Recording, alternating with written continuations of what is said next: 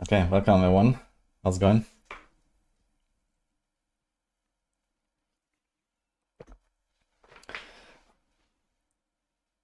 Yo, so what is that about here, Vika? The rogue bug? The hunger on rings and neck? What are you talking about? Anyway, hope everyone is doing fine, guys.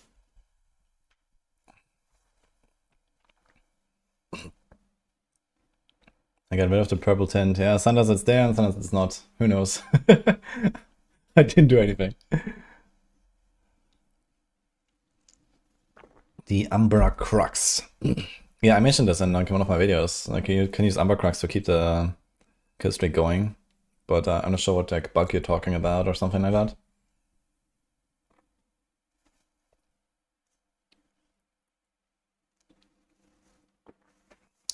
What's up with the hunger items?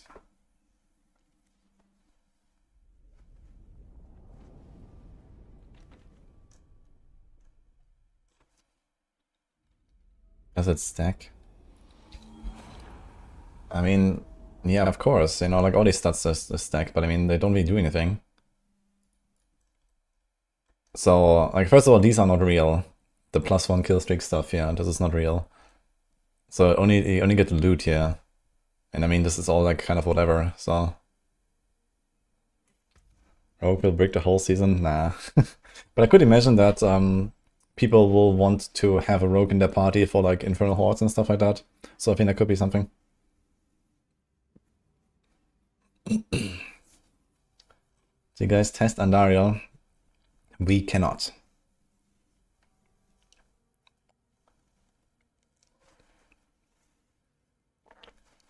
Is it possible to make a functioning Heaven's Fury build? We have one right now that is like, it's like alright, but for like T5 content it's gonna be kind of weak. But if you really want to play it, it's like okay. Maybe it's already archived, I'm not sure. Let's see. Planners. Here's Heaven's Fury. So it's like a season 11, but the build doesn't really change, so you can check that out if you want.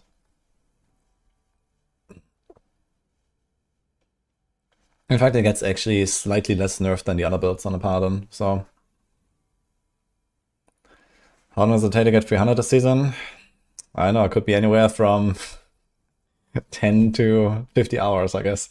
It's gonna be very fast. Cracking Sword is meta again, yep.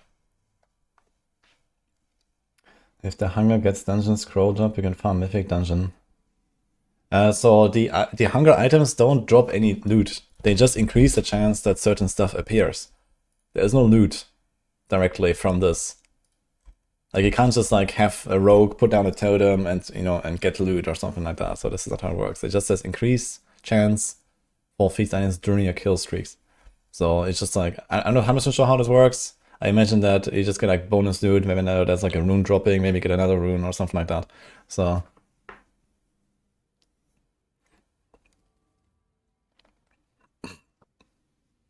50 amber.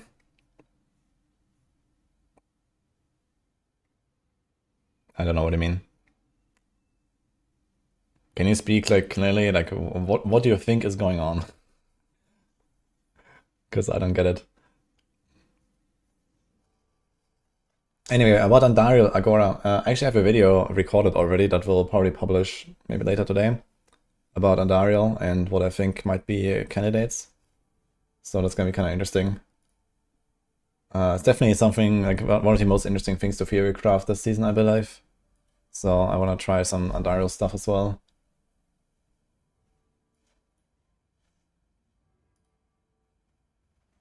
Hey Boskada, new season hype, yes.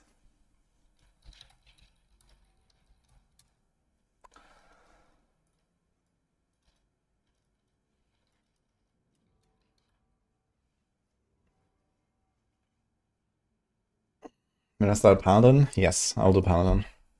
So my plan is we're gonna go Shield of Retribution until probably around level 25. And then swap over to Wing Strikes. We actually have the Wing Strikes leveling guide now, so Snail made the leveling build.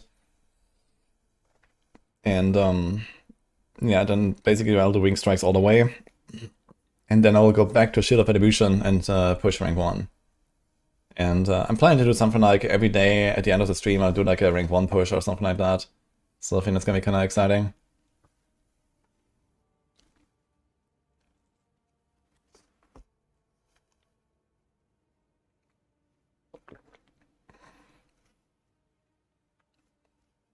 What did they do to Andaria? Can I show?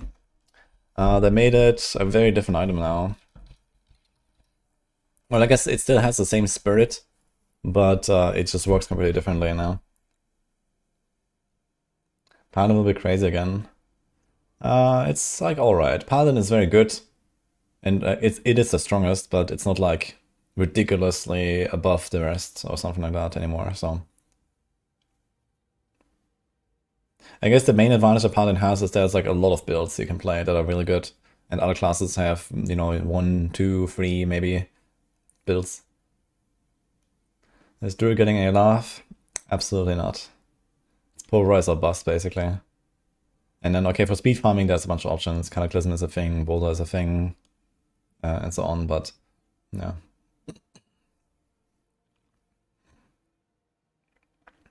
And Season 11 was the only playable. Well, if you believe that, then I have bad news for you, Tony. Warlock when? 7 weeks. Tornado, best druid, prove me wrong. That shouldn't be hard.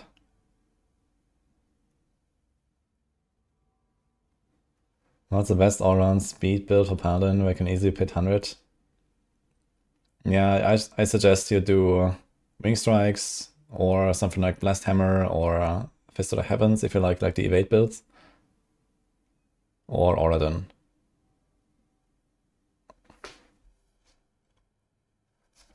It's a good sign for future skill trees that Paladin has so much variety and everyone has one build. Yeah, exactly, right. I mean, it's just like, you know, there are a lot of different builds on the other classes, but, you know, they're just like kind of like forgotten, right, by the devs. Like, they haven't really done any updates, right? Like, I mean, we have a lot of like very different setups, right? Like, if you look at the Druid, for example, Druid is like the most diverse in terms of playstyles and everything, right? You have so many Druid guides. Look at this. This is 3, 5, 7, 10, 11. You have 12 Druid guides here. And like all these builds are very different from another in like how they work, how they build them, and so on. Okay, there's like some similarities. Okay, there's like the Earth builds, you know, Boulder and Landslide. They both have like the whole like bear package and stuff.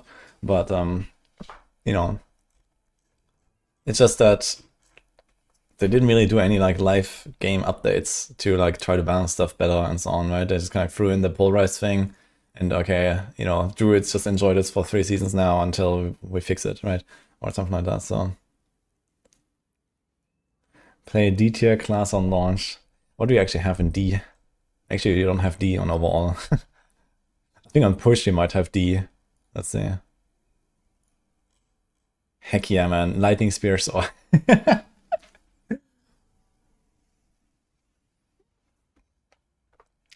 Okay, but what is actually the lowest ranked build we have? Fireball Sork. Dude, I did play Fireball Sork back in like season 2 or something. What did they do to Lightning Spear? Yeah, they like giga nerfed it at some point after like 4 seasons or something, which was definitely good because the game was like the build was very oppressive and way too OP and stuff, right? But basically they just like nerfed it, but they only nerfed the damage overall, and they didn't actually like nerf it in a way that would make a bit more sense of like trying to give it like some more single target capability or something, right?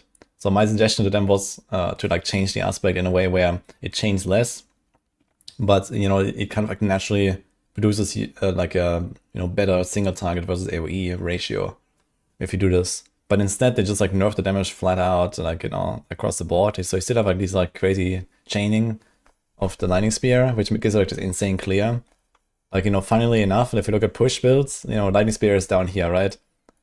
But then if you look at the speed farming builds, we actually have Lightning Spear here. So it still has like this crazy clear, but it's like very weak basically. So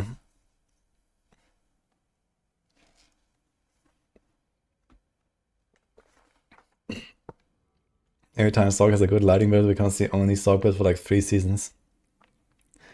Wait, does Sorg even have other elements?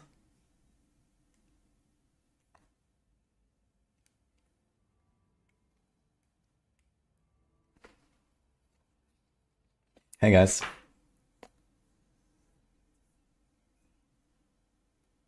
When we try to create our own guide and come up with something original, what should we pay attention to? Could give a short priority strategy for making sure a build actually works?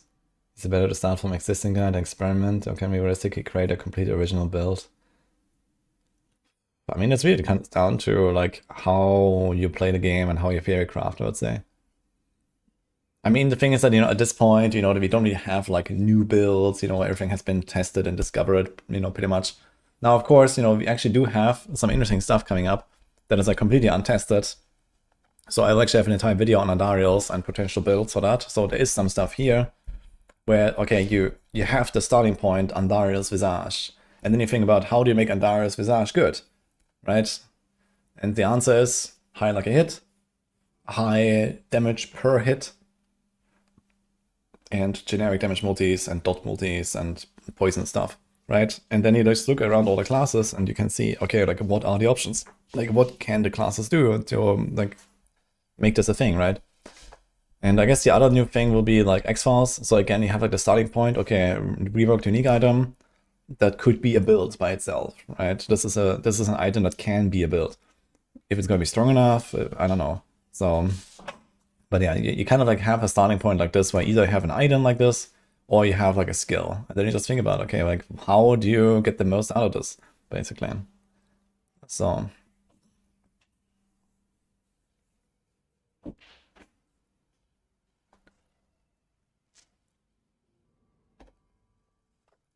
Yeah, and I mean, in many cases, like a lot of stuff is like relatively locked in. Like when it comes to like high-end performance, every build has like Perdition, every build has like Shroud, right? There's like not really many exceptions to that. So usually that is already locked in. Usually if you have any sort of like use for resources or core skill, then you have starters as well. So you already have like, a third of your items locked in from that, right? And then potentially whatever other unique you're trying to do, like the Andariels. So in this case you would have to do Andariels, but yeah.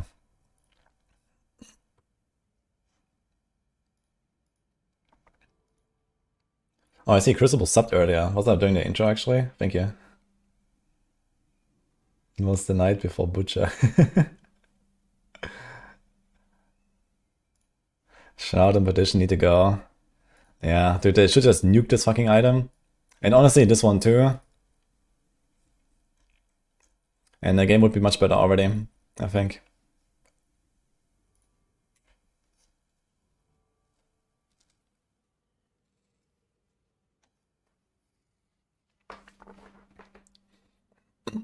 You have a problem with that? Because Season 12 will be boring real quick. I mean, if you're actually trying to complete all the content in Season 12, it's gonna be interesting. So just set your bar higher. How about that?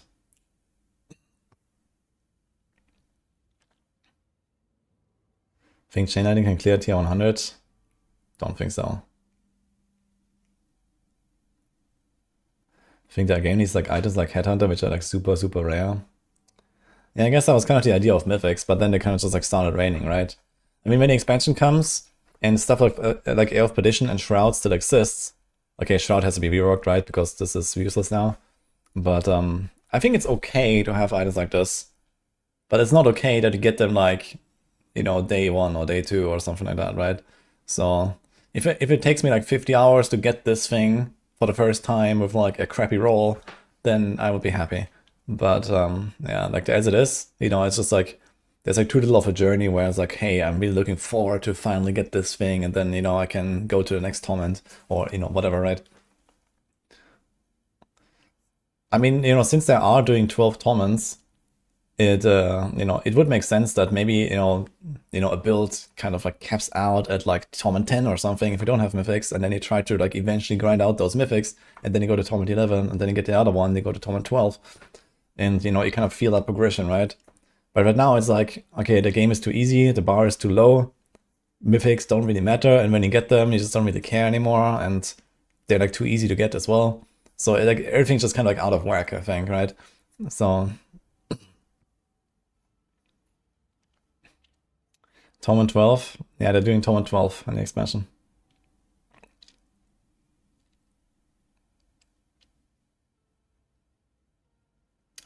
What's the difference between bloodied sigils and blood-soaked sigils? Roughly 200 times more difficulty. Blood-soaked sigils are gonna be very fun.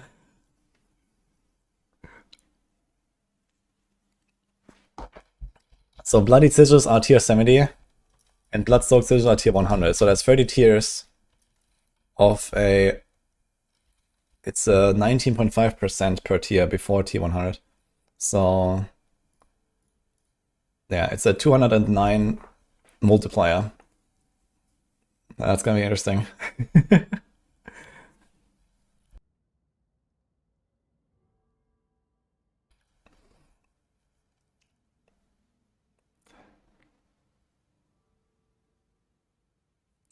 How long will it take to update the decided new skill trees for all classes tomorrow? If I had to guess, it will take us 7 weeks. So like tier 7. Yeah, this is, the blood-soaked sigils are like Torment 7.5, roughly. Yeah.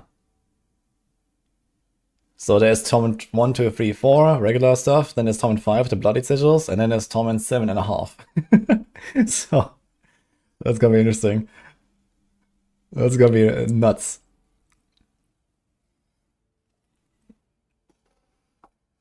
Yeah, 7 weeks, I think, I pay for money. Because there's no skill trees tomorrow. Hi, Maxley. Out of my top 5 RPG games of the last 2 years. Top 5, huh? That kind of sounds like there's many to choose from. I guess top 1 would be D4, top 2 PoE2. And then, I don't know, probably LE, PoE1, and then D2. So that's like my list. I mean, I don't really play that many games anyway. What is new tomorrow? Tomorrow is a new season. But there's no skill trees tomorrow. They are in the expansion.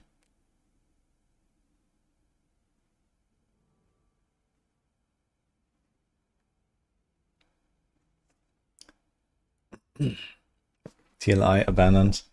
True, actually that's TLI. I guess I would rate TLI as my number 5 maybe, or maybe number 4, I don't know. I had a really good time in TLI actually this season. I played quite a bunch, and last season too actually. I think both of them I played to like level 95 plus or something.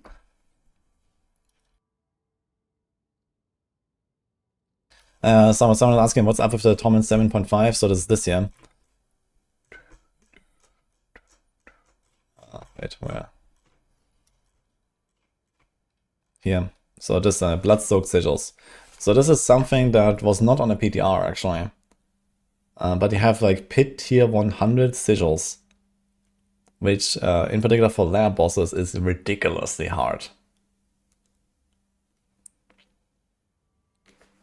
So this is 30 tiers harder than the bloodied sigils. And my rule of thumb, wait, I don't even have this.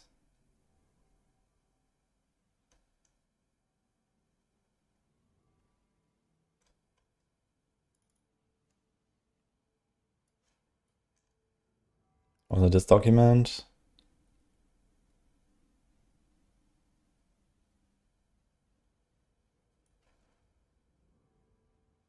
Thank you, by the way, Bear Op for the sub, appreciate that.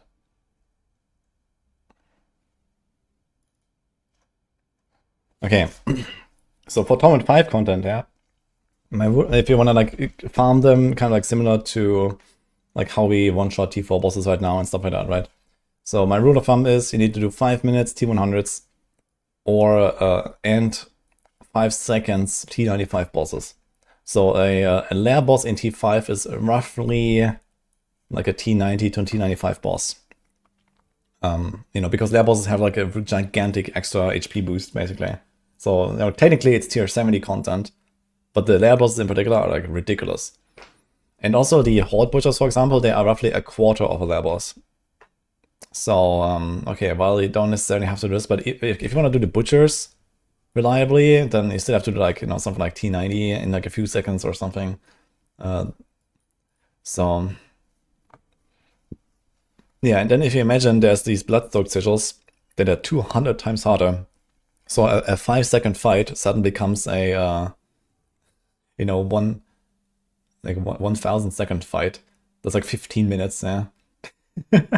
So it's gonna be kind of wild.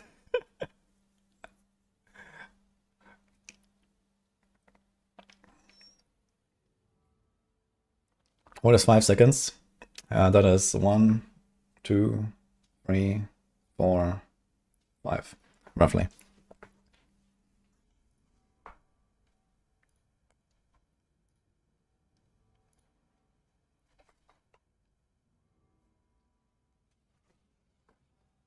What do you think the surprise the hint that could be? Like in the free when you hit 1,000 kills, you sound Diablo.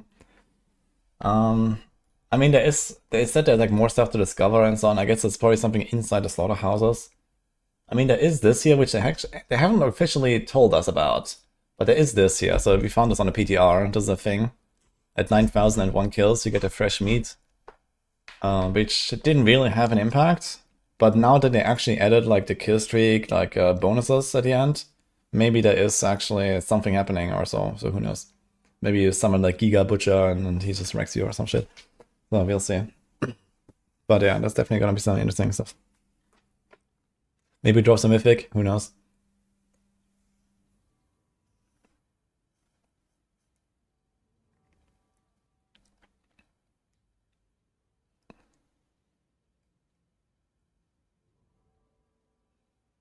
What do you play tomorrow? What's meta?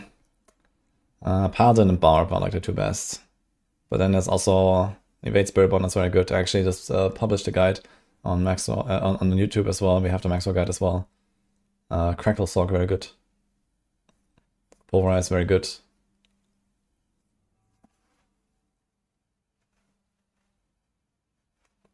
Okay, see you, Okane.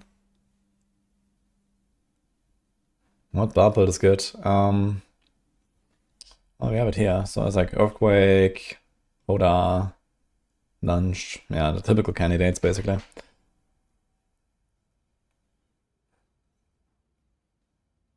What about Rouge? Same color as always.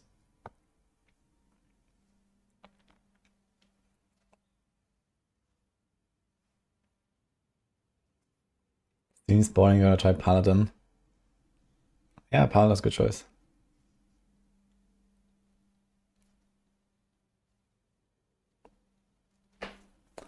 Any ideas on the top stuff in XP? In the expansion, I mean.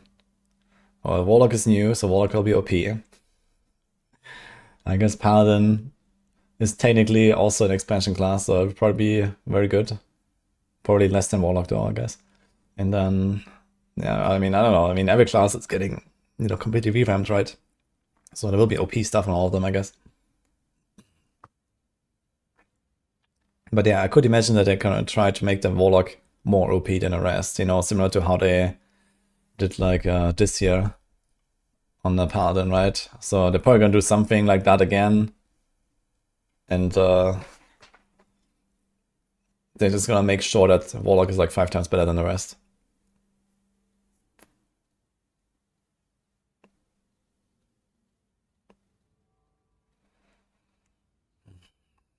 Is Rogue Heartseeker comfy or clunky? Yesn't, actually. So the typical Heartseeker build is very comfy. But then there's the Alpha Maker version that people use for pushing, and you're probably going to be using for like bossing and stuff, for like the T5 stuff. And that is like somewhat clunky. Okay, I guess for the bosses it's okay because you kind of just like one-tap them. So I guess that's okay. But yeah, the push build is kind of shit, to be honest. Isn't Rogue the least loved? I'm not sure. Have you looked at Druids lately? What about the Necros?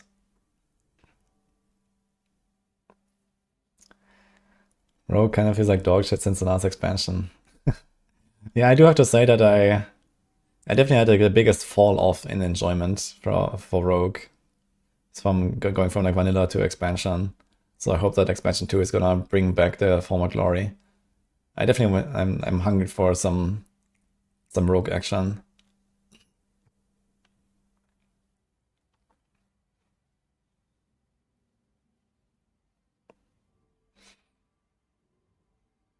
What's the best leveling build in hardcore in season 12? I mean, there's like lots of good leveling builds. So Shield of Attribution is like, if you want to stick to one build only, then I'd say Shield of Attribution or Wing Strikes.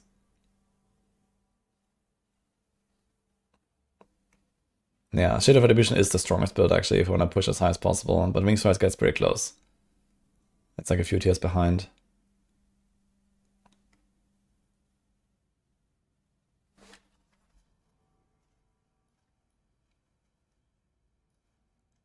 So here, so Shield of Attribution we have here, and Wing Strikes we have here.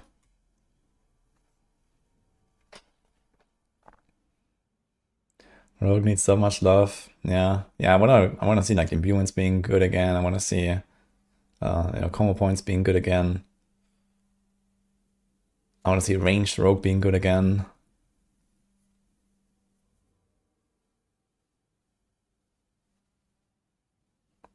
If Shield of Attribution was faster, it would be rank 1. Yeah, I mean, what is the rankings we have here? We have 5, 4, 5, 5, 4, yeah. So if there's also 5, it would be pretty close. I don't think if any builder has like full 5. Like Oradin last season, we had like everything 5. Actually, I wanted to up this to 5 again as well. So yeah, I think the highest ranking is 24 points actually. Yeah, so they're all kind of similar. Yeah, last season we had Oradin with everything maxed. I was gonna fix this real quick actually on the Oradin before I forget.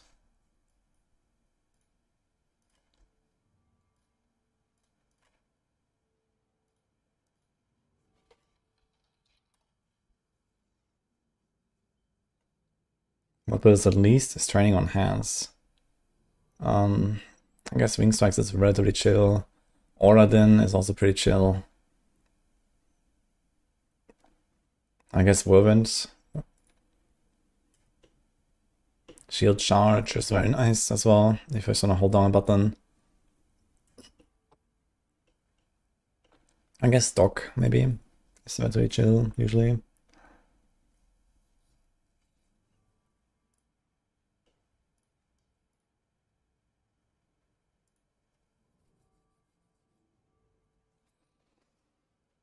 I think making Imbuement toggle instead of charge is a good idea. Yeah, there's like different things they could do. They could just like allow us to build more charges and just generally slow down the speed of how much we attack, for example. They could make it toggle, where like it just, kind of like, this is like a suggestion I made actually, like you toggle it on and then it uses up all your charges, but the charges kind of come back one by one, but much faster. So that, okay, let's say you have like 5 charges, you shoot like 5 times, then they're out of charges, but then, it kind of like recharges one like every second or every 2 seconds or something. So you kind of like regularly have something. Or they just make it like duration based, right? There's also the option that you just press imbuement and then, okay, for 5 seconds, you just have imbuement for everything. So that's also an option, I guess. That either way, one of these things needs to happen, I guess. So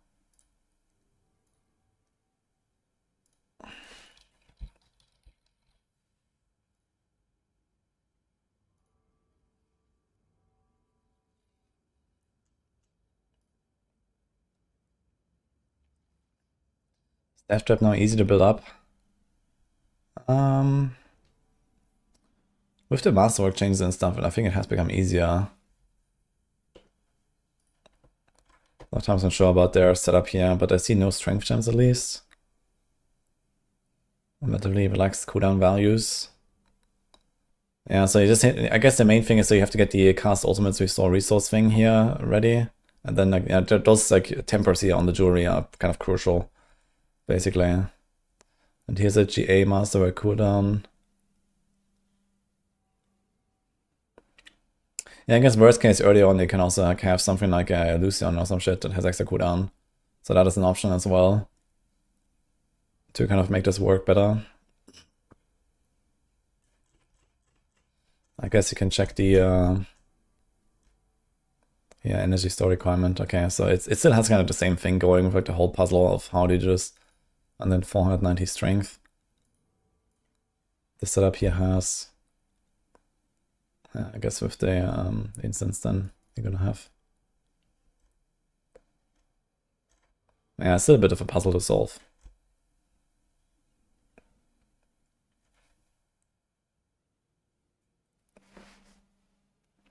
Isn't Heartseeker Rouge better than Death Trap Rouge? No, they're both pretty, I guess. But I would say, yeah, generally Heartseeker probably wins.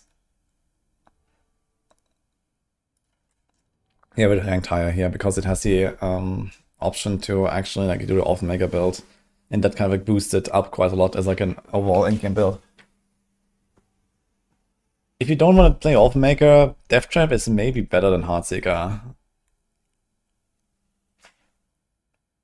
I'm gonna do a Death Trap Rogue this season, I think, later, once I have like good stuff.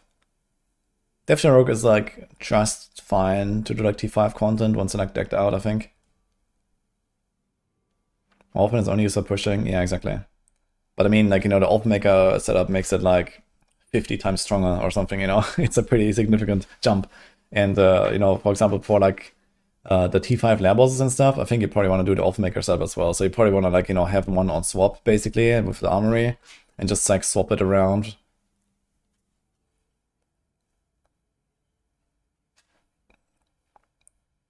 Normal Heartseeker should be able to do the rest stuff in T5. Yeah, I'm not sure if you will like just absolutely destroy like butchers and T5 hordes and so on. Do I have some Heartseeker footage? No, I think I only did Death Trap on the PTR. But I can see my Season 11 footage.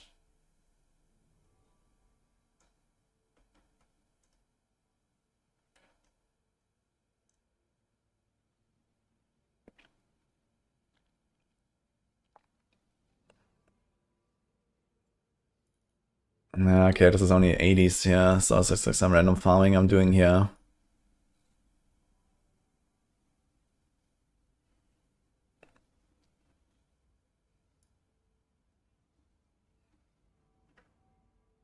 So I don't really know where it lands without the open maker.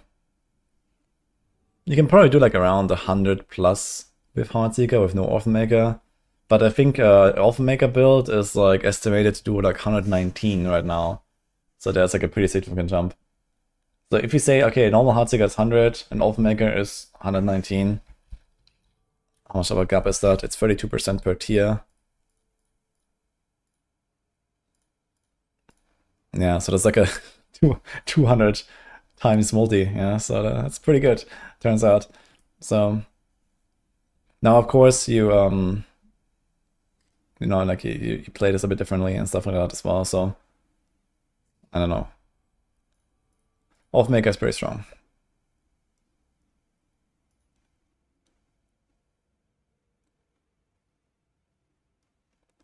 Paladin's getting nerfed going into season 12. Yes.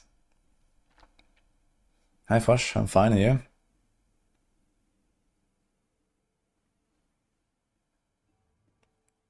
Rogue just isn't fun anymore. I play it every season. I just don't have as much fun as the Twisting Blades days. Yeah, I want good old like Twisting Blades. I want Flurry RF. I want Pen Shot. I want Shadow Imbuement actually doing something.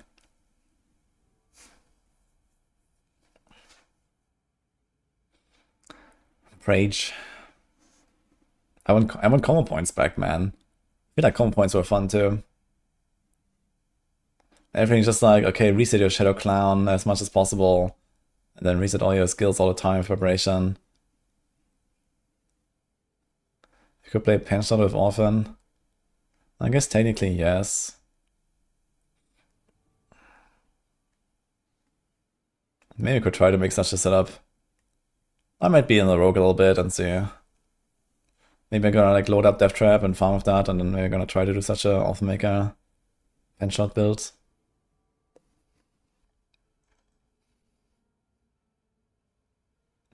What's out here waiting for Steel Grass Barb? Oh boy.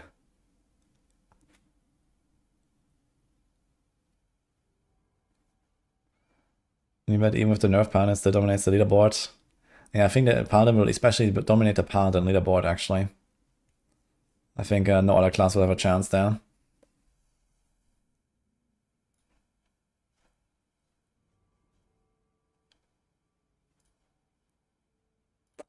Season of Construct pen shot.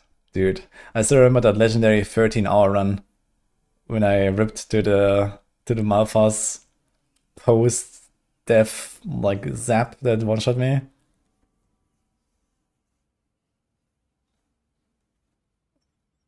And then I was like, fuck it. I'm loading up pen shot now. Anyway, I started blasting. That was good, man.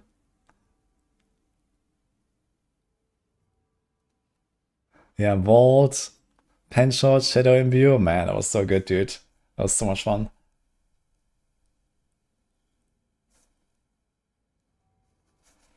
I mean, Spidey will kill you for looking at it weirdly. Is Arden still the comfiest setup? I mean, I have a speed farming version in the Arden guide that is like the old like AFK build basically. But the standard version of Arden actually is a bit more active now.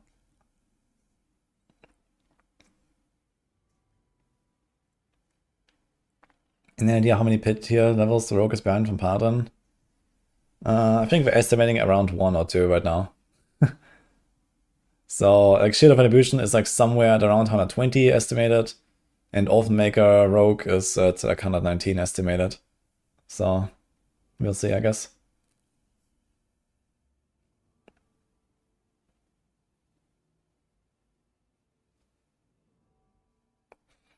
I mean, okay, the thing is that on the PTR we only had the pit and we didn't have the tower to like benchmark properly, so pit is like more RNG and it's like the progression bugs and whatever, right? So I guess we'll see exactly how this will go once we actually have like the tower. It's gonna be easier to benchmark builds.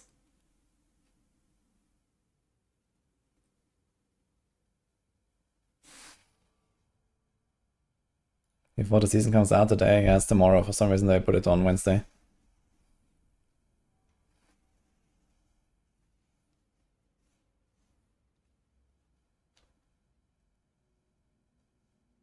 Do parties share kill streaks? If one person is killing everything, does everyone else get nothing? Yes. But I'm not 100% sure if you hit the enemy and then it dies to your party member, if you still get it or not. You can definitely extend your kill streak by hitting stuff. Because the only condition is that you hit something, but getting more kills to your kill streak is like per player. So it's like something to remember. So it's gonna be kind of interesting to see how this will go in like hordes, for example. Like on one hand, you probably want to have a rogue in your horde runs for the Umber Crux totem. And you also just want to share sigils as much as possible to get your butchers as much as possible, but yeah, maybe it's not actually what people will do. And maybe you're gonna do like 2-man runs or something. Yeah, I guess it depends.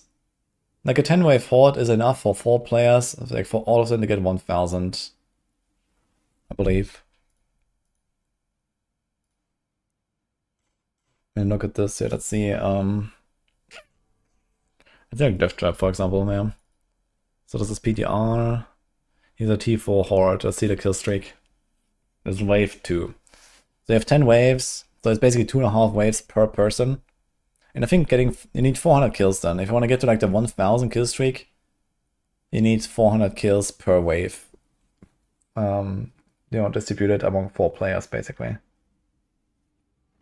I guess the harder part will be like making sure that everyone actually gets kind of like a relatively equal amount of kills.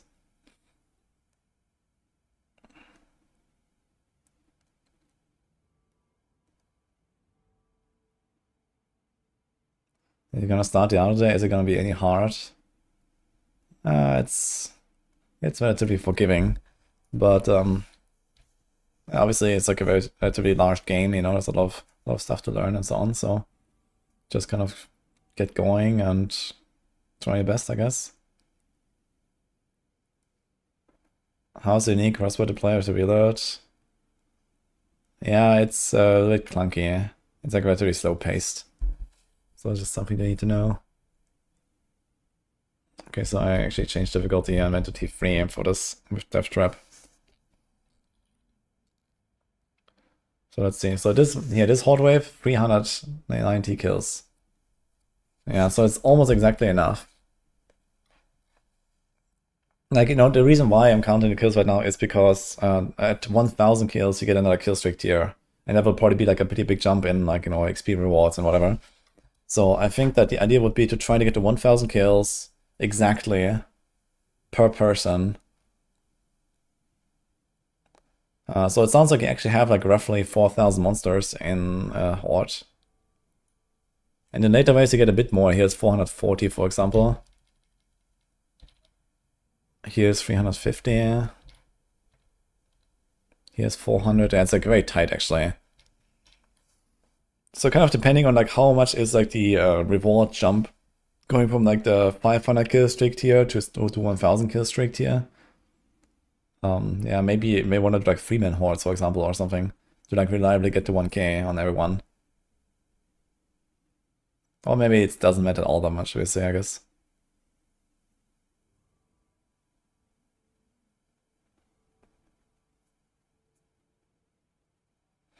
The kill streak isn't gonna fall off between waves.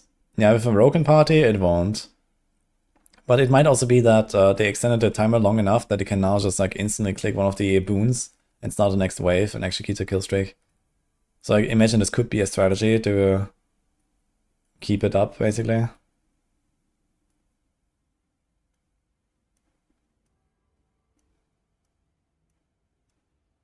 Hi, Chaos Hybrid Phoenix.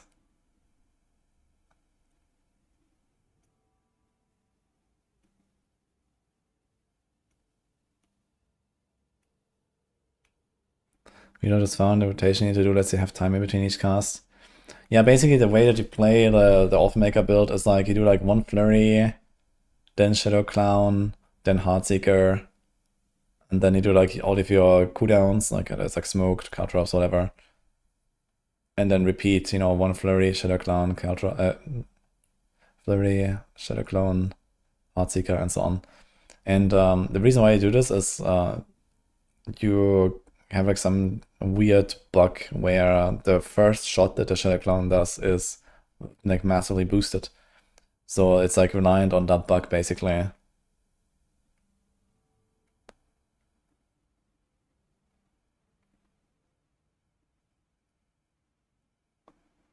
Take a blue pill before I enter hordes.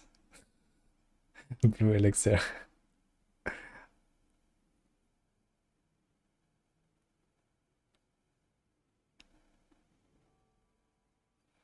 You think about two variants? Yeah, I mean, I definitely wouldn't recommend to play Heartseeker with Offmaker for like speed farming and stuff. So yeah, personally, I've only ever tried Offmaker a little bit, briefly. But I think in this season, maybe I'll actually make some Offmaker shenanigans and just one-tap bosses with it. Could be funny, I guess. Let me see the build actually on Heartseeker. I'm kind of curious now. Can we adapt this to like 10-shot and just like blast stuff?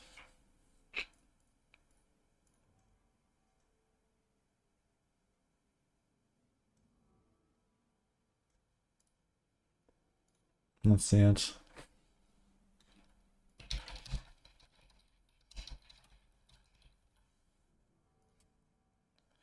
Yo, Making Dough, hello. How's it going, man?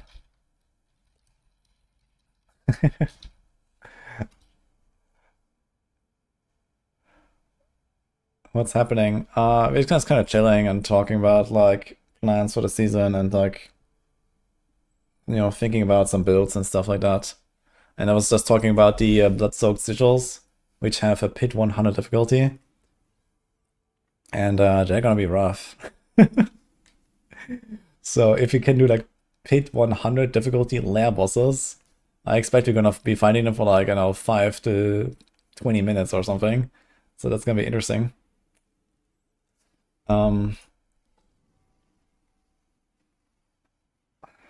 Yeah, got him, Monkas. Anyway, welcome everyone. Yeah, I did like a practice one yesterday for Wing Strikes Paladin, so I'm not sure if I should be logged in right now, but maybe I will. 20 minutes Andario logout. I mean, to be fair, when you do lair bosses and the fights last like, I don't know, 2-3 minutes or so, they're actually really fun. That's like kind of the perfect time, I think. But yeah, 20 minutes is rough.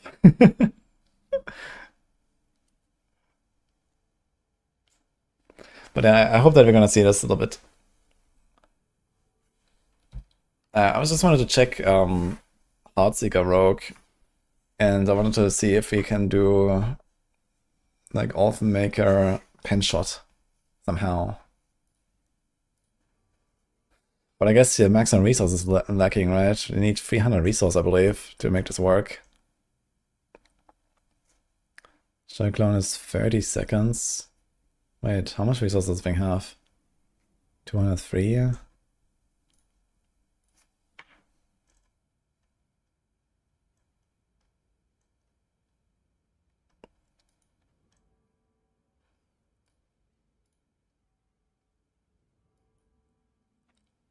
Okay, 264.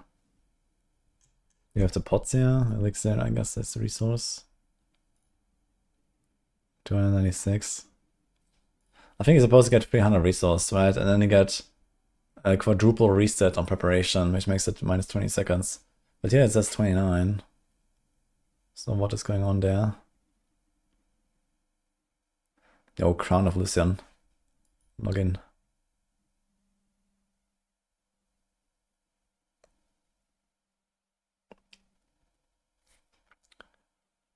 Is there like any other resource you can get? I mean, I guess you could like GA and Masterwork does more here. This already has it. I guess technically there's Tybalt's Will that has resources. So I guess you could make it work without Shadow of Erathia resources.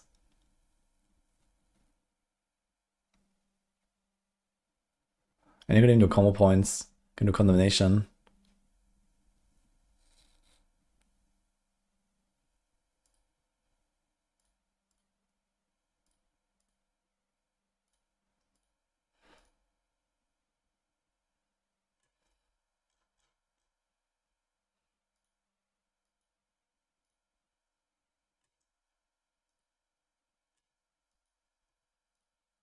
There's Ring of Starless Skies. Interesting.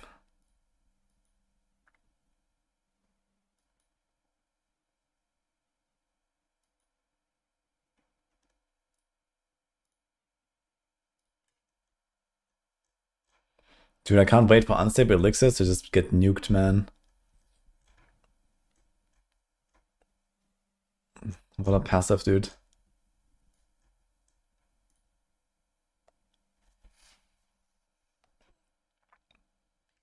Yo, Haman. Hello. Hello, Holy Sea. Gonna bash out Crackling Sock on launch. Crackling Sock is a good idea, Mackin. I had a lot of fun with it in Season 11. I'm not sure if you played it.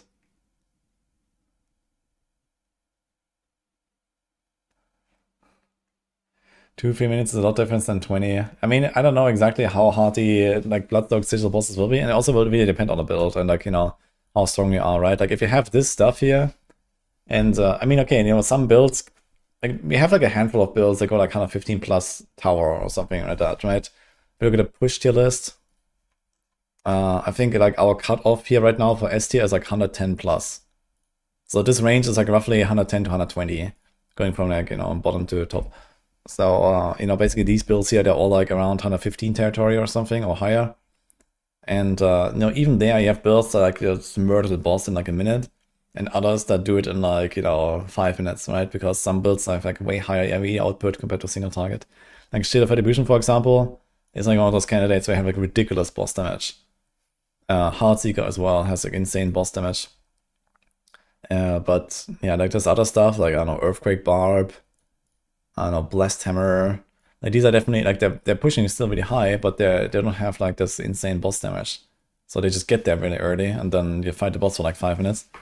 And then in that case, you know, if you imagine like a you know, one of these 20-minute fights, then, you know, this would be more like a 4-minute fight on something Shield of Retribution, for example. So there you're definitely gonna notice it because there's no, you know, clear no that like no progression through the tower that you have to do and stuff like that. How is order on bosses? It's pretty good. I guess the biggest problem is that you need to have some ads somewhere to get the Dawnfire rolling, because you can extend the Dawnfire buff, but you can't actually stack it without any kills, I think. But yeah, actually this shouldn't be a problem. I think it's only Belial where this should be a problem, but Belial doesn't have like a bloody sigil, so all the other levels actually have ads. Thanks to the bloody sigils, like there's like a portal that spits out enemies. And there's also enemies like in the area. So that's the best build for casuals to explore the whole game in 1-2 weeks. I would say you wanna do either Wing Strikes, Crackle, Evade, Ornodin. Yeah, I mean basically up the top here, right? So like the top few builds here, basically. This is kind of like the have a good time build tier list. So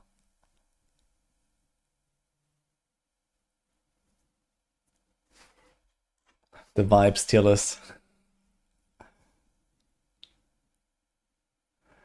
Yo, Jasper, good luck in hardcore. Any tips for someone who's only done softcore?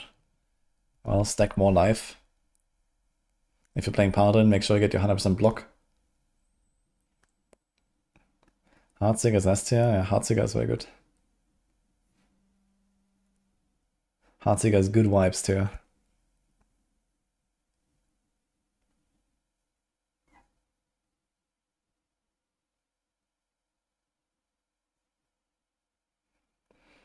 Shield charging to RF is the goal.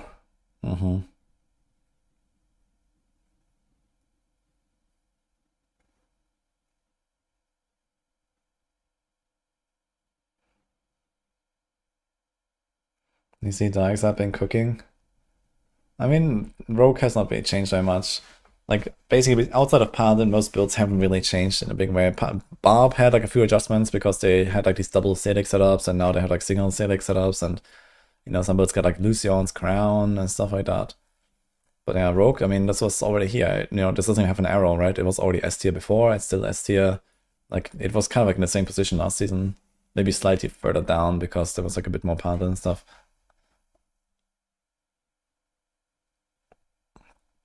Is Signification stay in season 12? Nope.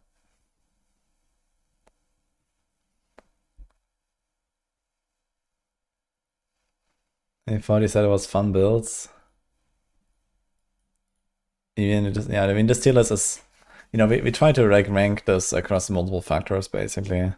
So this is like effectively the recommendation of, what we consider, across all of the game, across all of the factors and so on, basically.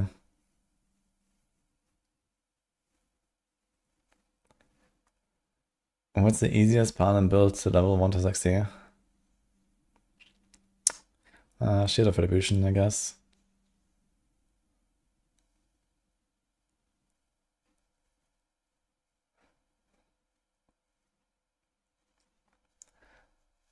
I'm trying to figure out something. What is better, winning 45% skill damage or 25% on Paragon board legendary node multi?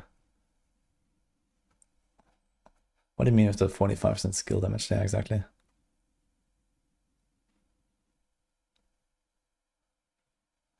I just noticed Bone Spirit should be meaning Shattered Spirit on the tier list. Did you actually mean in the guide as well, Sarah, or what? Okay, I mean, you retitled it, but I mean, the link is still the same. I think it's okay. It's still Bone Spirit that you use anyway, right? It's fine. We're not gonna change the link, I'd say.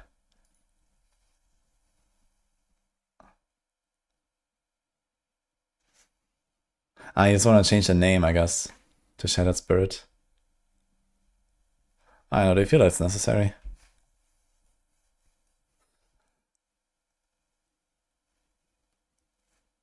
Can ask Macro, I guess. I should ping Macro, Zarok. Otherwise I can take care of it later.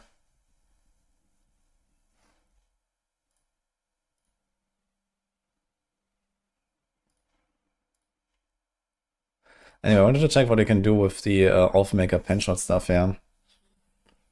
Yeah, it just means we can't actually do combo points because we need preparation to reset our shadow clone all the time. So that's a bit yikes.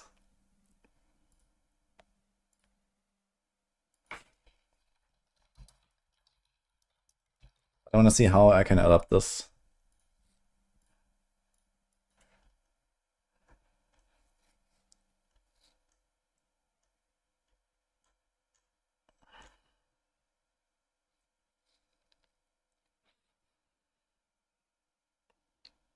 Dude, does the Darkblade still have this mod actually? If the 10% chance to execute an injured non-elites? Could actually be an insane support weapon, now that I think about it. And this is 35% execute.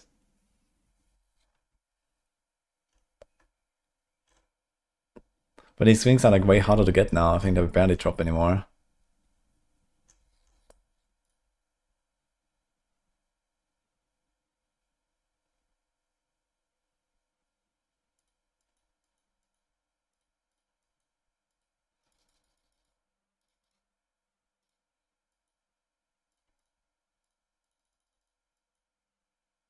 I wonder if this would even work properly with like the double shot here.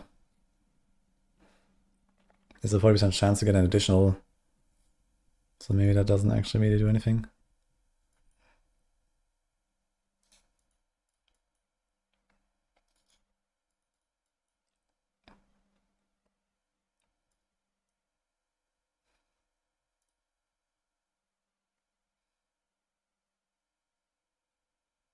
Okay, now the problem is we can't do the pants here.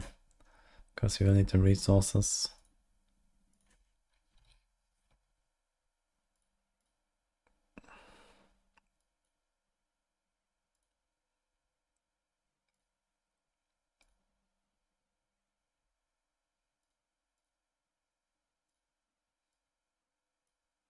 So yeah, 307 energy, so that works. Sun cry.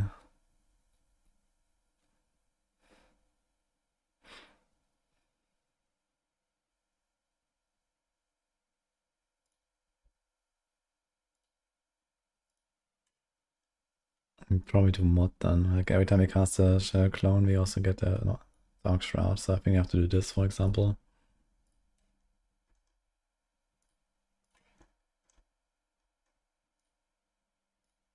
And then what do we do here? Nation we can't do. So I guess we actually just have to put like something like this.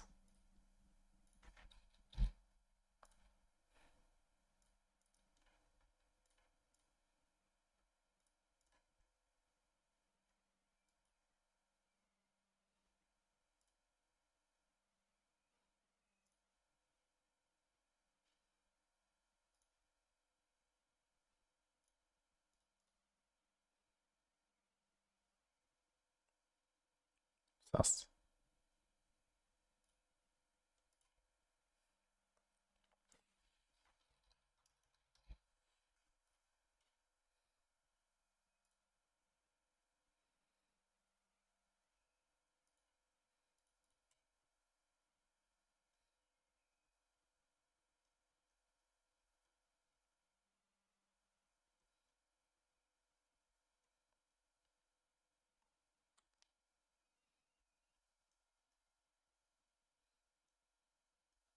The Grog is actually really lacking some good aspect support on stuff like this.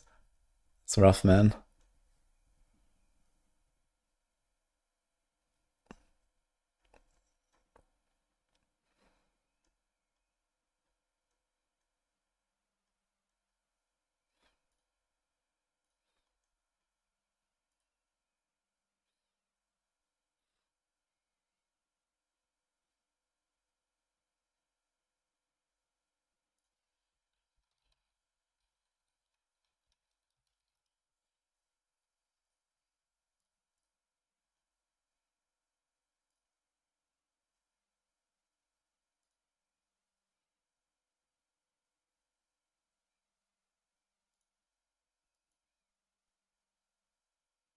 I wonder if the Berserking duration actually stacks. Every 25 kills can Berserking for 8 seconds, and then for 4 seconds.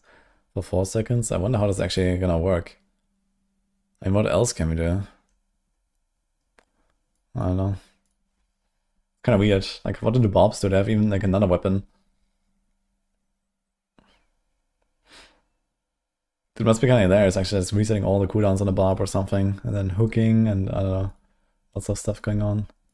We actually get yet another one. I'm not sure if we would do like a Grasp of Shadow here. Marksman and Cutthroat skills. I think this probably doesn't help us as much.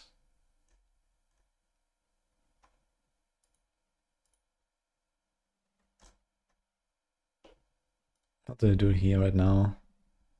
Actually, it might be a push variant. No.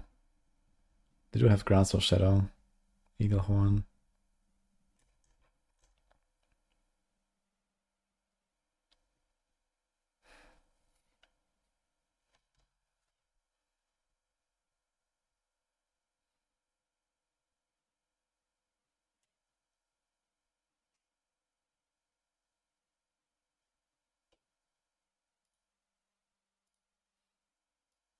We also have to try to fit in like a Cold Movement here somehow.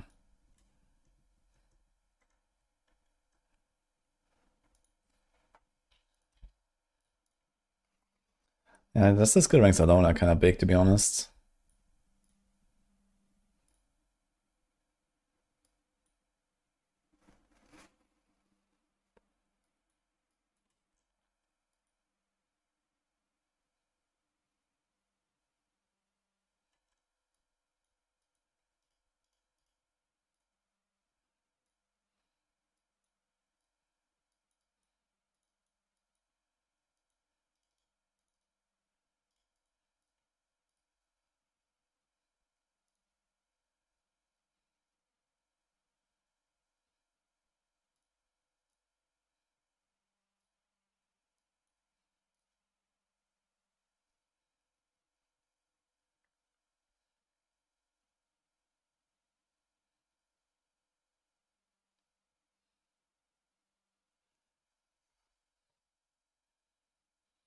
Maybe second reload skill increases bonus by 100% for 2 seconds.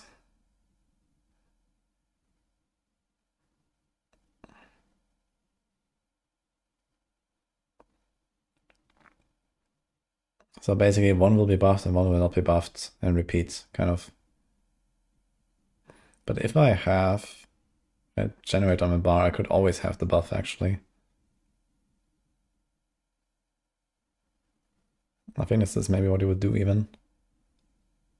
You shoot like Heartseeker, pen shot, Heartseeker, pen shot basically.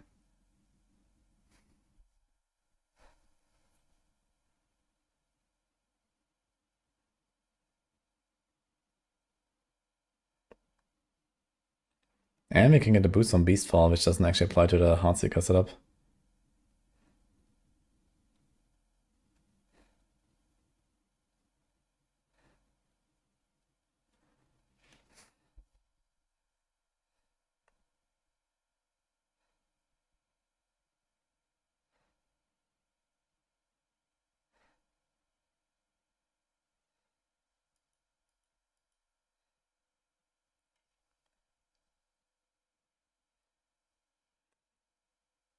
Yeah, the problem is this here. We already have to do one flurry. Maybe I just don't do the flurry at all. We can do stabby stab like blade shift or something. There's not exactly a reason to have flurry here.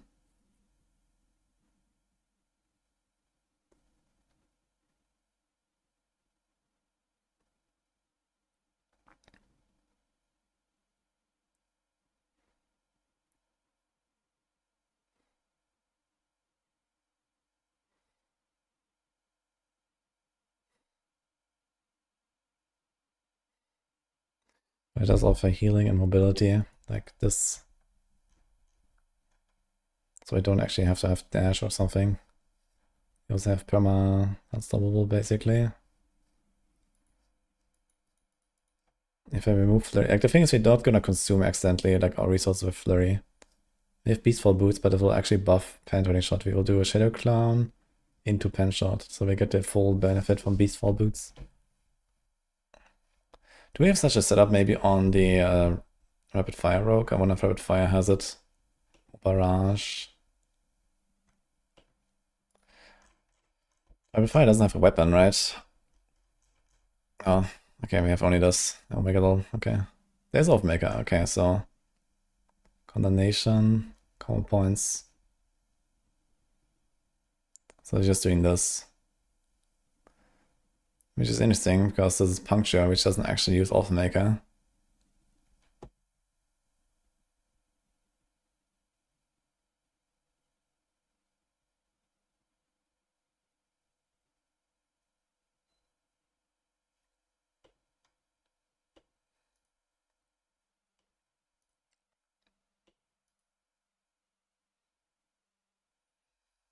Season starts in 27 hours. Yes.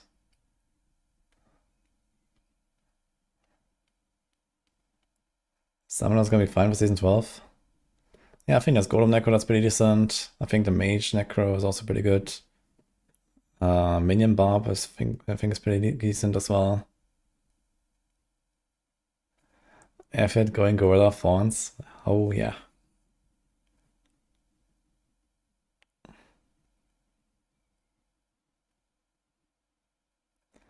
You have an idea what's the fastest leveling route? Yeah, so my plan is to do a campaign until the Den. And we'll see how good the kill streaks are on the way there.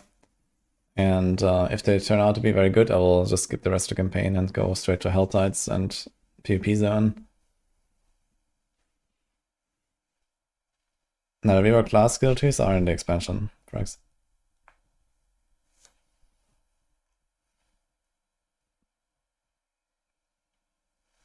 Okay, Shadow Dragon got a choice. Remove core stats affix of the kill streak, 3% core stats.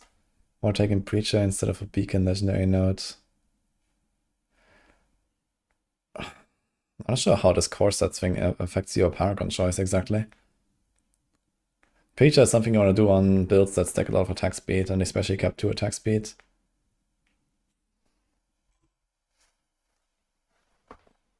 Or if you like just can't really get a lot of attack speed on a gear and you still want to have it because Preacher has a lot of attack speed on the board.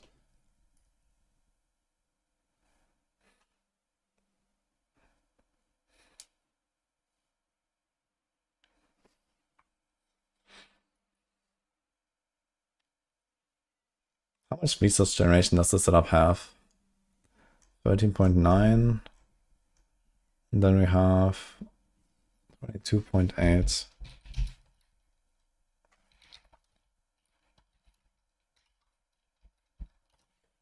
So we have 40% bonus. So we get 35 when we use a cooldown. So we use Shadow Clown.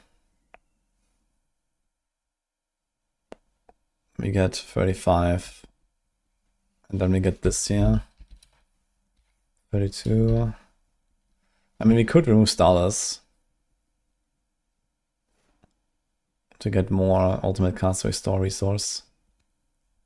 Actually, also I forgot there's the Momentum, right? Momentum is another 30%.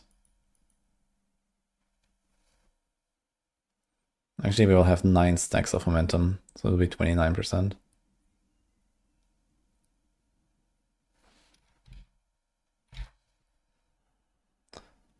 Actually, for almost all of it, we will have 10 stacks.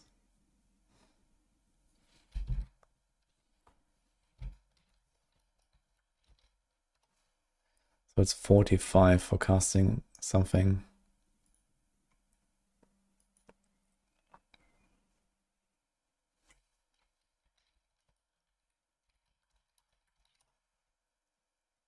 That's 58 for the olds. Plus this. So it's 103 resources for casting the Shadow Clone and 45 resources for casting anything else. And we have 300 to fill.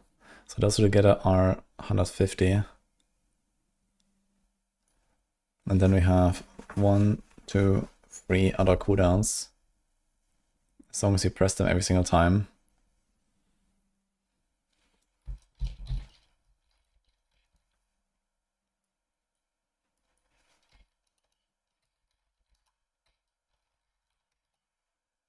And that puts us almost there. And then we have the like a hit restore resources as well. And a bit of regen. Energy regeneration is 17 per second.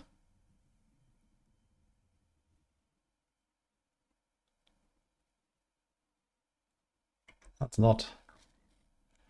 So actually this works, I guess. Okay, I guess one thing to notice here is that Flurry costs 25. 50% chance to restore. 50% chance to restore. Yeah, I guess if you want to be on the safe side, you can either top Crown or Starless.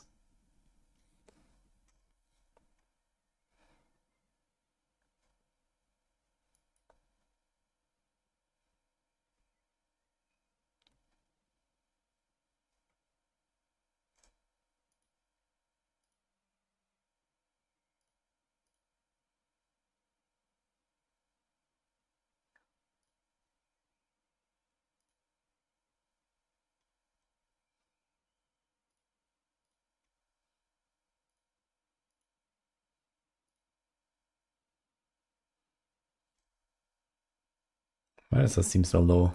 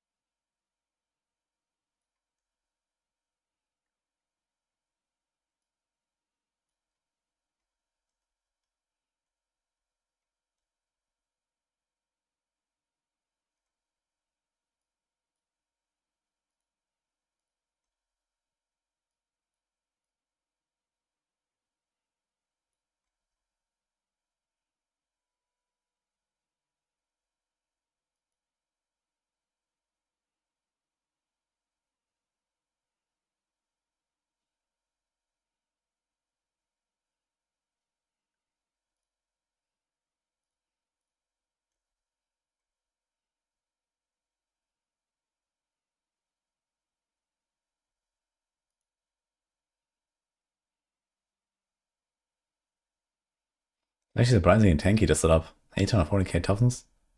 What the fuck? 12k live?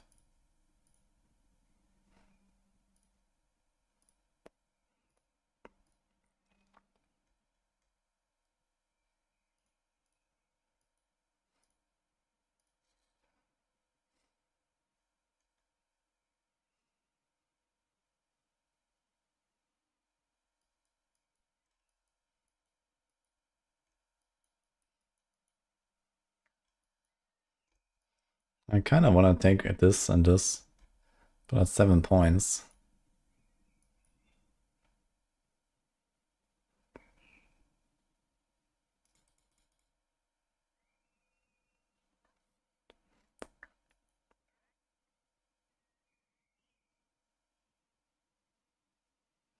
Ah, I forgot Aftermath also gives us extra resources. I didn't even include this. Get 35. Should actually make it relatively easy. We don't even have innovation. We probably don't need it either.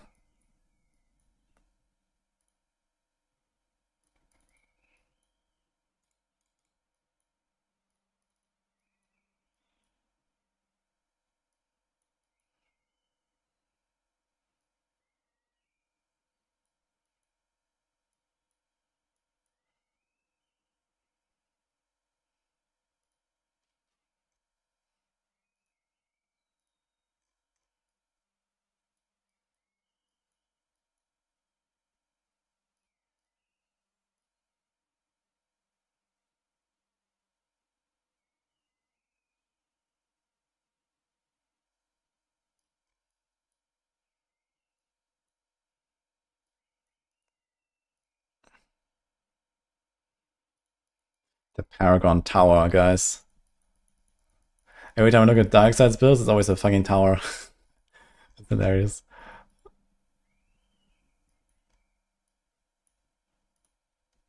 Okay, here's 20 points unspent. I mean, it looks funny. And looks like it's fine. I guess there's this.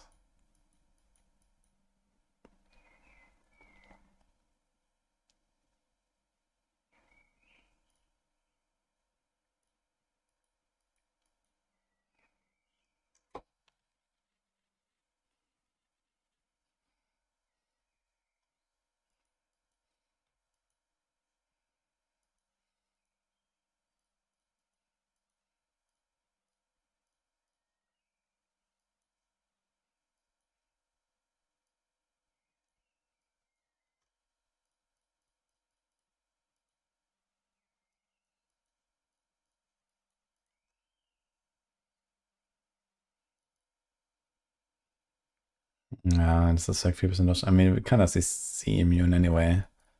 So I think this is kind of irrelevant here.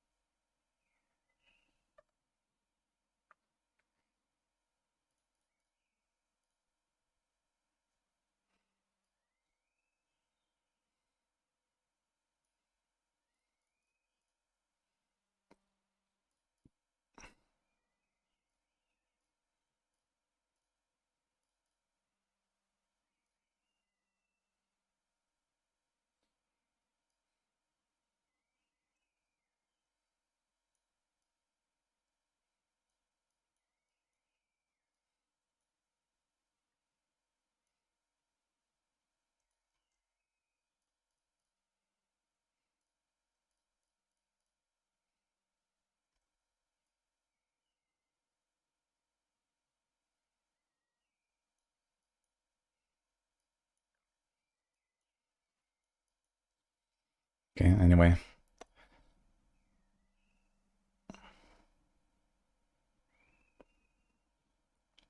Reach exactly 100% chance. 100% 0.1. What I should clown to deal double damage. That's funny, actually. And then 78% for marksman cast twice. I think this could work. I wonder if this will work out. I'm gonna try this, I think. And it even seems decently tanky. And it doesn't even clear the Dark Shrouds, does it?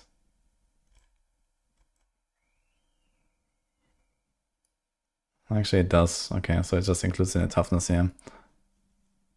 So maybe it's not as tanky done. But there's also a Fool Rune, which could definitely be changed to something else if you want it. You can still make this a Cry, for example. Pull stuff in.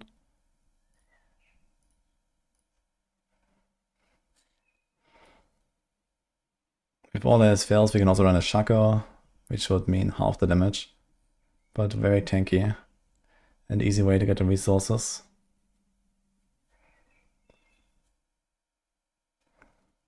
I'm gonna keep this on my radar here. If we get a good Shaco, I will try this for sure.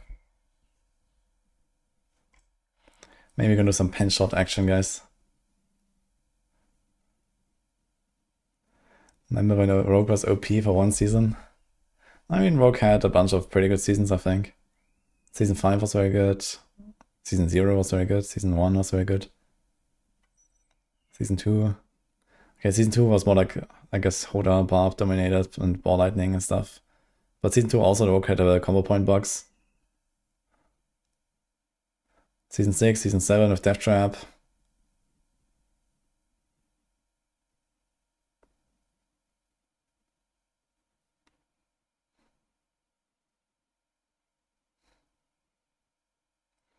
One season is underselling Rogue a lot, yeah.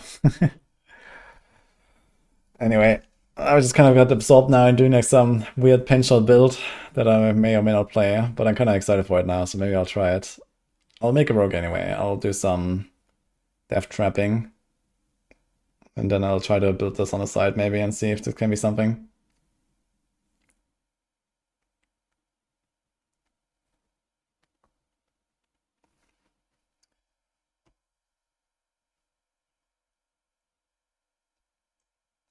Fixing die size homework. No, I was taking the Maker Heartseeker build and made a pen shot build out of it. So I reworked it a bit into like a core skill build basically.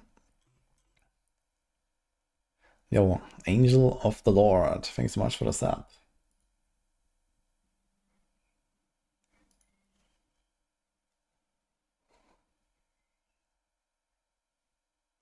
Rogue was good from the start. Out of Season 6 onwards, Rogue just got worse and worse in comparison.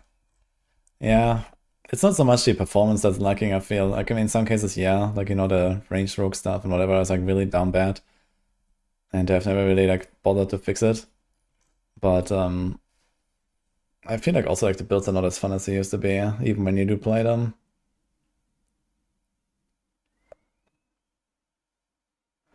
Industry Works, Sorg may lose its #1 build altogether. Potentially, I guess. I guess, you know, when it comes to like expansion launch, like, you know, everything that you see here is just gonna get deleted to get, you know, that's like the baseline, you know, just like forget everything that you know about the game. And, you know, we're gonna start fresh, kind of, right? It's like a complete reset. So I'm not sure exactly what we'll do with like all our guides and stuff like that. So I guess we're probably gonna try to like focus on like kind of the main archetypes first, of course, you know, like the big core skills of every class and whatever. But yeah, I know stuff like, you know, meme builds. I know like Dash Rogue, Shadow Step Rogue, and this kind of stuff. And it could be that there's like some really interesting upgrades for this in like the skill tree and so on. But it's definitely like a bit more experimental, I guess.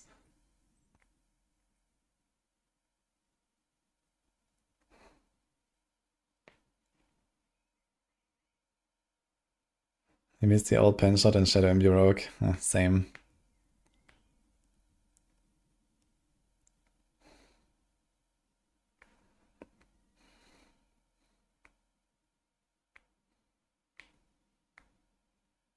Guys, who's gonna log in on Lightning Spear Sock? Or Stormclaw Druid? Or Fireball, or Ball Lightning, or Chain Lightning, or Ice Shards? Or Tornado? Or Lightning Storm, or Pen Shot? Maybe me, actually. Or Barrage, or Fawn's Barb. Any enjoyers?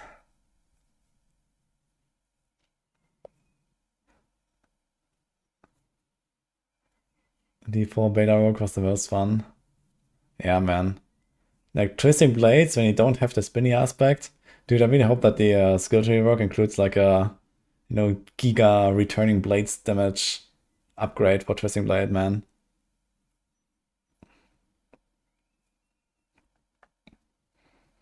I think things like Kratos Barb or Pinshot or Airfrog will be back in the expansion. As far as I know, this is kind of like their intention with like how they design the skill trees and like aspects and uniques in the future, that they want to make it like a bit more like generic. And this would allow multiple abilities to be able to contribute damage. Now, if that's actually gonna happen, I don't know. You know, they definitely have previewed some uniques that are clearly like one-button build uniques for the Warlock. So I think it's fine for one-button builds to be a thing as well, but, you know, they shouldn't just make only those sort of uniques, right? We need also generic stuff that can scale everything relatively equally. But here's like some of the Warlock uniques, right? And okay, this is only for Sigil of Summons, this is only for Wall of Agony, this is only for Hell Fracture. So we kind of have like the same problem that we used to have on some of these uniques already. But there's also other stuff here. Hitting enemies with a core skill increases damage they take from you per skill up to a maximum. So, you know, this is like very open, right? You can have multiple core skills. So this is like exactly that kind of thing. At least with core skills. And yeah, here's like another one-button thing, right? Dread Claws only. Here's a Doom thing. So that's like one of the skills. But yeah, Profane Sentinel deals increased damage. Blazing Scream, blah blah blah. So most of these uniques that we see here are definitely designed for like, you know, this is the build, this one button is all of your damage, and that's it, kind of deal. And yeah, I really hope that we consider like some of these like numbers in particular. Like if you want to make these builds, like hybrid builds, like Floria F or a Kratos Barb, then you need to have nearly the same power level of scaling for everything compared to just one thing. Like, you know, if this Spine of Taphomet gives you 120% damage to this one skill, then you need to have an alternative that gives you 100% damage to everything. Or something like that, you know, it can't be much more apart than this. And like basically, the thing is that this very easily accumulates to the point where, you know, like a single skill can do like double, triple, quadruple, 10 times, whatever, the damage, right? When you have like multiple effects like this that build into one thing only, versus generic scaling, then it very easily kind of like multiplies and gets out of control. Like basically the total result at the end needs to be that a build that has multiple buttons, it has to deal at least half to like 3/4 of the damage of a build that has only one button. And then, you know, the kind of the rest of the power comes from the situational perks that you have, right? Like I have a single target skill, I have an AoE skill, I have, you know, this other thing that I can put on like an elite, you know, and just like leave it there. And you know, like it kind of like, you know, you accumulate like small benefits like this basically that make it worthwhile over just pressing one button all the time. But, you know, with items like these, like this unique alone, if there's no equivalent generic unique, like Griswold's Opus, for example, right? Griswold's Opus is a very good unique, for example. It's very generic, it just works for everything on Paladin. And Paladin would potentially have the option to do like multiple skills with an item like Griswold's. And we haven't seen this for the Warlock yet, but maybe Warlock has like a Griswold's Opus equivalent, for example. But then it also needs like, you know, other such options in other slots where you could scale only a single thing.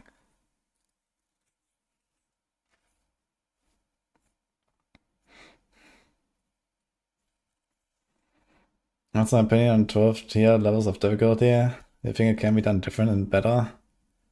It probably can, but I'm pretty positive about that change. I think it's a pretty good idea. Try not to mention a specific skill on unique power challenge impossible. Yeah, I mean, it's definitely weird, right? Where on the one hand, they're trying to like design the skill tree in a way where you can do this, like, you know, you can now put like 12 points in all of your skills and you have like so many skill points. And, you know, previously you just didn't have the skill points, right? You had like, you know, the main skill maxed out and then the rest was just passives and, you know, 1-point wonders, right? But now you actually have the points to put into all of the skills and max them all out. And, you know, like it kind of like reduces dependency on extra skill ranks from your gear and this kind of stuff.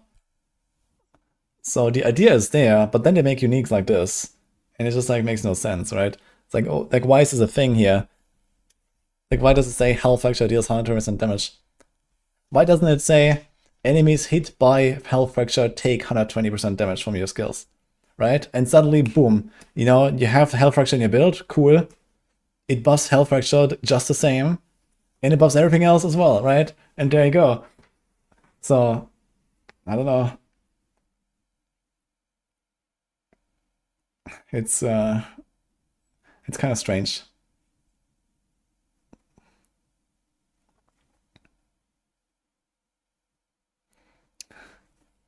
We start skipping 3-4 tiers at a time, we all agree we get to burn Woody at the stake. Well, it's not my fault that they're fucking up the difficulty progression. What do you mean, Bunker?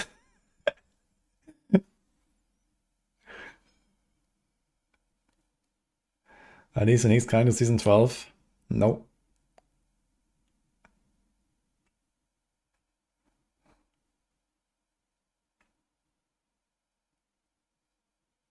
World of Capelec is a much better design.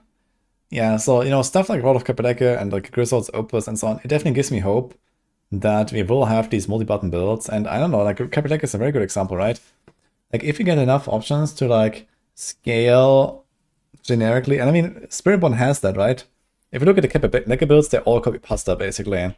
The main difference that the builds have is like the Spirit Hall choices and the passives that they put, right? Like if you have like, I don't know, let's say he has Rake, he has Crushing Hand, he has Quill, right? They're like all the same fucking build. There's Capelec, there's a Midnight Sun, there's a Harmony, Shroud, Esha, Kazungi. It's all the same shit basically. Here, here, here, here. And then you like change the Spirit Halls right? And here's like Eagle and Jaguar, and here's like Jaguar, Eagle. Okay, it's like kind of the same combo. Here's Gorilla and Eagle. So the problem is that, you know, there could be scenarios actually where maybe you would like to do like 2 core skills, right? And I would really like to see this, where it's like, okay, maybe I have Quill Volley for like, you know, blasting down the boss and some elites, and then otherwise I just like Crushing Hand around. And we are pretty close to that scenario. You see, like there's like just complete overlap on the entire build. Everything is the same almost. But even so, we don't do it. Even though Crushing Hand is pretty bad at single target and Quill Volley is pretty good at single target. You know, there would actually be kind of the scenario where you could do this, but we're still not quite there. Even now with a build that is so close in what it does. And, you know, in order to make these hybrid builds possible, you need like very, very close numbers, you know. And just the passes that we have on a tree and like this one Spirit Hall choice already makes it not worth it, basically. And we just have one button build. I mean, there's nothing wrong with one button builds by itself, but you see how delicate the balance is, basically. Because having this Gorilla Hall here, you know, our Gorilla becomes Gorilla, Jaguar, Eagle, right? And then we have 3 tags for Harmony. And then for Crushing Hand, we have Gorilla, Jaguar, Eagle. Yeah, so there's basically, okay, what you could do is, you could do like Centipede and Jaguar. And then both skills would have 3 tags, right? If you do Centipede, Jaguar, then this is Gorilla, and this one is Eagle. So there's no like wasted Spirit Hall. And with the passive dropping out in expansion, this could actually become a reality. If the builds remain exactly the same, and eventually all the passes are gone, you know, right now we don't have the space to pick up these passives here. Like, we don't have the points, you know, you have to give up other stuff. So you can't really do this and try to mess into like 4 different Eagle, in 4 different halls. But yeah, imagine all these points are gone here with the Spirit Hall specific passives. And suddenly you have the same scaling for both skills all the way. And then then it's basically the option, okay, do I want to have 2 core skills on my bar? Where, you know, maybe one is like elite focused, one is AoE focused. I do Crushing Hand for the packs, I do Quill Volley to finish the elites. Or, I mean, maybe I just take one of the 2 skills and then have like another support skill, right? Or maybe I'm gonna throw in like a Vortex or something, you know? I run into a pack and I Vortex them in and then I Crushing Hand them down or something like that. But I think it would be very interesting for builds like these to actually have this option to, you know, like swap the core skill on the fly, you know, in combat or something.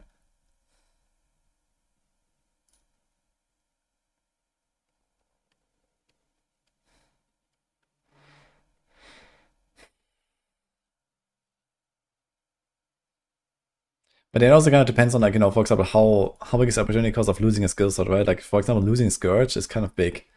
It's up to a 50% damage multi. Like, Scourge is a defensive skill. That gives you a 50% damage multi. Like, what? And then, okay, Armored Hide is kind of like mandatory.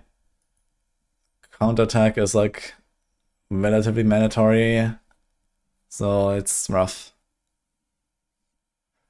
Is Rapid Fire good? No. Hi, Nico, by the way, appreciate this up. How you doing? If all new passive Shroud will cook. Yeah, Shroud just needs to get deleted. Where do all the passives go? Nowhere.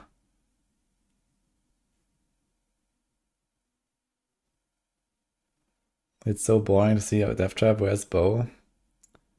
You can try Heartseeker. Heartseeker's pretty good.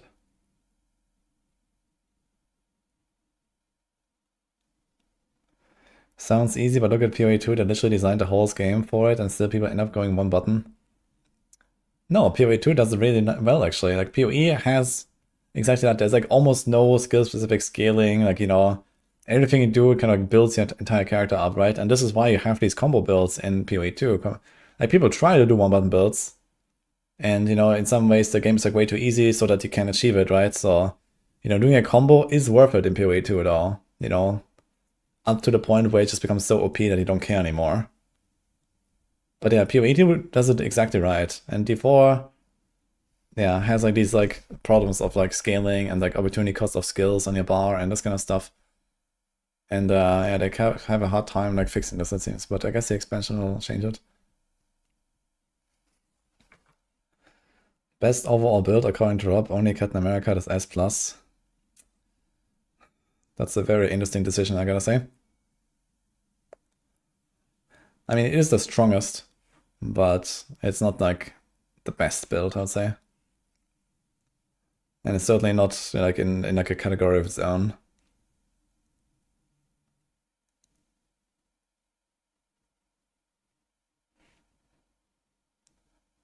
Drop table, D4 passes. Even PvE2 got criticism this league for creating dev builds. I mean, I think there's nothing inherently wrong with like, you know, the game designers actually just like making builds work in like a certain way in some cases, you know, if you have like very specific mechanics and interactions and stuff like that, I think it's fine for just like a build to be pre-designed kind of deal. And then, okay, there's still always like some flexibility they can do with like items and like, you know, other small choices and so on. So I'm not very worried about this.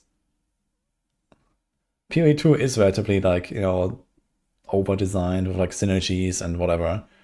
But I don't think this is a problem, you know, since you have so many different options. Like, you're never gonna play all of them anyway. Highest DPS is Pulverize. Yeah, Shield of Attribution is highest, and then there's like Heartseeker, Pulverize, bunch of Paladin, bunch of Barb, kind of.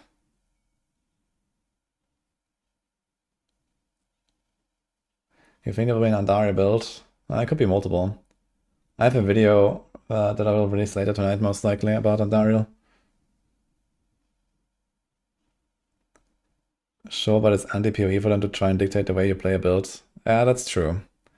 I see that some people might be upset about this. But for me, it's like more important that the gameplay is fun than, you know, just giving me like a billion options. Like I already have so many options of builds to play, even if they're like kind of like, you know, predetermined in some ways.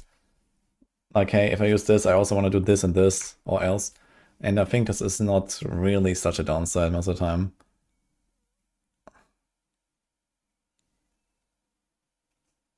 I think for many PvE players that is a fun. Yeah, I see the point. Yeah. What happened to Andariel? We don't know. Well, we do know, but not really. So we'll find out.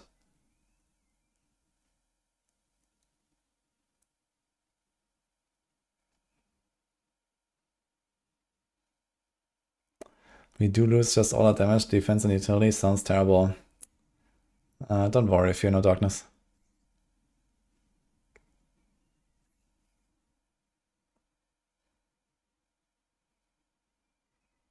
Druid was very pre-built, much closer to the 4 build. Yeah, I guess the problem with PoE2 Druid is that they try to cram like, you know, basically 4 different archetypes into like just one little like skill tree, like a skill gem selection thing, right? You know, there's like 3 different forms and then the caster stuff. And the caster stuff is also split between like, you know, like the storm and the fire stuff and so on as well. So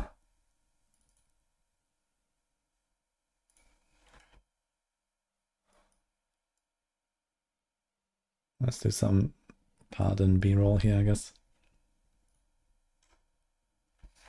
Trust me, bro. Yeah, Source, trust me, bro. Fear no darkness.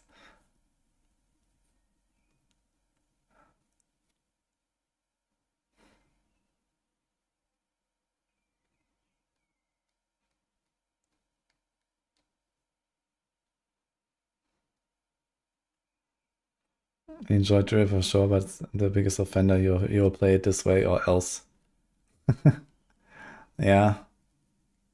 It's kind of like a feeling I got as well. There's like a lot of like kind of like combos inside the druid class, right? And maybe it's also just like part of, okay, they made a bunch of like new keywords that just are not present anywhere else yet. So, you know, like there's like, it's like this like a wet keyword now and like with the plants stuff and so on, right? And maybe just like haven't really added this to like, for example, like elemental skills.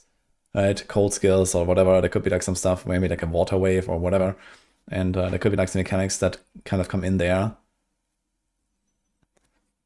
And I guess the other problem is that while transformed, well, you can't really do too many different skills, right? So that's the other thing, I guess, for druids.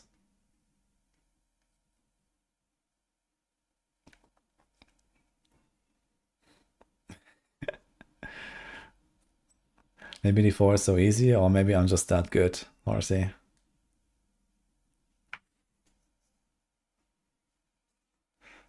Which bit am I starting with? All the wing strikes.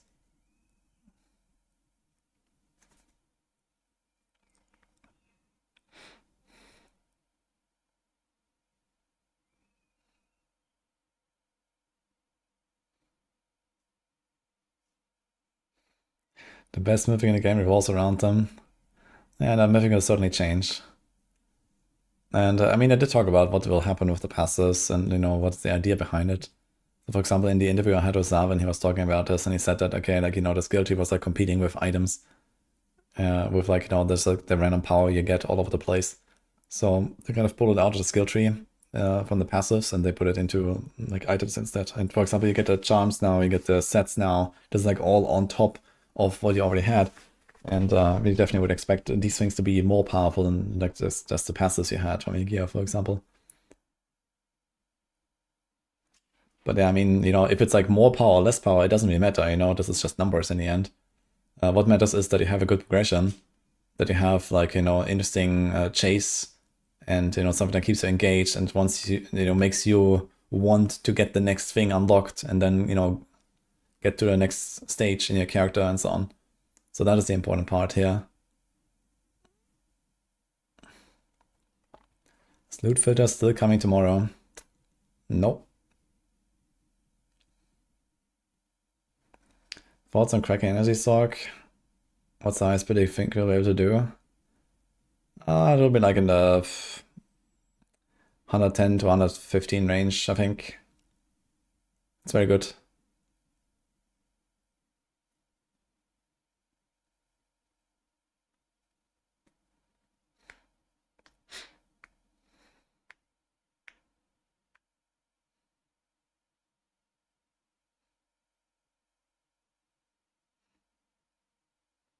It is the Spears build, by the way, Spears of the Heavens. I put up a new guide for the season on Maxroll for this build. Don't confuse it with Fist of the Heavens or Judgement. They all use the same skill, though. That's a very different build here.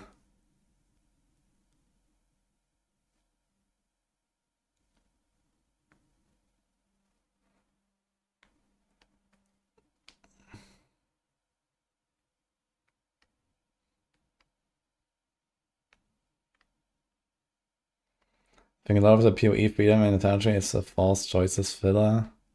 You can't choose all the bad notes, that's for sure, but how much of bad choices are really choices? I mean, yeah, you can always argue like this, but on the other hand, you know, there is like really weird, interesting stuff that comes out of PoE sometimes, right? Where people make like the wildest builds. And there's like kind of like a creative idea, and they actually have the option to express their creativity. So I think that's not necessarily bad. Even if it's like extremely niche and, you know, no one really does those builds or whatever.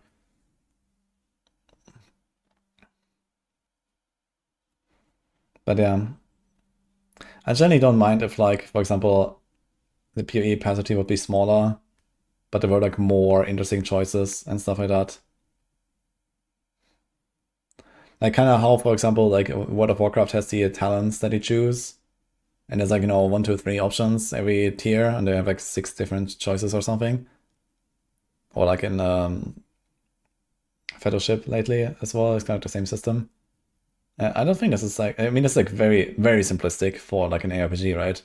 But I don't really mind that. You know, it's like very big choices that you make, and yeah, like really big, like kind of like pros and cons as well.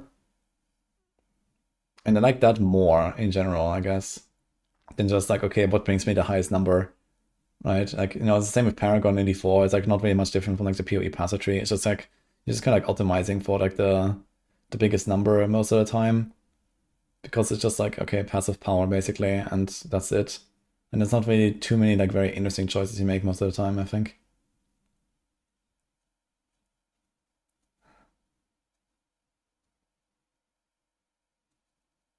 I don't really see GG saying, look at the size of our tree. Yeah, but they sure like to brag about their 1500 nodes.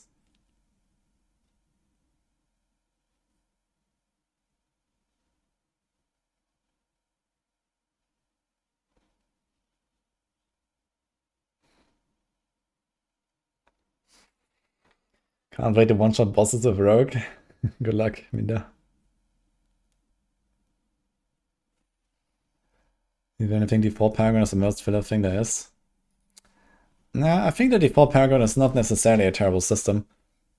It does have like a kind of a feels good man, you know, like progression behind it, I think, where it's like, okay, you get to the max level, and then you kind of like, you know, work away through the torments, and then, hey, I get like a legendary note, and you feel it, you know, like, I kind of like that part. And also like, for example, vanilla like glyphs, and then, you know, get to 46, I make them legendary. That kind of feels good, I think. And kind of like, you know, boosting them higher and higher. It's like a very simple and relatively boring system, but it actually feels good in like the gameplay, I think, when you progress. Because it's just kind of like slowly get... It's like kind of similar to like upgrading your gem levels in PoE, right? Every once in a while you click the thing and your gem levels go up and you feel a bit stronger. And this is kind of how Paragon works. You know, this is kind of the equivalent of PoE, the skill levels, I feel.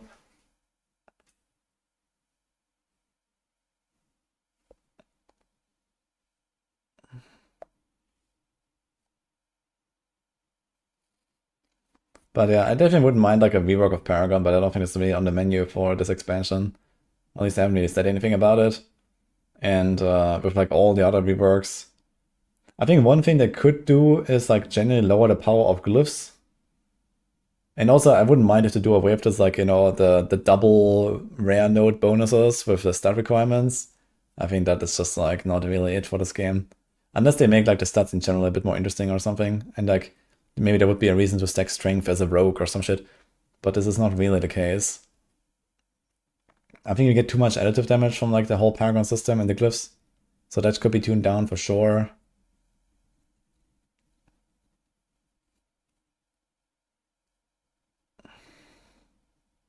But I think the glyphs actually allow like a relatively interesting min-maxing. It's just that the Paragons itself are kind of boring.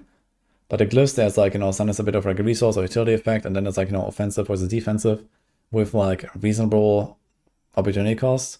Like the thing is like, for example, in other slots, you can't really make a choice between offense and defense. Like you can't unequip your Perdition to put a defensive aspect on your helm.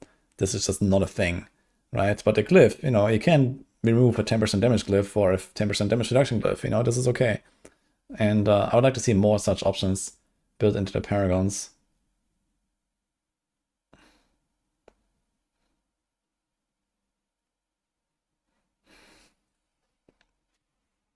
I wanted to stop adding bonus upgrades to glyphs in your urns and just make it a standard thing to get them more faster and complete a run. Sub 5 minutes, 6 upgrades, sub 10 minutes, 5 upgrades. I mean, step 1 would be to just make the timer shorter in the pit. I wanted to reduce the pit timer to 6 minutes. Or something like that. Bring back utility aspects. Holy.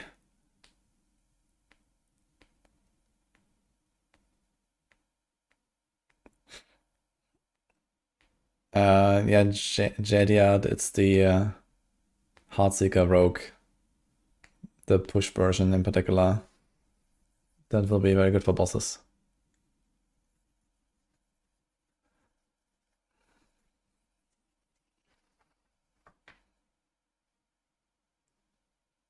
Bring back utility aspects. How long has it been since they've been useful? Yeah, I mean, that is like another thing. Like utility aspects basically only go in boots. And then, you know, gloves is always an offensive choice. Amulet is always an offensive choice. There's like very, very few exceptions where you do something else. They also have resource aspects in the game. When was the last time anyone used the resource aspects? Besides adaptability. Let's not count adaptability, right? So Like, why does everyone just have infinite resources without trying, right? If you would have to use resource aspects, that could also be interesting. If they actually allow us to use utility aspects on like some slots, and they're interesting, this could be interesting as well, right? So everything is like kind of too ridiculous right now. We get too much resources, we never use resource aspects. The offensive aspects are way too strong, we never put a utility on our glove, and so on.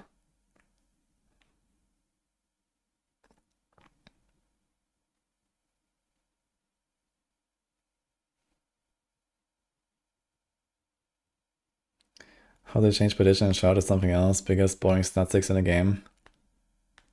Yeah.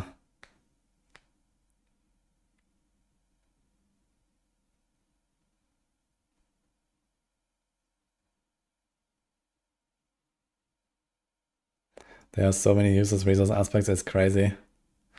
Yeah. And I mean, this would actually like allow you to make some interesting decisions sometimes where, hey, I can't really get my resources figured out. Okay, maybe I'm gonna put an aspect there to solve it. Or alternatively, hey, maybe I will play combo points rogue after all and use a basic skill sometimes. And that kind of just like solves my resources. But now I can put this other offensive aspect on my ring. And I can get this thing now, right?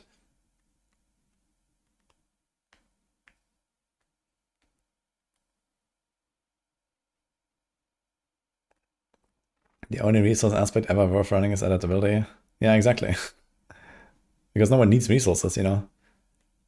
They just like giga buffed everything so much of resources over time. Like, you know, remember Druid like 2 years ago? And people were complaining, oh, Druid is slow in the early game and blah, blah, blah. And then they went in and they just like ridiculously buffed Druid. Like, if I think all of the basic skills give it like double the resources now compared to the past.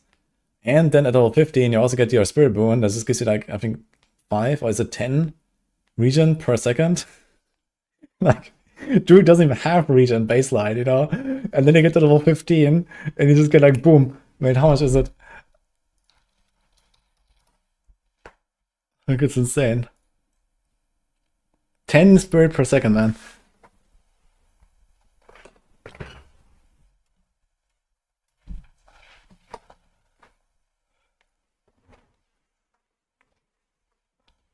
Yeah, and then like, you know, everyone just has to start this at some point, and yeah, like that alone just kind of like solves all of your resources, right? And then you have like, you know, it's just like one random resource temper, like even a build that doesn't have good lucky hit chance or something, right? You just have like one of these, and this kind of like solves everything for the most part. So I don't know. And you can even roll it, right? Like this here. And I think there's nothing necessarily wrong that we can do this. I guess the bigger problem is that like the alternatives are just so shit, right?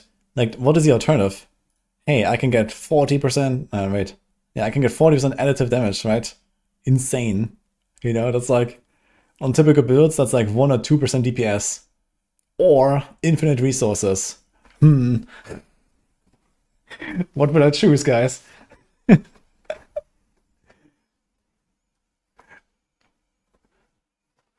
Like, I don't know, man. And that's what I mean, like when they, for example, change paragons and they would like reduce additive damage, then like there would be a decision to make. Like, do I want to put this 40 additive damage and try to solve my resources in some other ways? But you know, as long as like this roll there is like 2% damage, like who cares, right? Like the opportunity cost is just like so, it's like nothing compared to just getting this insane amount of resources. But if you look at typical builds, they usually don't have like any additive damage on their gear. Like almost no items have additive damage in the builds, right? I just picked like one random build from every class. Here's a lunge. Yeah, pull. Okay, pull has a bunch because of the weapon. Let's take, I don't know, boulder. Let's take a golem. Rouge. Let's take doc. Crackle has a lot from the amulet. Let's take something like more generic. Fireball. Okay, Spirit one has the boots, I suppose. Let's do Quill. And then Paladin.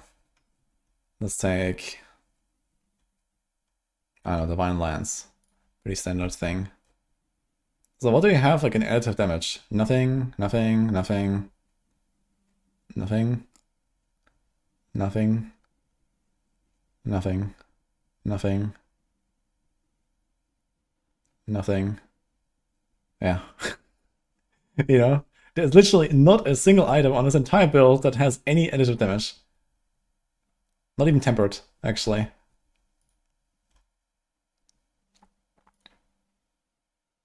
Here's crit damage, 125. You could use the boots, so that's probably something you would do in like a scenario where the boots are more impactful. They have like a few hundred. Here's 75 vol damage, so we had 200. There's a bit of overpower damage.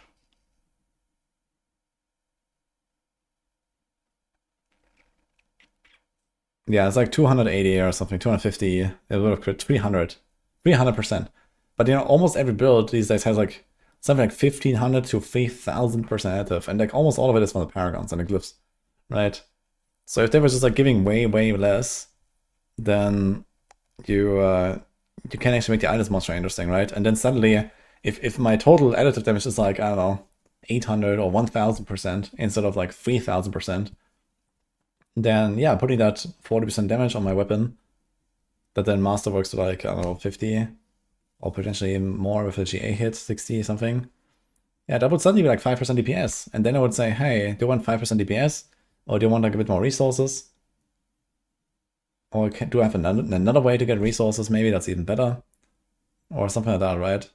And I think even 1000% additive is already too high. Like, you know, some people look at this and they say, hey, 125% crit damage, that sounds like I really need a high roll. If I get 100% crit damage, that probably sucks, right? They think about other games where crit damage is like really important and the multi and whatever. But in D4, like the difference between like a min roll and a max roll here is like it's not even measurable at this point. So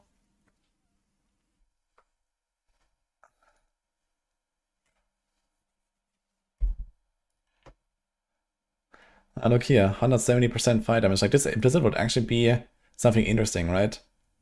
You would be like, hey, I want to use this thing because it has fire damage.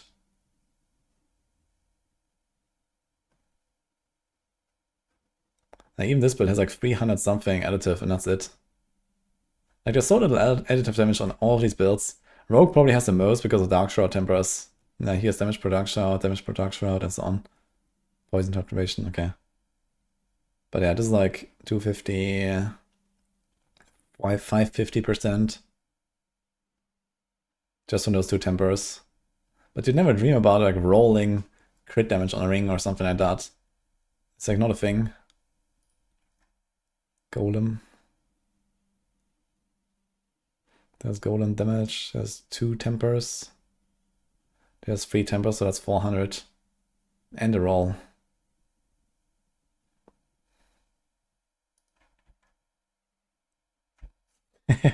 Yo, Mark, thanks so much, man. What are you doing with Paladin? Hammers? I'll do Shield of Attribution until like 25 or so, and then Ring Strikes.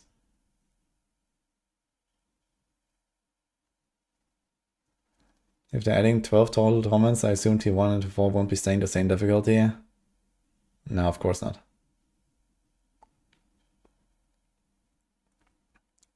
Maxroll event in 2 weeks. Yeah, probably not.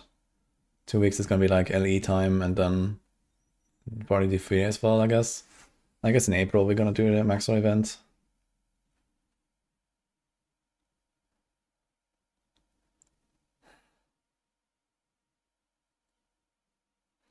Back in my day, you needed Quolen and crit on your one-hand sword, or it was bricked. Yes.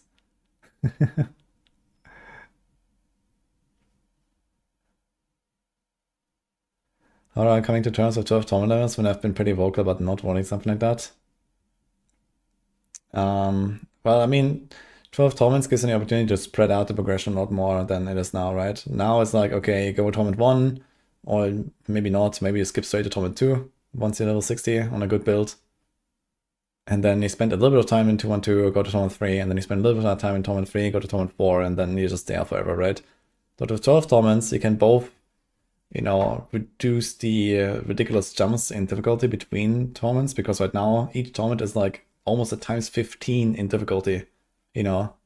Like torment 4 is, I don't know, 2,000 times harder or something like that. I think it's 14.5 per torment. So torment 1 is, let's say, to 14.5, and then torment, or rather going from torment 1 to torment 2 is a 14.5 jump, right? And then from torment 1 to torment 3 will be 210. Yeah, and from torment 1 to torment 4, it's a 3,000 multiplier. Monsters are 3,000 times harder in HP in torment 4, right? This is ridiculous, you know? And you can like take that and spread out across 12 torments, right? And then, like, I don't know, what would be like the 12th root of 3,000 now? Can I calculate this here? I'm not sure if it has that. Is it this? No. I'm not sure if the calculator can do this. But yeah, anyway. Basically the 12th root of 3,000, assuming that they want to keep the numbers all the same, which they don't anyway, right? But either way, those jumps of like a times 14.5 in difficulty per torment could become something like a times 3, maybe, or something like that, you know? This will be a maybe more reasonable, right? Where I don't have like this gigantic brick wall. And, you know, right now the way this works is if you want to go from one torment to the next, you need to be like absolutely annihilating, one-shotting everything in torment 2 to then reliably go to torment 3. And you're going to be kind of okay, right? But I think it's much more interesting when it works more like how it works in like normal to penitent, where the difficulty jump is like roughly a times 2 every time. So like penitent is like roughly 8 times harder, or maybe 10 times harder, or something like that, compared to normal. And there's 3 difficulty jumps. So you can actually go to the next difficulty, try it out, you know, see how it goes, and maybe go down again if you have to. But in torments, you can't do this at all. You know, torments, you go from one-shotting everything to kind of okay, to one-shotting everything, to kind of okay, to one-shotting everything, to kind of okay, to one-shotting everything. And then the only other thing that is kind of like a bit of like a obstacle is the lair bosses. But eventually you one-shot those two, I guess. And that's it. And you never really have like this sort of like, you know, steady, you know, upward progression, basically. And also like the progression is like way too short, right? And going from torment 1 to torment 4 is just way too short. And with 12 torments, you can not only spread out the difficulty curve a lot, but then you can also spread out the whole journey a lot, right? Like, you know, if they force us to stay in torment 1 for a little bit and then go to torment 2 and then stay in torment 2 for a little bit and go to torment 3 and so on, all the way up to torment 12, then I think it's going to be much more interesting.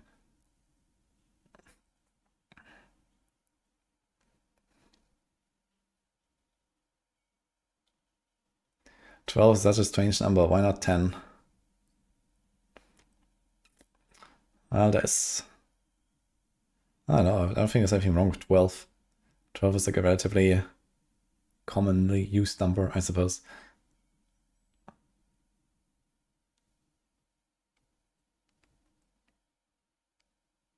It's the same in tower. You can do 124 in 5 minutes and then go to 126 if you like you're taking the mobs. It's just broken.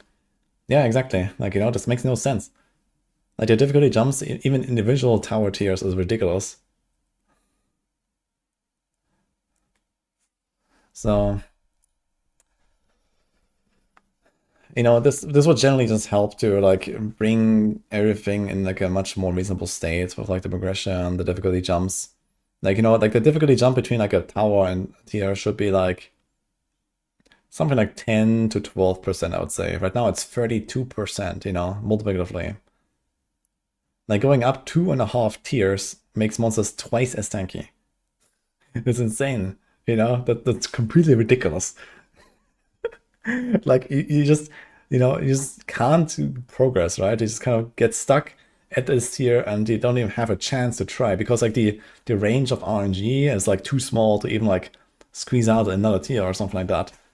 And you know, like the sort of like, you know, gameplay optimizations they could do, you know, get good and stuff like that, you know, they're too small to really make a difference.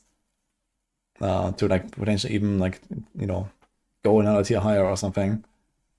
But yeah, if you have like 10% difficulty jump between tiers, for example, you know, you can always try to squeeze out a little bit more.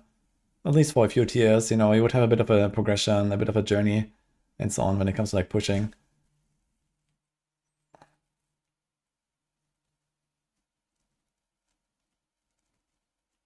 For hardcore it'll be nice because there's less chance of moving up a tier and then boom, you're dead. So in theory you'd have a chance to feel out a jump more safely. Yeah, that too. I guess it's like both, you know, offensively and defensively. I mean, defensively, I'm not sure how much stronger monsters get in terms of like their output between tournaments. I think it's like maybe something like a ×2 per tournament, maybe more. So it's like a relatively significant jump in the monster damage as well. And maybe like a bit too much as well.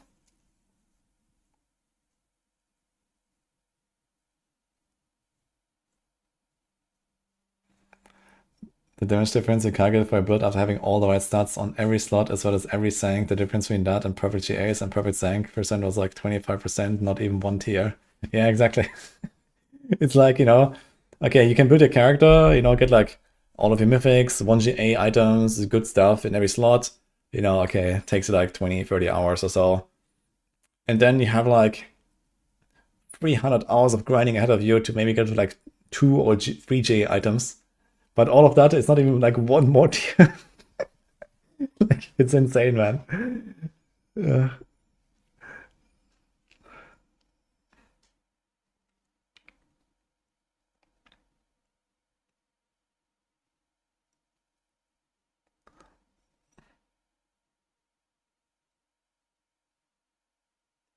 Don't think he meant 12 torment tiers, but 12 difficult tiers, which includes pre-torment.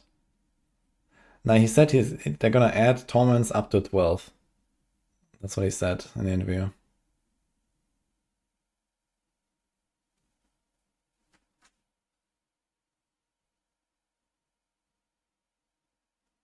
What's the most fun barb build? It's the only class I haven't played yet. I find Lunch pretty fun. I played Lunch for like 3 seasons or so now. Hoda is kind of nice. Earthquake, there's Whirlwind Earthquake as well. It's like also like some of the strongest builds they have right now, so. Yeah, Earthquake has the Leapquake build, which is kind of cool.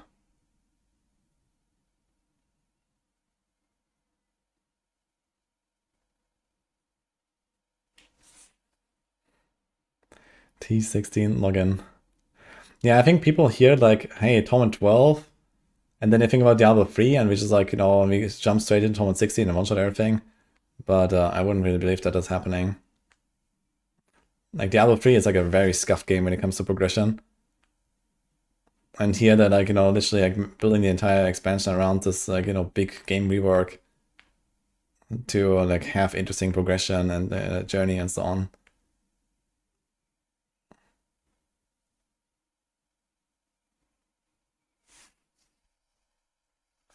Best bar build overkill just until beat dropper.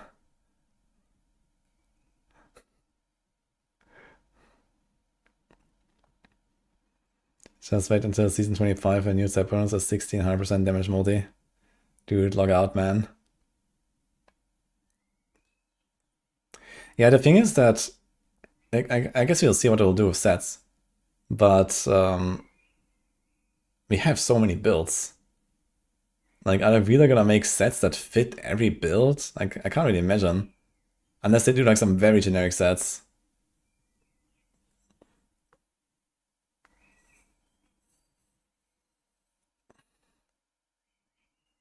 More like 16,000%.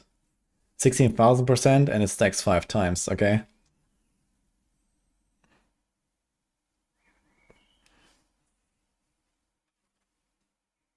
Grim Dawn does it, so why not?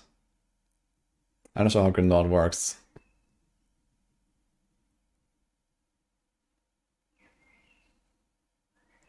Sets are going to be a lot like the old utility passes.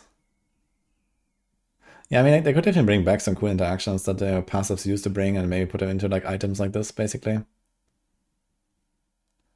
And I really wouldn't mind stuff like Guardian and Orgel set and Captain Crimson. These are also cool sets.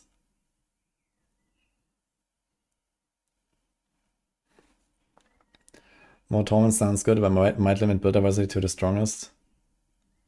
Yeah, obviously, like whenever you raise the like ceiling of like what the game offers in challenge, then you know there's gonna be like a bigger focus on the good builds. you know, right now you can play whatever the fuck you want, you know, you can play Fireball Zork and you're okay, right? It doesn't matter much, at least. Even if the build is like 100 times weaker or something. But yeah, of course, when you actually make like challenging content, then, you know, good builds matter more than the bad builds. But yeah, I mean, like, you know, achieving build diversity simply by making everything in the game so trivial that any shit build can do it is also not really the way.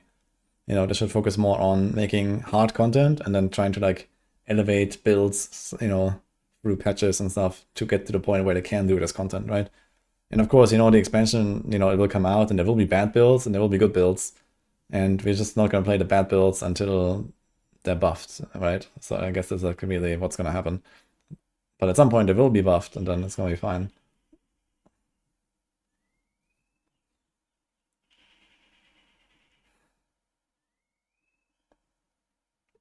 I hope balancing gets a bit better to counter that. Yeah, I mean, they have like relatively easy like balance levers, I guess. If they want to do it right, they can like, you know, change the base skill. I guess if they really wanted, they could also change the like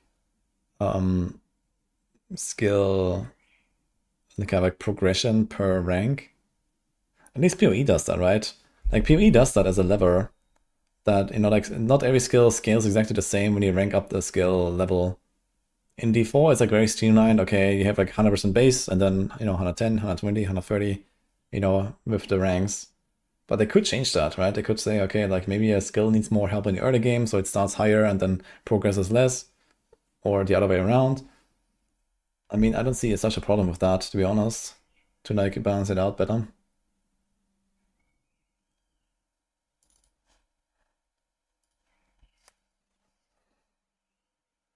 Will farming pranksters still be the meta for mythics? Doubtful. I don't think you're gonna get pranksters very much. But I will have a video on what I think will happen with mythics.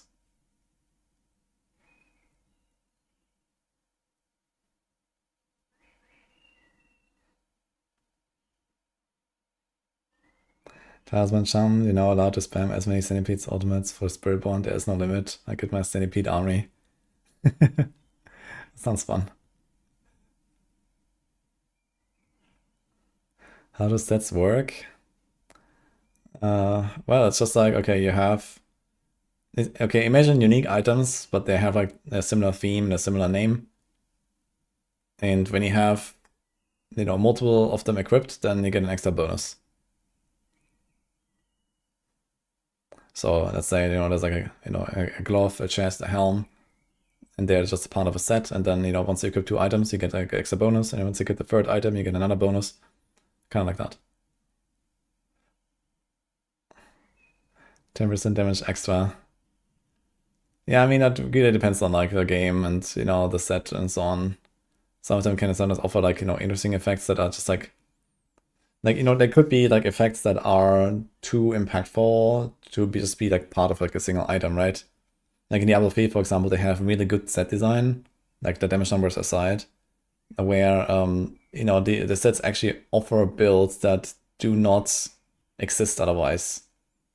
Like for example, there's a sentry skill, and like you put down a little turret and it shoots stuff, but then there's the Marauder set that makes this turret then shoot basically your core skills when you use them. And then you have 5 of these sentries, and then they all shoot like your stuff and so on, you know. And so you can imagine you put down like a turret and then they shoot like your pen shots every time you click it. And that's just like that's such a unique thing. And you know, such as, you know, such an item is like, you know, but like having this as like a singular item would be like maybe too crazy or something, right? And this is why you can make sets to give that sort of effect. Or like in the interview with Zara when he talked about Gaudy Age, where there's like a set that shoots your marksman basic skills. So it's basically Gaudy Age on the other 3, where like, you know, you're gonna be like channeling Dance of Knives, and while channeling Dance of Knives, it's gonna shoot your Heartseekers and your forceful arrows all around you or some shit.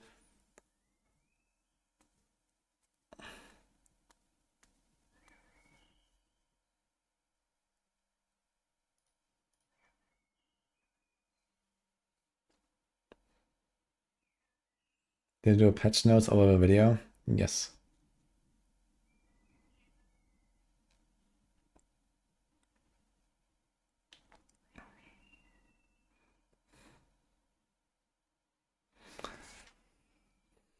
I'm still going God the Age in season 13.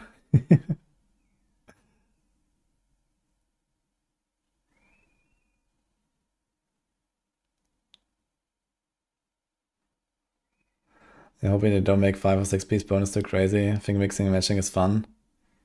Yeah, they definitely have to like balance it out to the point where like maybe you can actually do like 2-2-2 or like 3-3 or something like that. Yeah, I played the Warlock a bit, Critter Man. It's very fun.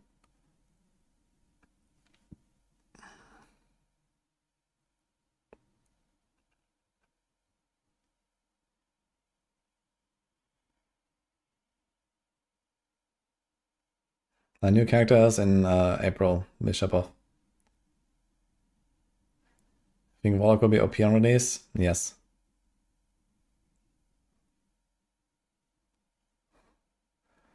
God the Age unique talisman, you clone your equipped crossbow and spin while casting marksman skills. I don't know, I mean, I could do a lot of really cool stuff with sets, I think, in the talismans, so we'll see. Sarvin talked about the talismans, like the unique talismans, basically just being like, it's basically a bit like the Chaos Armors, but you have options and like choices and stuff. He said you can like take a unique item and then make it a talisman and just have the unique effect basically.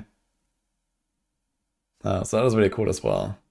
So that definitely brings back the Chaos Armor vibes, and also it allows you to like, you know, for example, have 2 amulet effects or 2 glove effects or something that is otherwise not possible, right? So it actually kind of like breaks these boundaries of stuff you can combine suddenly.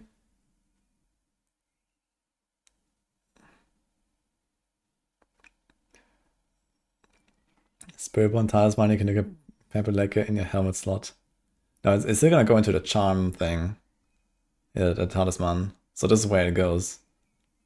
So it's a bit like kind of cube, like Diablo 3, where you just like have an extra unique power basically. But yeah, how about you put a Kabaleka there, and then you equip like another weapon, right? So I think this is really like kind of the big part there. And suddenly you have like an entire weapon slot. You can put like a 200 aspect and whatever, right? You can put a temper and all that stuff. 2 Pepperdeckers, dual wielding. Let's go.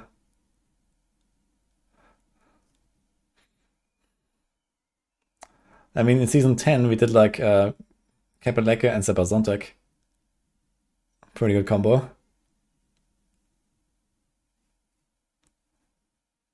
Tornado Wolf could be finally viable with unique charms. What makes you believe that?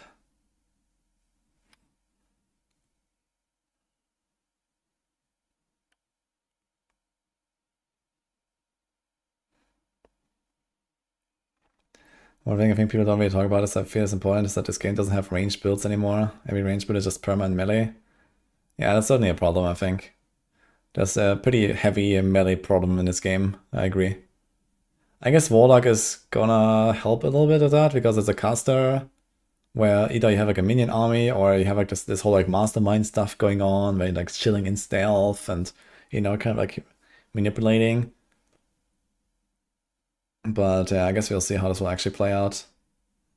I mean, if they would make enemies a lot more dangerous and Renita fixes more dangerous and stuff like that. Like here, for example, right now, like I'm just like standing in this earthquake here, like I don't even see my HP move in the pit 108, right? Like if everything just hurts a lot more, then you would automatically play more ranged and stuff like that, right? And then you just make sure that the melee builds don't get completely shredded with like maybe some sort of like extra defensive benefits. You know, PoE has 45, for example. So you can just like balance it around that, basically.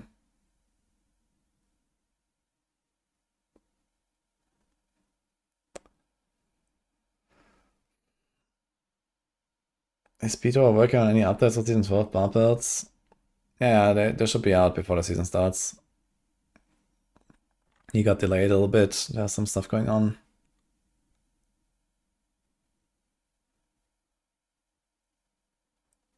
Either you're immortal or you get one shot. Yeah, that's kind of like a problem. And they're getting to the point where like immortal is like kind of like too easy outside of like, I don't know, Spiritborn or something. But even there, you can get relatively tanky. Like in general, it would probably be interesting if like monster HP scaled less and monster damage scaled more.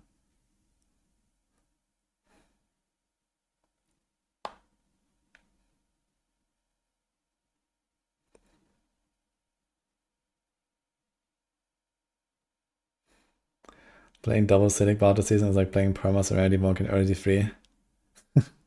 Yeah, I guess I didn't bother to try to balance the double Citic stuff specifically. But I think the single Citic stuff is not that trivial. It was just kind of like the combination of the double Citic that was like ridiculous.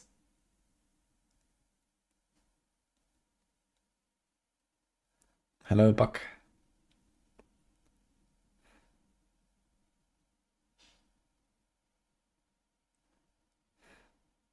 That'll make birds like Lacerate, Perma Immunity actually viable. Yeah, I mean, if like defenses actually matter and like, you know, like utility such as being permanently in Lacerate is actually useful, then yeah.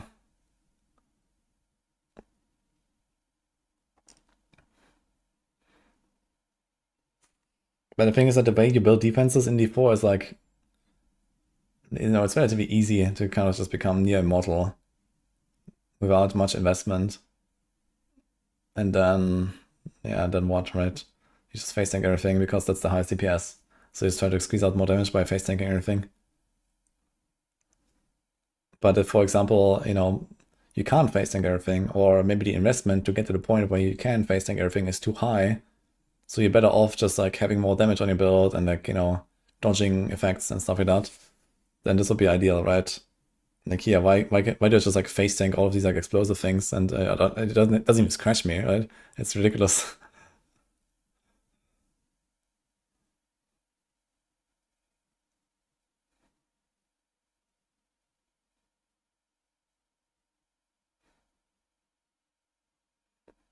The only way you see Crackling staying is the unique allows it to exist. I mean, Crackle build is based on the unique, right?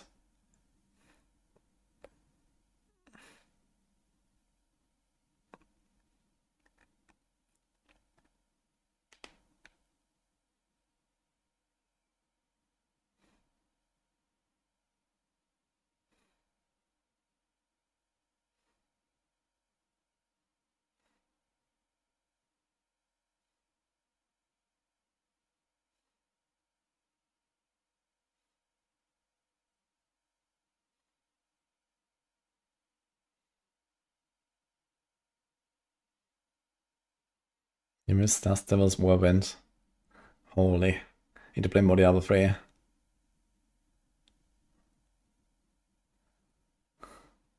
You're tired of Sorg not having any build variety? Yeah. I mean, expansion can really be like a big turnaround there. Like, if you just get like the same number of builds we already have for the Paladin, but for all the classes, it's gonna be insane. So if they just like do what they did with Paladin, but for all the classes, that's gonna be wild, I think.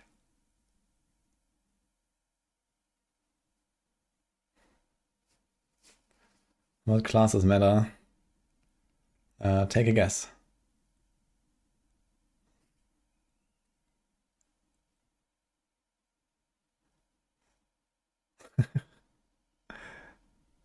Druid has Pulp and that's it.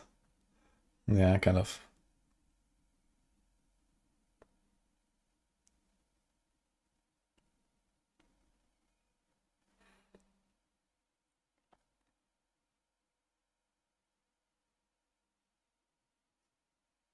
Necro Butler is going to be SD again.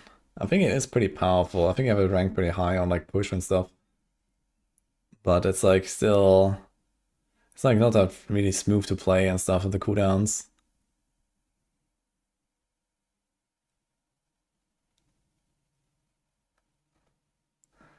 What do you mean there's like 20 builds for Sork? Yeah, but you know, only one that is like really good. And the gap between like the best and the second best build is ridiculous on a Sork. So it's only Crackle. And then, yeah, if you want to actually play like a good build and vibe, there's not much else. So you need to be like a real like a Sork enjoyer if you want to do the other builds, I think. Like that's the problem for sure.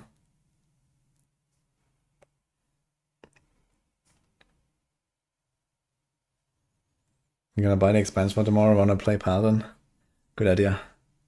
Actually, there's like a free trial for the Paladin, but it stops at level 20 or something, or the 25.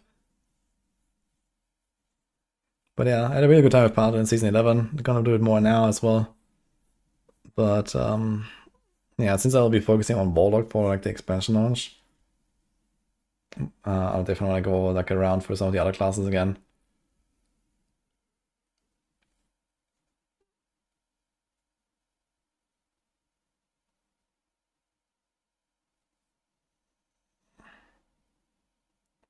Insane, level 25, 10 minutes of gameplay.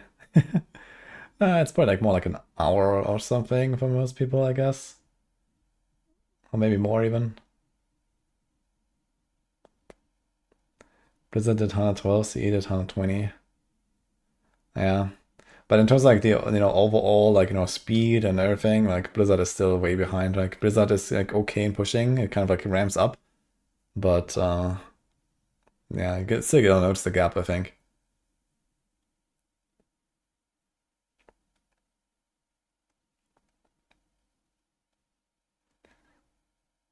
I'm going Paladin again, but I'd rather be playing Rogue. Rogue has, at the very least, Heartseeker and Death Trap. I think when I make my Rogue, I'm gonna actually play Flurry a bit into Death Trap when I have it ready.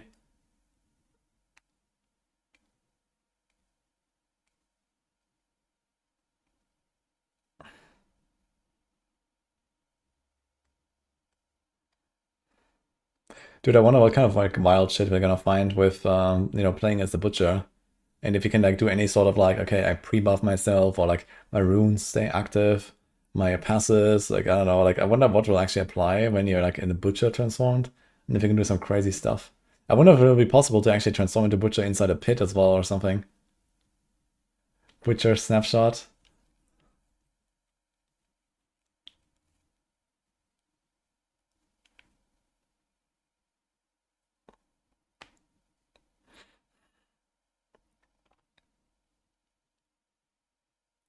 Yeah, honestly, like with like the new T5 content, if you play like some of the worst builds, you're not gonna do them, I think, unless you're like really challenging yourself. I mean, okay, if you can handle like a 5-minute encounter against Andariel or something, then do it, I guess. But you're probably not gonna farm that, right? It's like, okay, it's like a nice challenge. Like, hey, I took down Andariel on T5 with Fireball Zorg. GG. I mean, sure, this can be fun doing it once. But, if you like want to do like 100 of these, then I don't know, dude.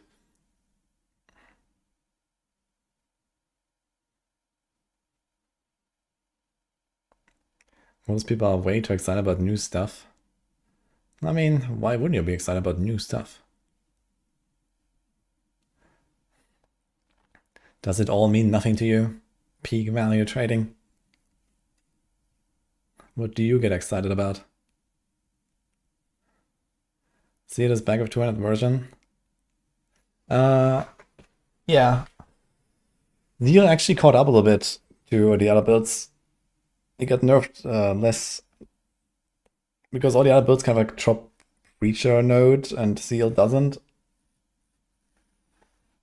And like this armor stacking and stuff is also like reduced a little bit. And that actually benefits Seal a bit. Every RPG player is a nihilist.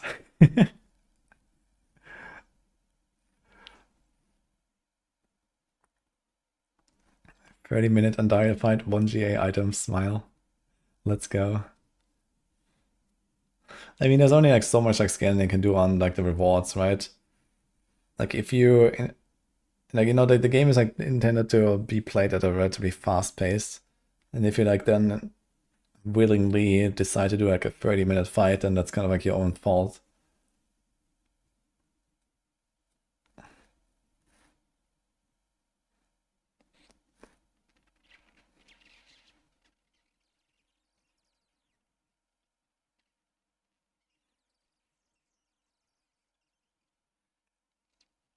You played Kratos Bomb last season and did good.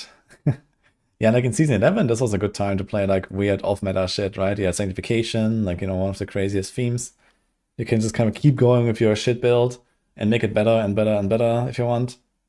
So that was kind of cool, the cool part about Sanctification, right? That even if you had a really weak build, you could just kind of keep upgrading it.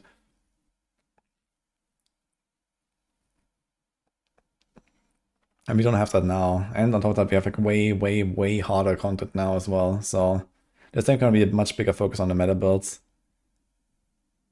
Actually, I'm curious, chat. So what is your pick for your starter? What are you going to play? What build? I'm especially curious if you're going to hear anything about, like, you know, some really bad builds. Let's close all these, yeah.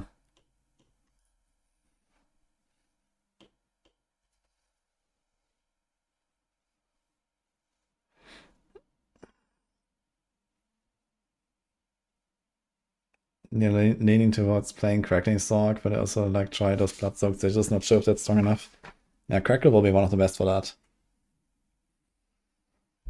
I guess when it comes to doing like the T5 and the Blood Soaked stuff, the best representation of that is probably the push, not the push, the bossing tier list, right? Because that's basically what will hold you back, the boss damage. And I mean, we should have Crackle at number 3 here, so it's gonna be okay, I think.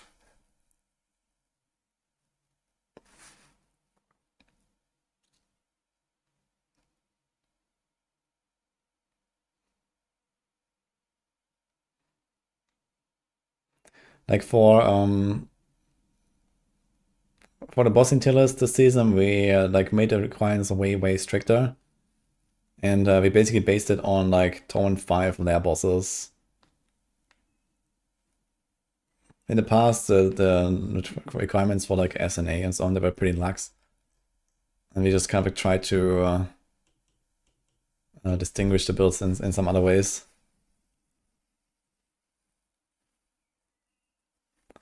Polarized Druid, okay. Sounds a good pick.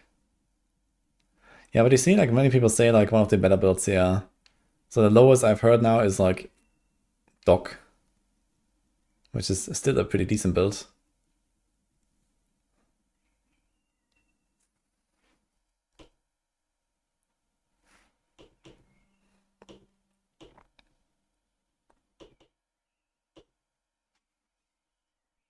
I'm getting Torment 5 tomorrow.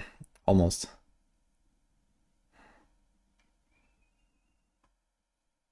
I think Shield of Attribution, Shield Bash build could function well. No, you don't combine the two.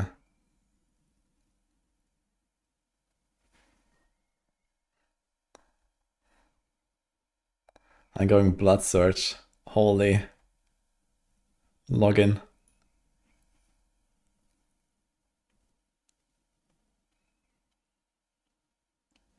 If it dies, turns out not be good after you test it, just go Shield of Attribution, short season.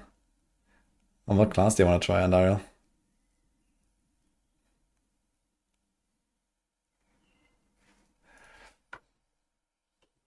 Yeah, realistically, if let's say if like the new like bloodied citizen stuff, this was kind of like the baseline now, right? Imagine if this was like a permanent feature and they just have Torment 5 now.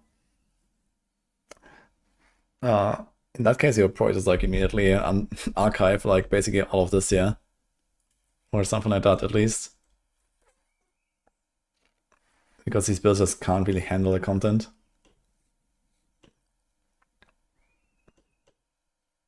But since you know you don't really have to do it, it's probably not such a big kind of like upgrade in rewards and stuff like that. You can still play all these builds just fine in like Torment 4 and all that. And also like the changes from like last season to this season were like relatively minimal. So most builds were like not too much effort to update.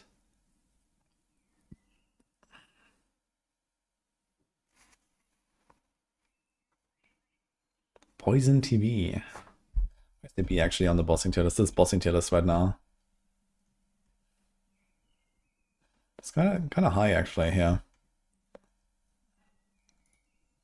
TB usually has relatively good single target damage. The problem is like on TB actually that it's like not that fast because it's like a poison build and then it has like very small AoE coverage and stuff.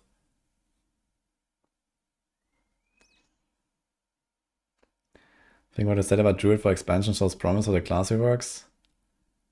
Yeah, I mean all the Druid stuff is pretty badass from what we've seen so far. You think Wing Powder is stronger than Oradin? For like pure single target, it's basically just like a pure single target measure, right? It's like very mildly better, I'd say. And I think I would also a bit higher on like the overall tier list for a similar reason. And also this kind of goes a little bit faster than Origin now.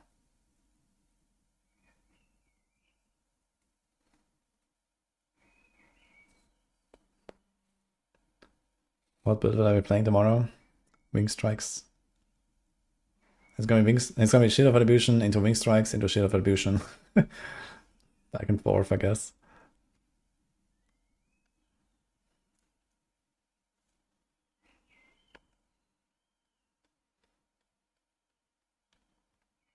You tried Flay Bar, but it wasn't amazing. Yeah, Flay. Why do we have it? Yeah. Yeah, problem is like we have like a bunch of builds that stats the standards really high, right? Like all of the Paladin stuff is very strong, and then there's like a bunch of other builds on the other class that also is just very strong. That's like a pretty high bar.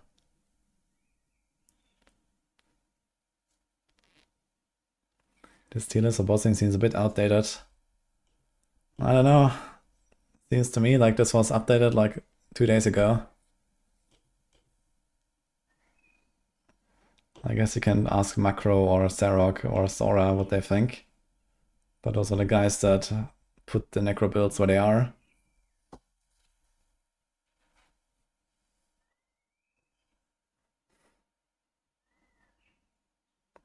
I mean, Bone Spear used to be like ridiculously powerful in like a few seasons ago, right? It was like the boss killer in Party and stuff like that, basically. I'm very surprised to see if that's not the case anymore. If it's like not that good.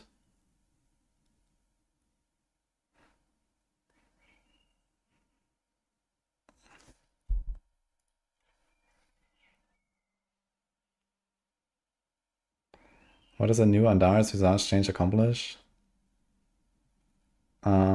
It basically completely shifts the way you want to make an Andariel build. Like you're still gonna make a build for Andariel and not put Andariel into your existing build. So that remains the same. But the premise of what makes Andariel good is now completely changed. So previously it was just like, you know, very high total number of lucky hit, basically.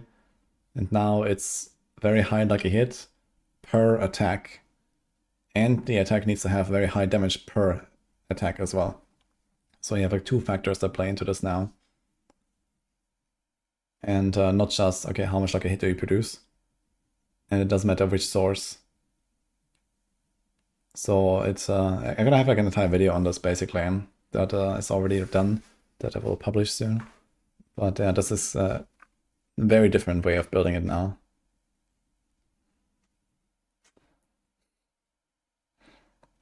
Is there a better Andariel candidate than Poison to be? Absolutely. I wouldn't even try to be honest. Although, I mean, you have the like 8% damage ramp thing, that might be kinda okay, maybe. I think the best candidate right now is Spiritborn again. Spiritborn is already the best with Andariel, and it will probably continue to be the best, but I guess we'll see.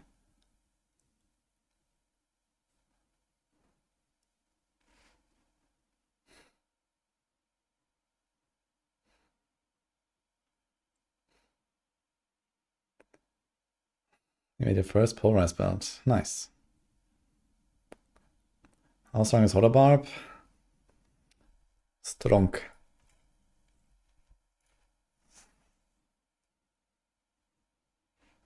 Best Paladin leveling build. I think we have Judgement as the highest, but I won't play that.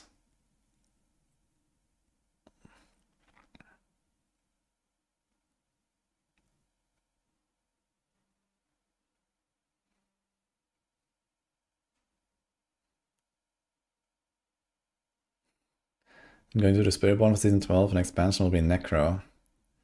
Yeah, I think Necro definitely has like a lot of really cool potential for the expansion as well. Because Necro starts from like such a shit state. You know, it's gonna feel so good and refreshing to play Necro with a new skill tree, I imagine. I'm low-key excited, actually. Will the teams get more updates before the season? I mean, I don't know, maybe someone wants to move like a build around or something, but I mean, this is the tier list. I guess here there's a missing link, so this one is apparently not here. What's happening with that link? We have mini Necro, so what's happening there? Oh no. Okay.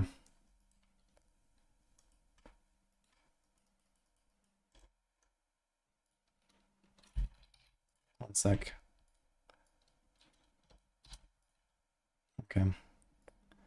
Anyway.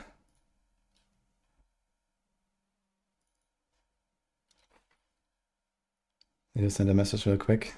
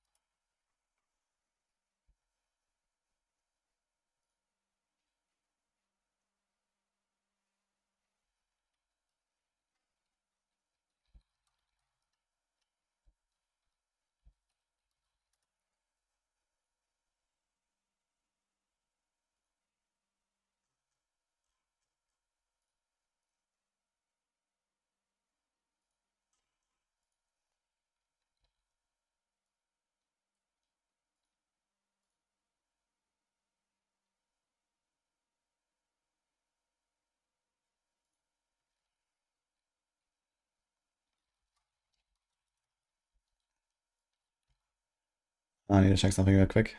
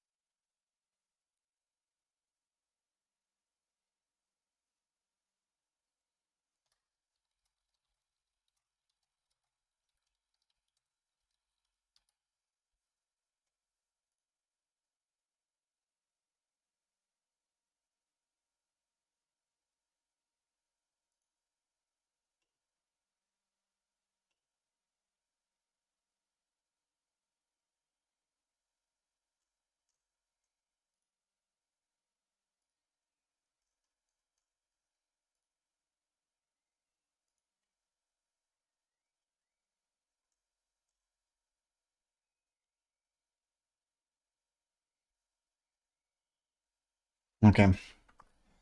All good, guys. Oh shit, we had a super chat earlier from Uziela. Oh. Sorry, man. And from Adika as well. Thank you so much, guys. That's actually a big one from Uziela. Happy season 12, dude. And in work class redeem. I just see my things here. I had like something open on the side, so I didn't actually see my alerts.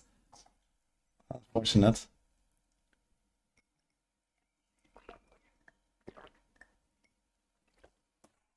Where's my glasses?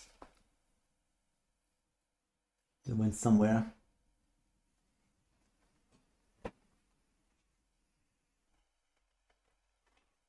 Okay. Ditch. But I like a small rewards. No, it only gives you pain and doesn't reward you for it, of course. Okay. Yo, Draconis. My pleasure. You got addicted to the Paladin movement speed and other classes feel slow for me now. Yeah, Paladin is definitely pretty zoomy. But it's slowing down a little bit at least. Like they fixed the Argent Veil bug. They made Auraden a bit slower. So it's like, it's becoming a bit more normal now, I guess. And, you know, Evade still beats Paladin for the most part, and like Crackle Sork as well. Death Trap Rogue as well.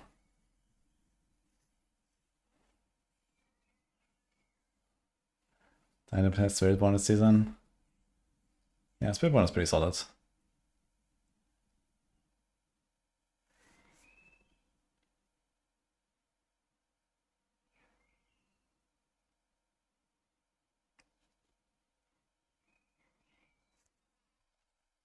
Yeah, Uziela is still here.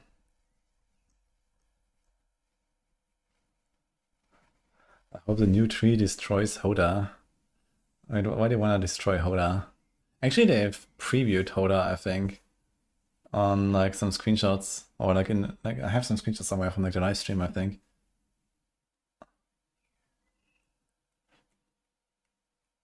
Is Polarized Druid decent? You saw it being S and Maxroll. Well, S usually means a bit more than decent. New golem build, why not S? Well, number one, it's not new, and number two, it's not S.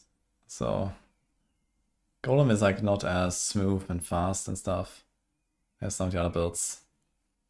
I found it like it's like an interesting build, but it's like kind of clunky to play because it kind of just like spam, like smash your golem button all the time and hope for the resets, which is kind of clunky, and I guess it just doesn't have like the crazy output. Although it is pretty strong, like in terms of raw damage, it is actually pretty powerful.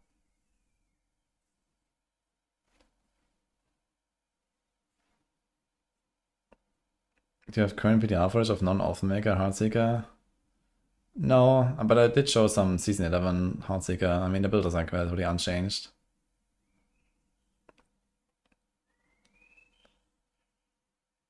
For Blast 75, would I suggest Blast Shield, Hamilton, or Auraden? Yeah, Hammer or Aura, I would say.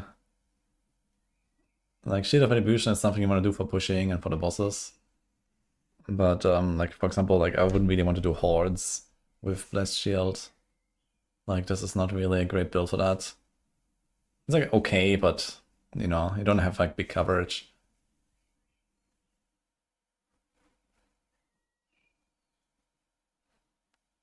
Ah, Wizella, there we are. Yeah, I just saw it a little bit too late, so thank you very much for the big dono. Also wish you good luck in Season 12. What are you gonna play?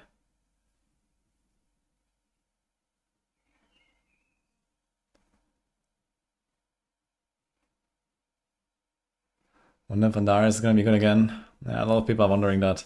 And there's also X-Files. That's gonna be interesting. Can we push a Wing Strike? Yeah, it's gonna cap out somewhere in like the mid 110.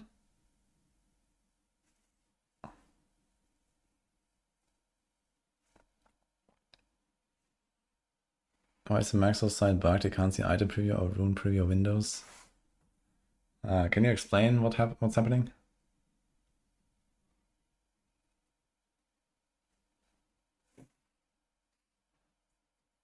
You're gonna play Spear Paladin in Season 12. Okay. Like the actual Spear of the Heavens build that I posted, or another one? Because it's like basically free builds that run spears in some way.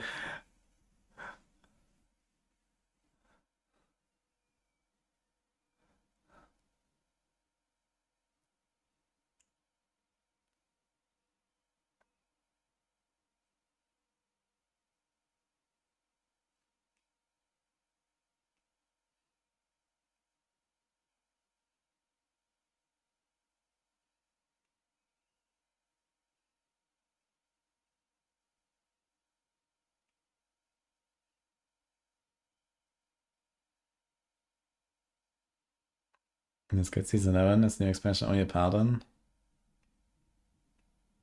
The new expansion is a whole new game. And another class, and another continent. So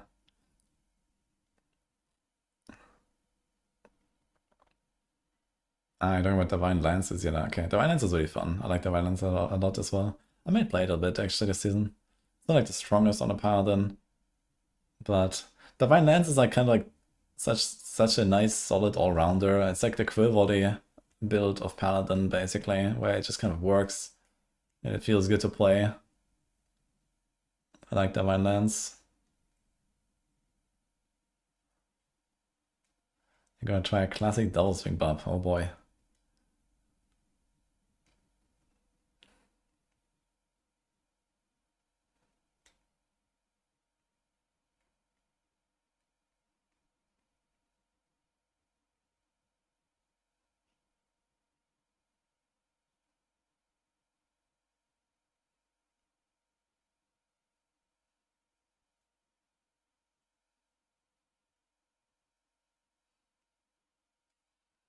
Divine Lance and the auto reset from the ultimate. I think she's so nice. You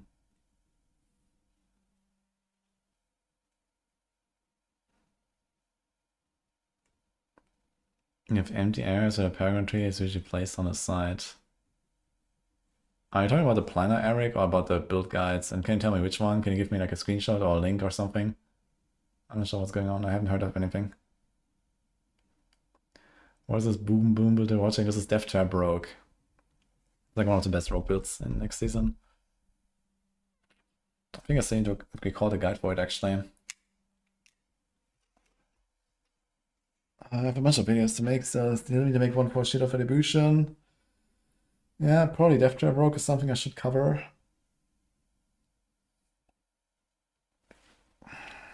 Maybe I'll do something on Barb. I don't think I played Barb on the PDR though. I think I wanted to, but I didn't have time in the end. Yeah, I actually have no Barb footage. So we'll see.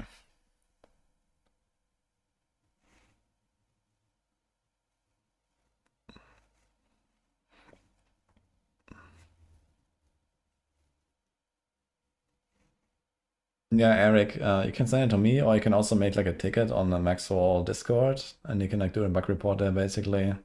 Then our devs can also see it if there's something wrong.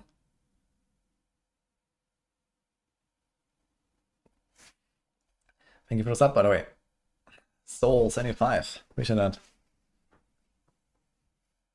This will drop to 8 here. I think it's like, yeah, like high 8 tier or something, right? Or like even like top of 8 tier, I believe. Wait, let me see.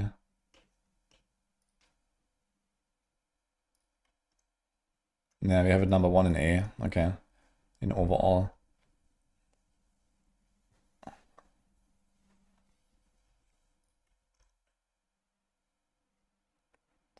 Yeah, the reason is this actually. I think for this season we made like basically our like overall endgame tier list is largely determined by like the sum of these factors, and then a bunch of other stuff. But we made like an extra requirement this season. Like the build didn't actually get worse, but we made the requirement for S tier that it needs to have 5 embossing. It needs to have 5 and then like high everything else kind of. And since it doesn't have the 5 embossing, it's we put it at the top of A. So that's kind of what happened there with Death Trap.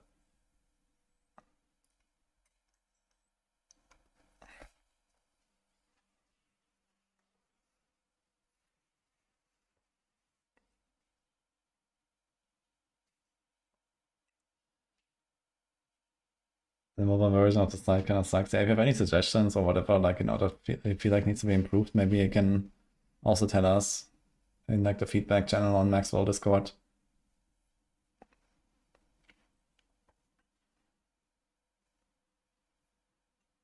And current list on Maxroll is what you can expect for season 12. Yes.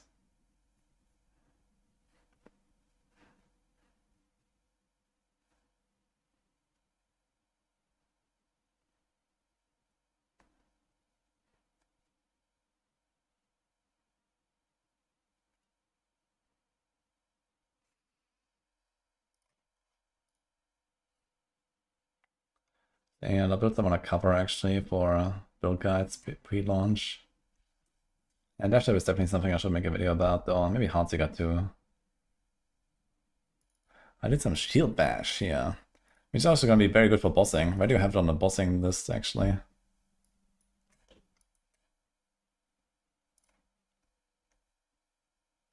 It's actually pretty high up, yeah.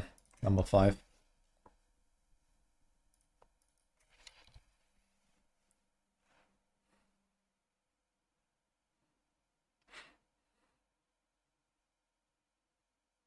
Mm-hmm.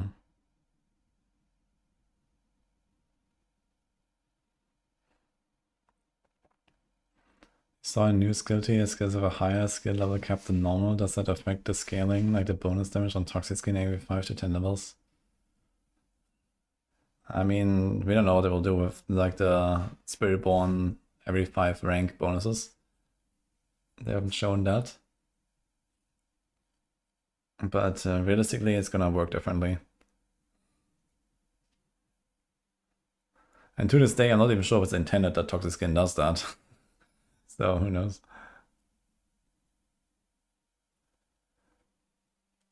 Sure, we discussed this before. How do you think Water class will end up on tier lists? Well, we don't know. But I don't know, if you take like an educated guess, then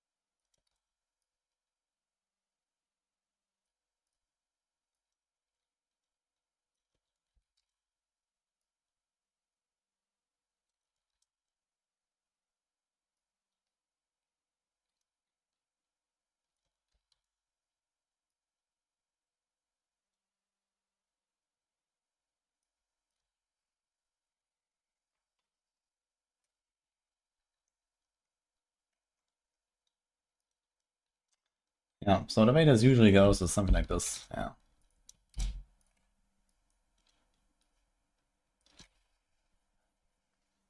But we'll see. Hope you like my little mock-up here.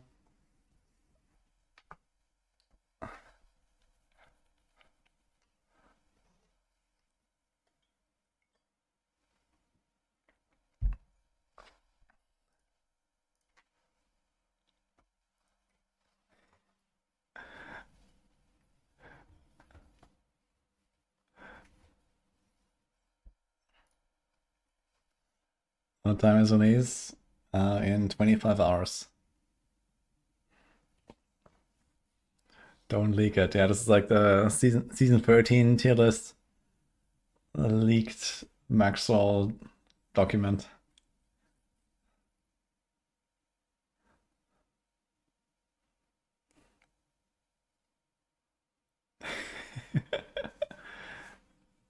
Was Sophie playable in season 12? Yeah, Crackle build is very good. But besides that, I wouldn't recommend much. It was the opposite. People will cry for paying to play a dogshit class.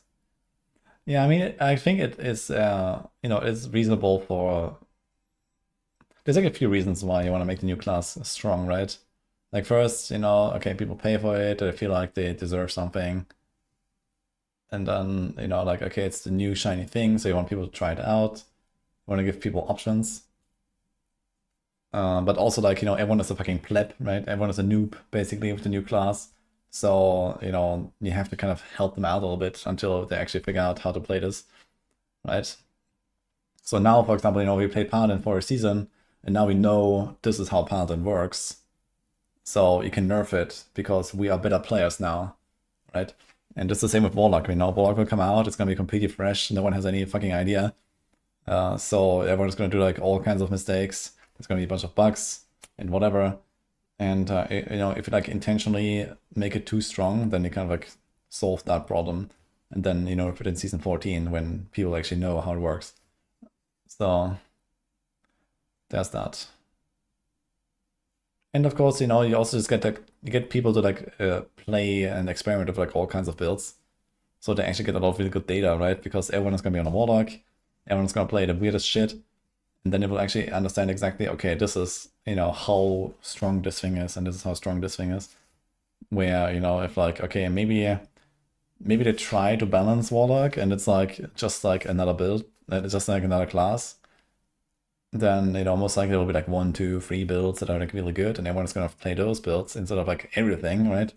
If you make the entire class OP, then you get a lot better, like a much better picture over the entire class and not just like a few top builds that people are flocking to. Enjoy your Warlock Castle Cliff. Yeah, exactly. That's it. That's what's gonna happen.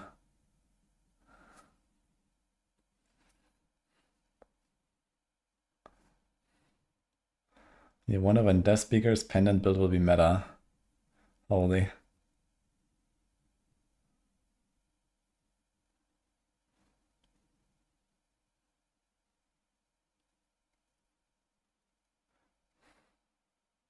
There's nothing more frustrating to play a new class than a new class feels bad. PoE2 has this problem. Yeah, in PoE2 they are generally making the new stuff a little bit more powerful than the rest, but not as ridiculous as Blizzard does it, right? Like Blizzard is just like no shame castle, right? And the GG guys, they're actually trying to make a good game for everyone, for like all the classes. And they are like much better at balancing and stuff like that than Blizzard is. And so they use that, but they still kind of like put a little bit extra on the new class. For the same reasons I imagine, it's kind of the same thing. It's like, okay, it's like new, people have no clue. It kind of gives them like a bit of a bonus, basically. So that, you nerf it later when people have actually figured out stuff.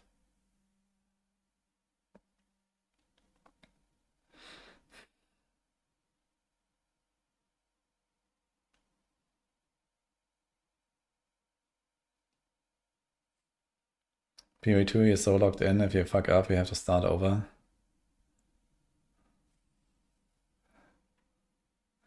Unpopular take, but I like the Blizzard approach more. Yeah, I mean, I think it's fine for, some builds to be stronger than others and this kind of stuff. This is kind of how it works, right? You never achieve perfect balance, and this is okay. You just need to make sure that you don't, like, actively feel bad for playing something else, right? Like, if you compare, like, like, imagine they had Torrent 5 and all the stuff that we're getting now last season, right? Where, Paladin was, like, so much ahead of everything else. And like the Paladins would have been face rolling, even with bloodstained sigils and whatever, or the blood-soaked sigils. And like some classes like barely even complete them. So like you need to avoid that sort of scenario where a class is literally just like 100 times stronger or something. And yeah, I guess you have like the general problem that the other classes just don't have like a lot of diversity right now. There's like 1 or 2 good builds, 3 good builds on a class. If you include Barb has like a few. But all the others have like 1 build, and Paladin has like 10. It's like more than the other classes combined. So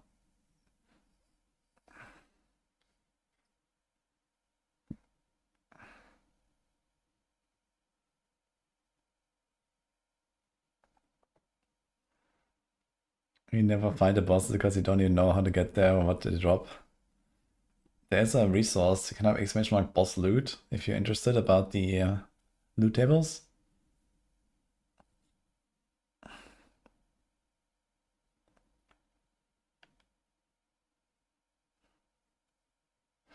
And they drop uniques. And uniques are kind of like very powerful, like power boosts basically for your character. So you go from like, you start out leveling, you get like rares, then you get legendaries, and then you get uniques, and then later get mythics. So there's a kind of like a rarity progression and a power progression, basically. And most of the uniques come from the bosses.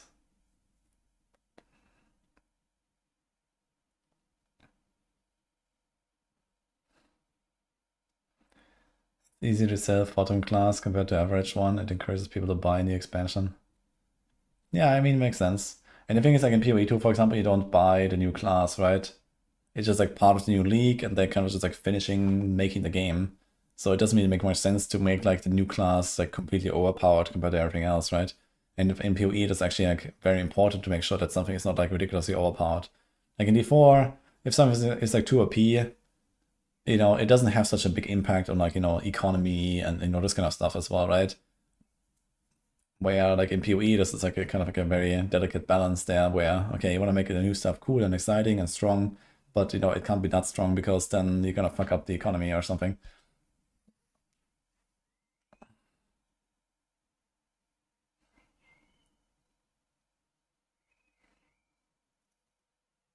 PoE 2 does it with stash tabs. Dude, what would I give to buy stash tabs in D4, man? Take my money.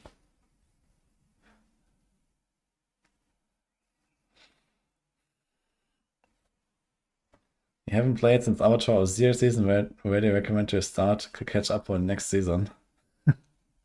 Oh boy. Welcome back. I mean, I have a bunch of videos about like patch notes overview and stuff, but I guess that might kind of like fly over your head if you don't know anything about anything at all.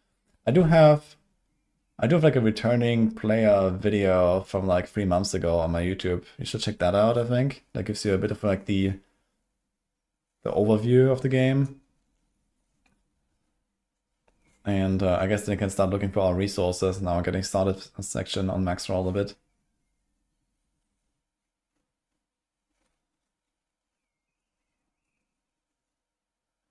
You haven't played D4 since as of Hated expansion. Is it time to come back? Well, the time to come back was like 2 seasons ago.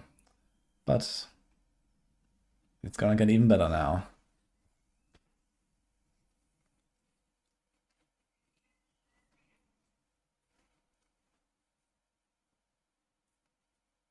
Warlock is in April, run this. Haven't played D4 since yesterday. Where should I start? Same, actually. Where should I start? What should I start?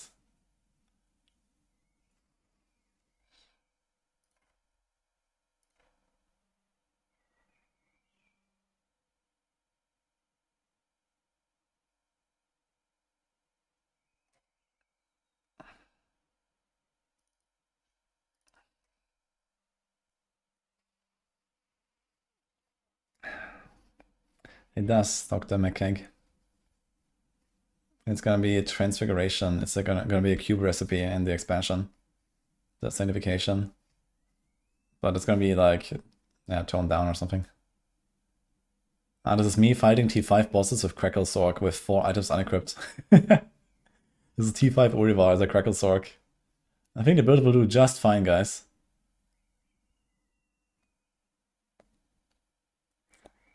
But I removed too much items and I was too squishy to actually like really try it. I think at some point I actually equipped the real gear, right?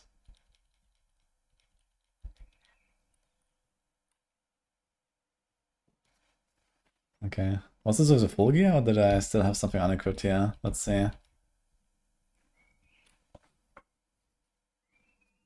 No, I still have like no chest equipped, it seems, and stuff. What am I doing?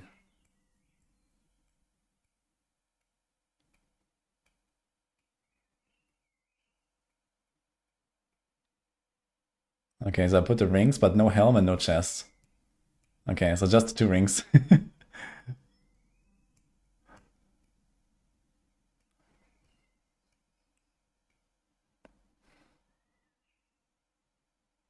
I'm going to play tomorrow. I'll start with Wing Strikes, Paladin.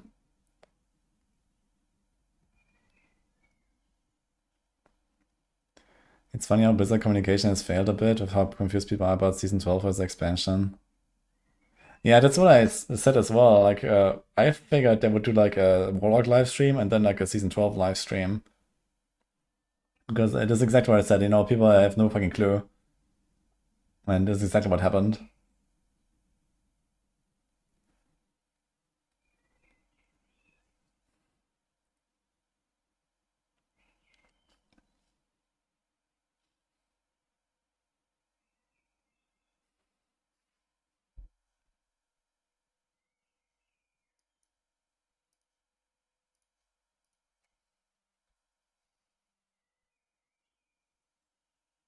It's because Adam left.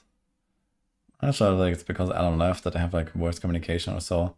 I mean, to be honest, they have been doing like a pretty good job with like, you know, the reveal trailers, the like seasonal trailers, this kind of stuff. So this has really been like amping up lately, actually.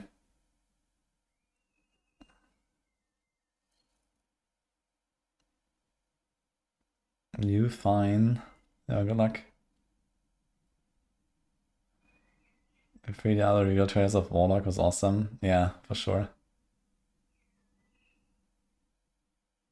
The campfire stuff is much better now. Yeah, I agree with that as well. Yeah, like the season stuff, it's actually like, you know, it's like shorter, not so much like blah blah. And it just like feels better, right? You have like a nice trailer, it has some music, it shows some cool scenes and whatever, and it just feels a bit more exciting. And I mean, they're also just like doing a better job with the seasons and the expansion now coming. Like, it's gonna be really cool.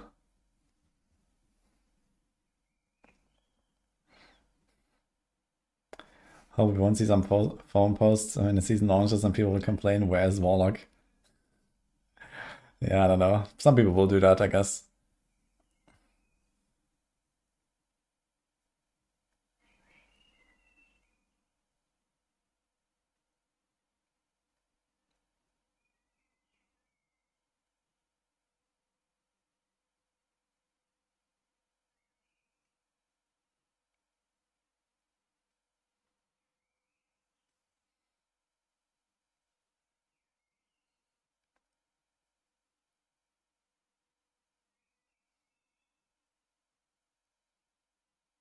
Organizing stories is my favorite part of playing RPGs. Oh man. Are you also advocating for less stash space or what? Think tower will be more fun to push the season without sanctification? I don't know. The tower still needs like just like gameplay updates that make it more fun, you know? That's a bigger problem. Like the tower is like just like moderately fun to do for a little bit and then you just kind of don't want to do more of it. And at least previously there was like this like very long progression and it kind of felt like I was working towards something for like the entire season and that was kind of cool. It was definitely kind of too long of a grind, I think. You know, I think I spent like over 300 hours min-maxing my Judgement Paladin or something. to try to get to rank 1 and stuff. And that is like a bit too long, I guess. But maybe if it was like half of that, maybe for like the absolute Giga min max, that would be fine.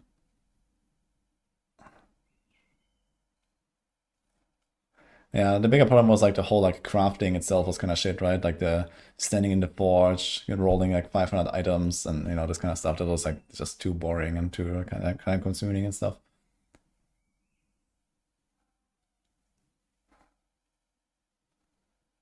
Has Blizzard mentioned any news on official SSF modes for D4? Yeah, they said they're gonna finish the tower and then finish SSF. But they are working on SSF. It's in the works.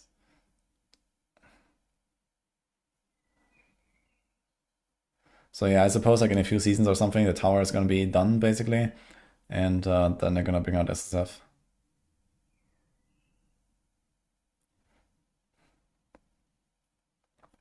What's the leveling strat tomorrow? It will be... I'll do campaign, Vessel Pater campaign until like 15 or something, and then we'll see how good the kill streaks are. And if they're good, then I'll go Helltide and PvP zone. You're almost positive they're cooking an additional expansion for the game, if not more. Yeah, I mean, they're absolutely working on like expansion 3 already, and maybe expansion 4 already, so at least like early concepts and whatever, you know, are surely done.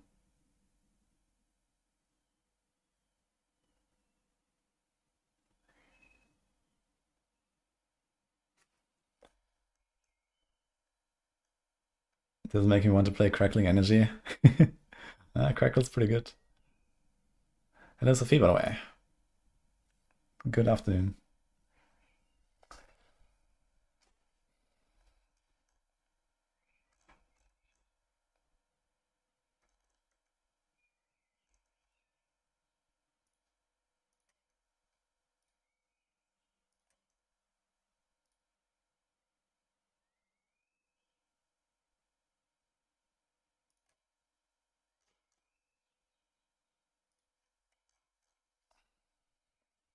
I thought the leaderboard came down to whether they had all the mythic things or not.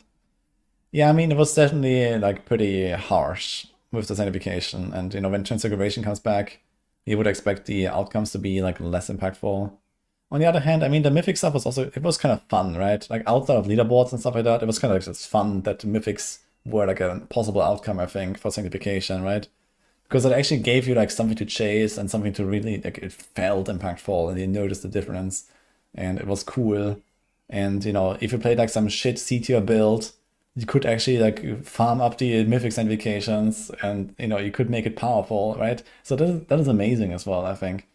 So outside of like the whole competition, but yeah, it was kind of like too much, I guess, you know, as I said, you know, it took me like 300 hours or something to like min-max my Paladin. And that was with like very efficient gameplay with the Goblin event, you know, all this kind of bullshit. You know, the Opticite bugs. Like, imagine we didn't have like infinite Opticite. Like, this wouldn't even be possible, right? So, yeah, in that case, yeah. If like, you know, the time it takes to like nearly perfect a build is like somewhere in the like 100 to 150 hours range, I think that would be the best. So, you know, for example, looking at expansion, if it takes me like, let's say 50 hours to get to Torment 12, and then I have like another maybe 50 to 100 hours to like, you know, Giga min max, I think that would be fine. So that's like something that I think would be perfect.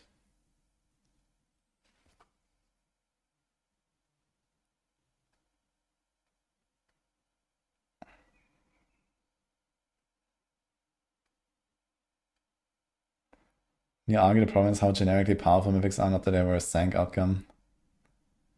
Yeah, I mean, we do have like partially like just generic mythics and partially like interesting mythics, right? Like Andarius, for example, is like, you know, it's an item that probably deserves mythic status, but it's like so weird and niche that we don't even know if a build exists for it now. And then there's like Shroud that you just like slap on any build and that's it, right? So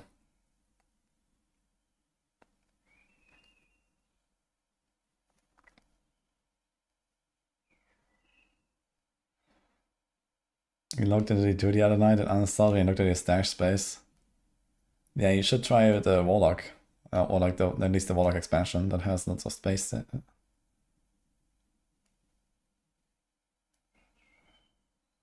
Isn't it weird releasing expansion mid-season? Yeah, I find it weird, but luckily they're not doing that.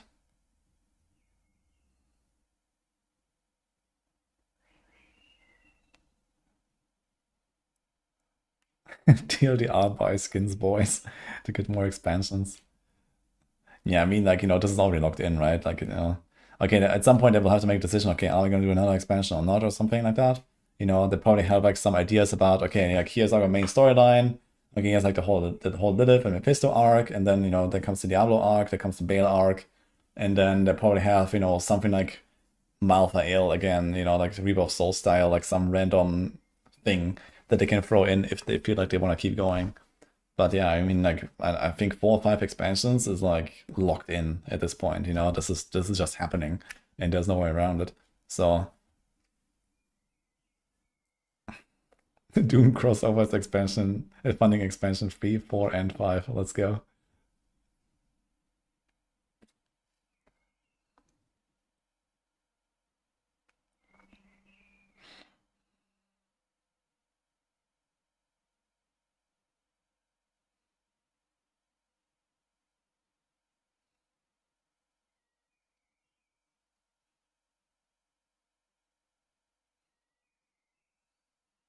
Doom may give me an actual reason to use coins if the skins aren't insanely pricey.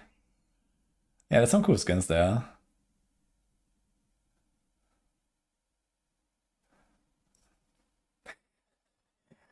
Big D looking.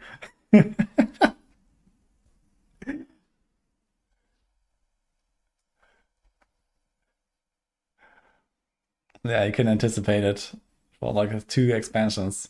Are you looking forward to that, Death Bunny?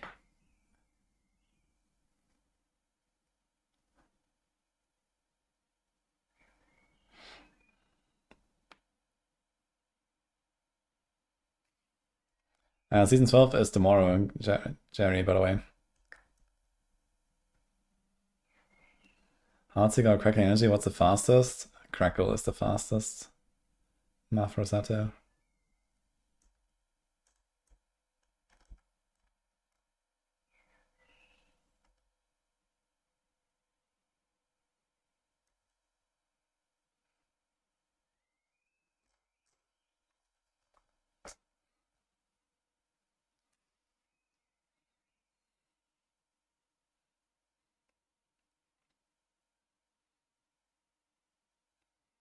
Diablo and Baal are still left, not even explored.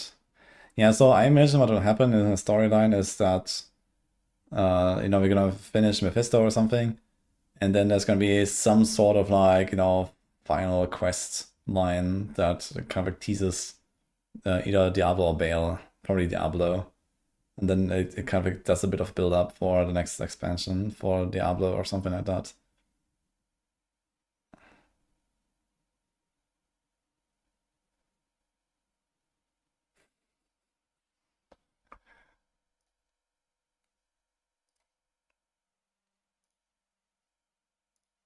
Okay, this one ended.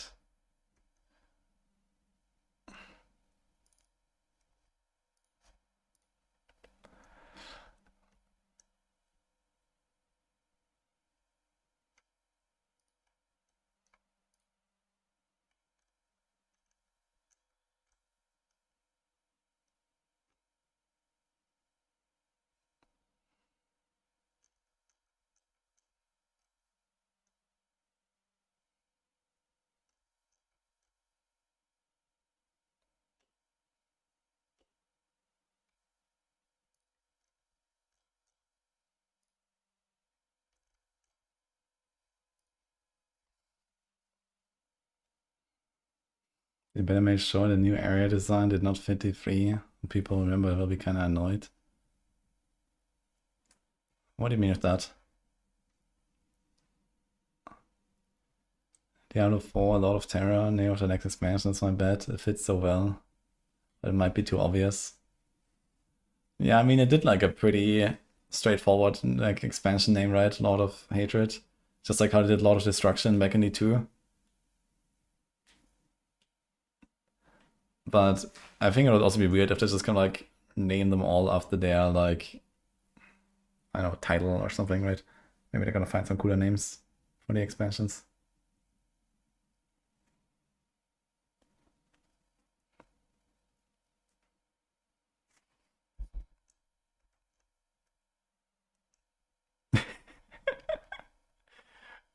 I just saw that absolutely smile. Big D still on vacation. Okay, unlucky, I guess. Nerel dies in Lord of Hatred Rage. Yeah, I pray for that too, man. Actually.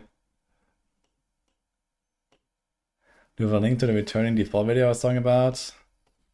Let me try to find it. I mean, it was from like before season 11, but yeah, here. It's like a few months ago, basically, so it gives a bit of an idea. He's like the returning player video. I'm planning to do something like that again when expansion comes out, I guess. So that was probably kind of nice. How many people actually watch this?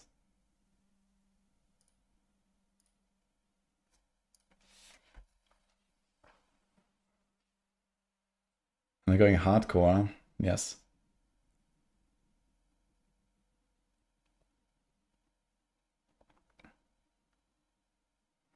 The new expansion area was cut 43 for not playing the free design. Ah. Yeah, okay, I mean, that was like, you know, over a decade ago or whatever, so.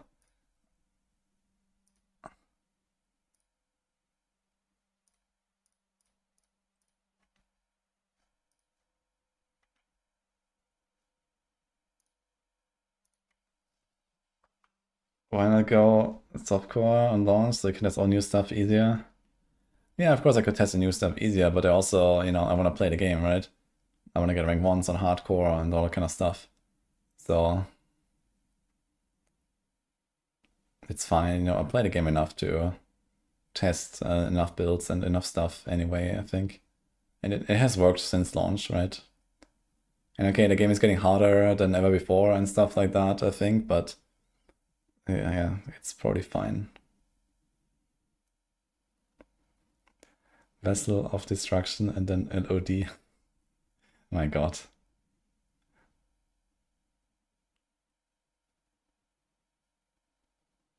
Going to solo level this season?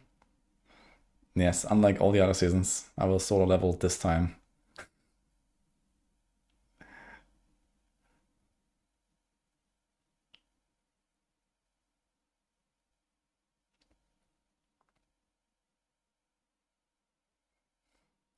Bail before Diablo.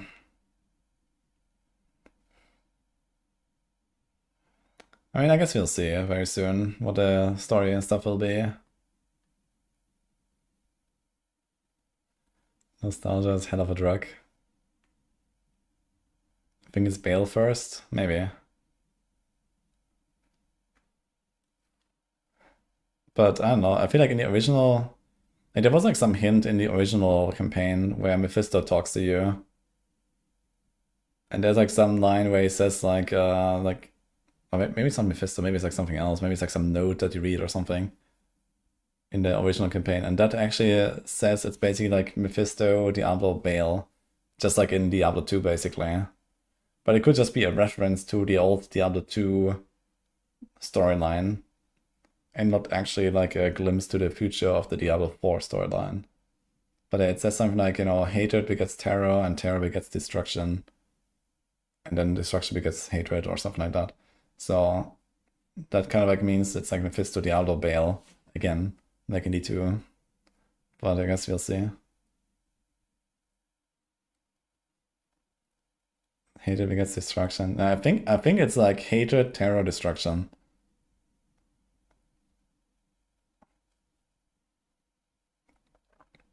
Maybe I got mixed up, but I'm pretty sure it was this. Because this guy got me thinking, okay, like, I'm gonna put like Diablo in at some point, a few expansions in, and then they're gonna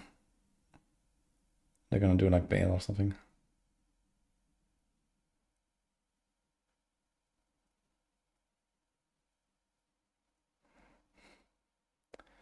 I don't get why we can't have SSF even without Purple Tower, just give me what we have now, but if SSF. Yeah, because SSF is like a, you know, pretty big, like, restructuring of how the entire game works, right? So it's not just, okay, turn on SSF and that's it. There's like a lot more attached to that, you know? How do you actually handle having characters in SSF and not SSF? Like, what do you do about the servers? What do you do about, you know, like UI? What do you do about, like, you know, all kinds of like weird shenanigans you can do with groups and invites and, I don't know, even achievements? How do you display people on the leaderboard or not? Or how do you handle the stash, the materials, the paragon? You know, there's like a lot of stuff that goes into this. So I could imagine this actually it's not that easy to do suddenly. Especially if the game wasn't like made with that idea in mind in the first place. And you have to like retroactively like, you know, shove SSF in there basically.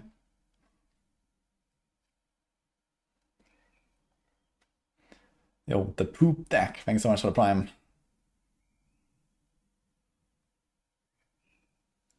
People have never devved a thing in their life, just do it. Yeah.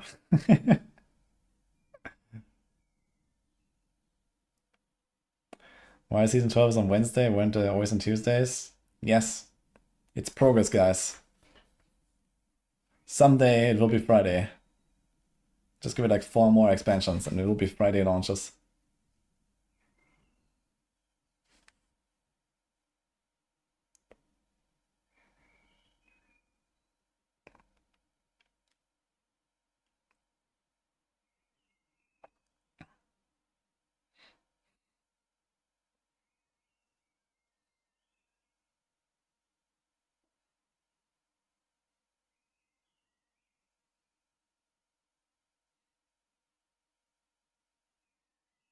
Paladin was Friday and people lost their minds. There's no winning.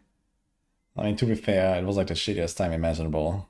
It was like, I don't know, late evening for NA and like, I don't know, what is it, like 6 a.m. or something, or 5 a.m. for EU? Like, holy shit. And then they also delayed it, right? I think there was also like something where we waited a bit longer. It's earlier in the day tomorrow. Outside of US, it's like an hour earlier, yeah. I think US has switched their time already. So normally it's like, I think 7 p.m. CET, and now it's 6 p.m. CET tomorrow.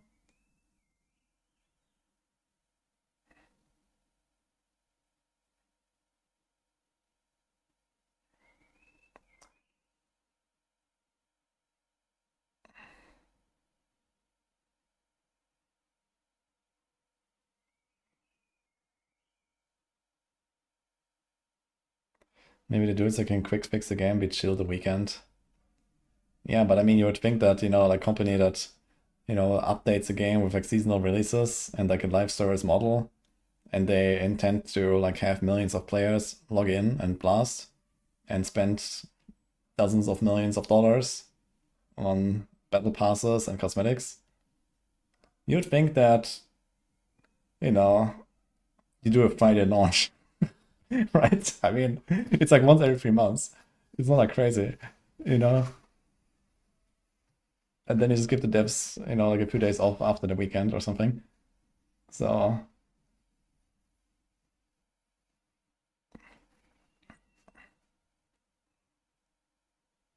that's probably a real reason we don't know. Yeah, I don't know.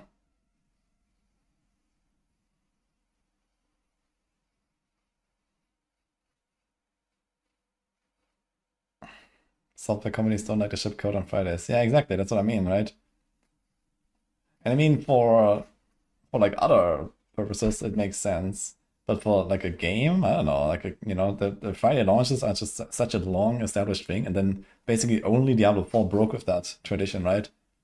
The free launches were on Friday, PoE launches are on Friday, you know, Torchlight is on Friday, everything's on Friday. And then you have like random Tuesday on like not just that, but Diablo 4 when it originally came out was on Friday as well. Like the 4 days early access that started on Friday. So, you know, they did it right once.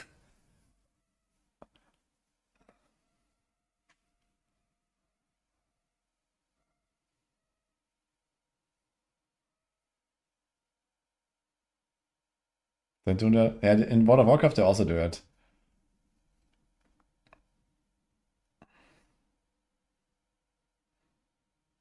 But the thing is that, you know, in World of Warcraft you have like less of a reason to like log in day one and just Giga Blast, right? Because in World of Warcraft everything's like weekly, so it doesn't really matter. But you know, that's not the case in RPGs. You know, like the game launches, you know, the season starts, and you log in and you blast, right? That's it. So it's like very different, and having the ability to like, you know, play the weekend and all that kind of stuff, that's huge, of course, you know, for people. So like in WoW, this doesn't matter. You can invest the time whenever you want during a week. But here, like being there at the start is very important.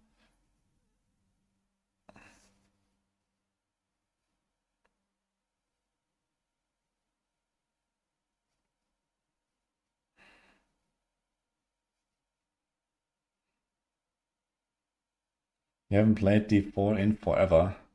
Time to log in.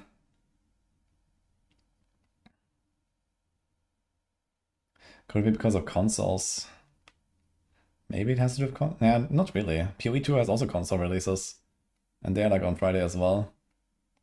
So that's not the reason. I'll log in, Death Bunny.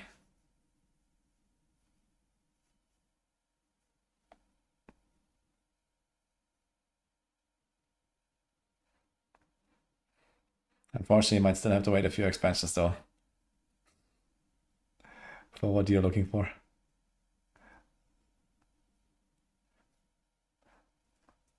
You have to release any information on the new builds. Yes. In fact, I have released so much information that we made 100 updated build guides for you on Maxroll. Enjoy.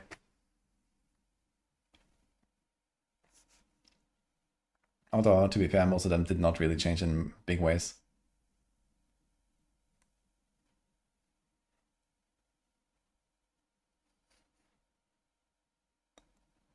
Do I work for Maxroll as a contractor type situation? Well, I won't like explain like all the details about my contract, but I am the director of the Diablo branch on Maxroll.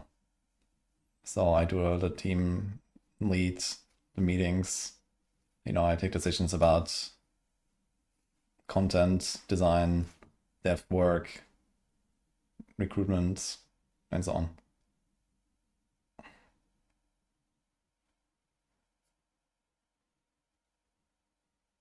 Yeah, like the build guides is actually kind of like the small part for me for my Maxwell work. I do have a lot of build guides actually, since when Paladin came out, you know, I was writing like a lot of the Paladin guides. But yeah, now we kind of like, you know, started redistributing stuff away from me and so on. So, and you know, for example, for the expansion, I will be on Warlock now, so I'll do that. And by then I will probably not really handle all of the Paladin stuff. I might keep like a few of my favorites or something, so obviously.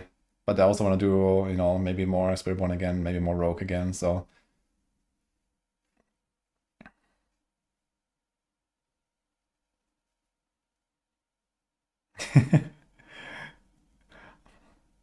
Yeah, maybe we should do it instead of slacking on stream ignition.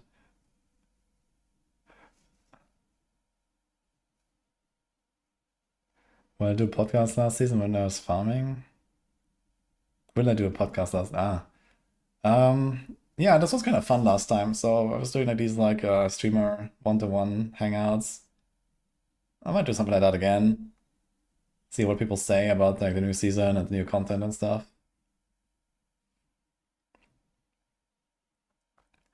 Moody's a main jumper, Rouge, Spiritborn, Pala, Warlock. I mean, it mostly has to do with the fact that you know, I have the time and the experience to like, you know, jump into a new class more easily than most others, I think. And you know, like the capacity to like, you know, actually just kind of like sit down, like fearcraft the shit out of it, learn every single detail by heart, and then actually write the guides. Like it's very different when you just update a build that, you know, is already like fully figured out for like a season, or when like a new class comes out and, you know, you have to like learn everything, right? So that is mostly it. Like, I think long term, I'm not sure if they're gonna stick to Warlock, for example, you know? Warlock is cool, and there's probably gonna be like a few of my like kind of like favorites there, but I don't think I'm gonna be like a Warlock main or something like that.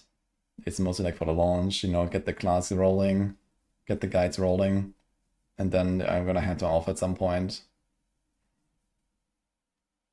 And this is kind of like how I did it with Spiritborn as well. That's kind of how I did it with Paladin, or how it will go.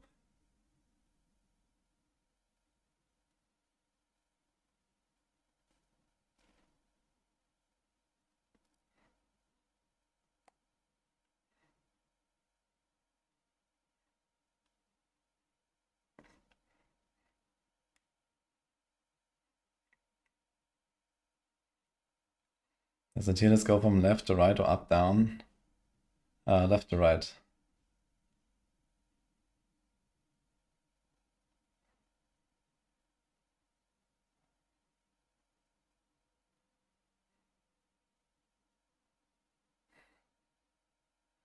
You're working on at least one build you're planning.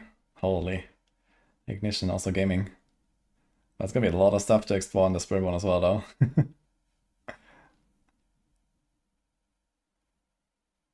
If someone only played Necro for 2 years, like Macro, that would go insane. You need to play multiple classes. Yeah, so previously on Maxroll we had usually like, you know, one class per person kind of deal, and then we had like maybe 2 or 3 people per class. So right now we have 20 people on the Maxroll team on D4, split across 7 classes. So yeah, it's like roughly 3 people per class on average. Sork has only 2, Above has 4, and so on. So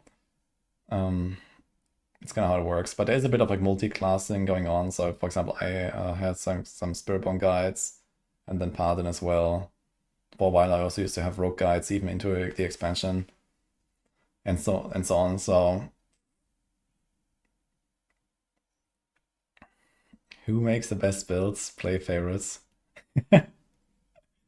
Hmm. I would say I have never been disappointed with Snail or Northvar, at least. So I can kind of blindly trust them.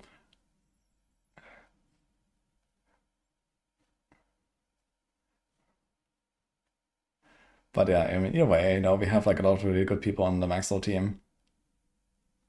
And I'm very happy about all of them. So we have a very nice setup right now.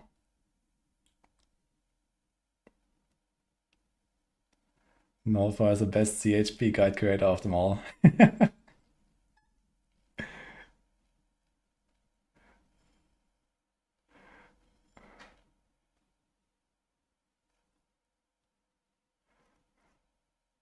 I'm telling Panda. No, I mean, I'm not saying that anyone is like doing a bad job or something.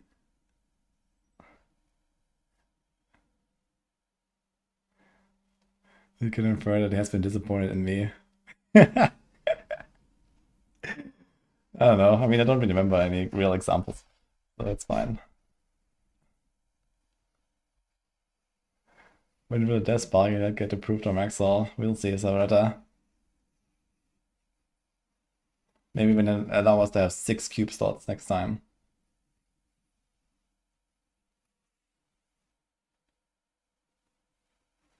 Uh-oh. When Necrobus? There's a new expansion coming next month, I heard.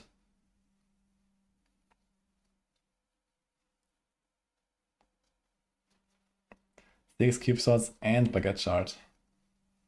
And Open Cube. And Soul Shards. Yeah. Perfect.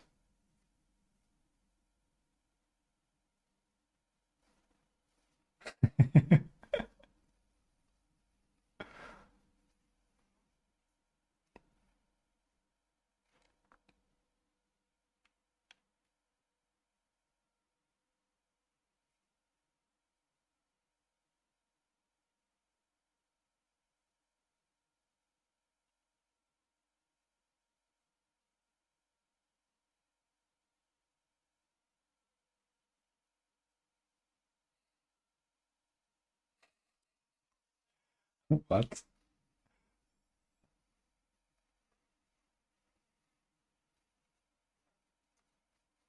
Bring a laptop to New Zealand so I can have a desk bargain pushing competition. Insane, man. Imagine if Tarzan wasn't class bound, so still can run around with druid bears. Holy.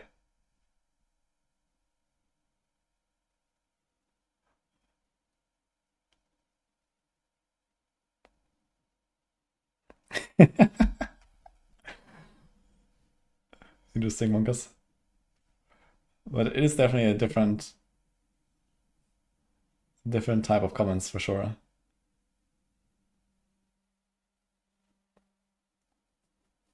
There should be a druid bear's rune. Ah. Yeah, and a rune that spawns them like the wolves. Nah, I don't know.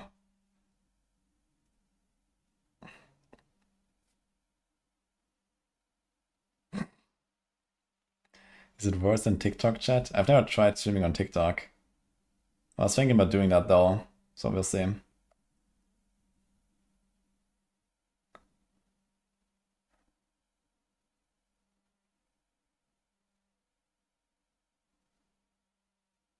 TikTok's chat? I have no idea about it actually.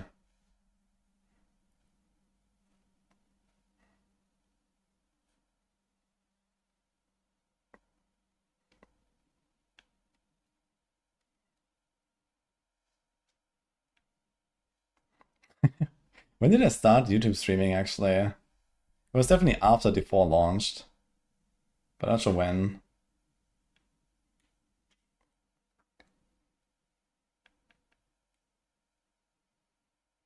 But yeah, at this point it's like actually pretty normal for me. It's been like at least over a year or more.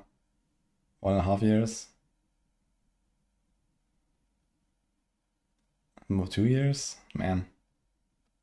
I guess I could go back and check the uploads.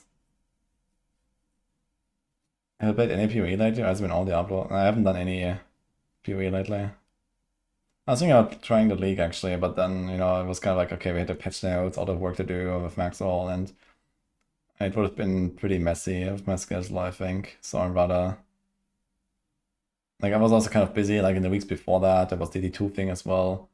And, I'd rather just, like, kind of take more time to do other stuff.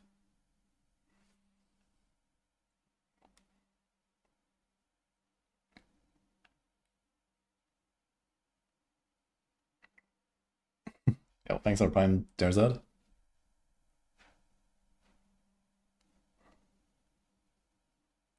You came to Twitch from watching TikToks. Yeah, maybe. I might look into it for like maybe the expansion and then we'll see. I was streaming on X for a while as well, but I was relatively scuffed. Maybe I'll try that again as well. So maybe I'm gonna do like some sort of like more professional multi-streaming setup. And then we add X and there's also a Kick now, so some of the guys actually reached out to me. So yeah, maybe we're gonna do a lot of platforms, we'll see. But the good thing is that you can actually combine chats. Yeah, the multi-chat thing, so I see YouTube. Okay, we don't have any YouTube comments lately, but there's like an icon as well. You can see from which platform they come and stuff like that, so that's kind of neat.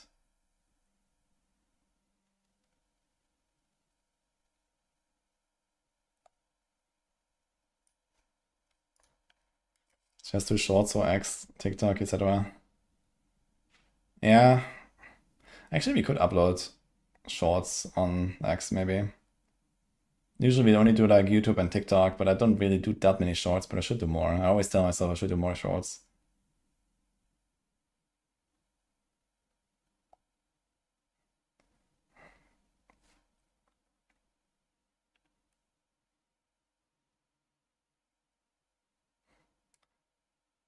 There are many classes in S tier which I will play.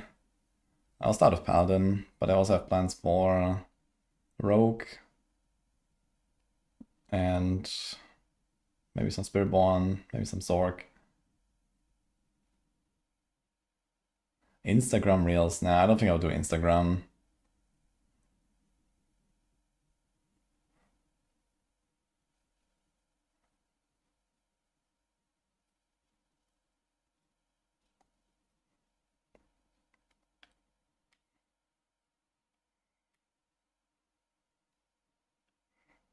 It's bits I'm looking at. Yeah, for Rogue, I want to do a Death Trap, and then I'm thinking about doing some open makeup pinch shot stuff. Not really sure how this will go, but yeah, might try.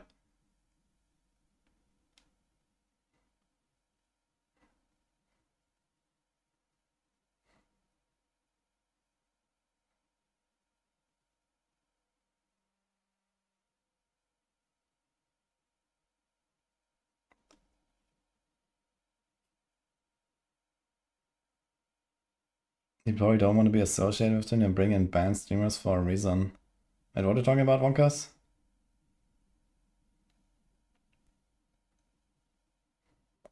Andy's songs up or way more down? I mean, Andy's songs are not very high to begin with. So it can only go one direction right now. But I will have a video on this, Chris. Kick. Okay, so I'm not sure what's going on with Kick or a controversy or something. But I don't know. I don't see like big harm in just like having it as like another multi-streaming setup, basically.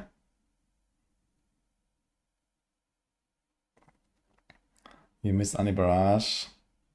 Yeah, Andy Barrage is not happening.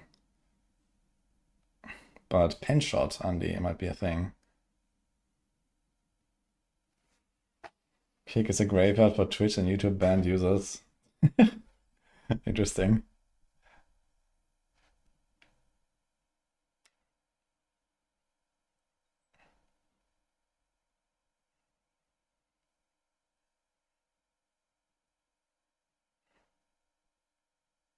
Hi, Sophie. How you doing?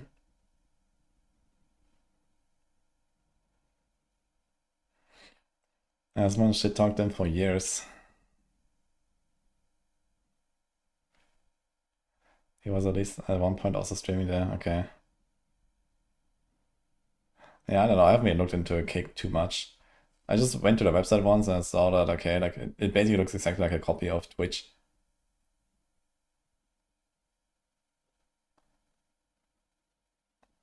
How much the final tone difficult give in terms of increased loot compared to actual T4? We have no idea, but hopefully a lot. I'm getting hyped for season 12, nice. Yeah, me too. I'm excited to log in tomorrow. Been a while.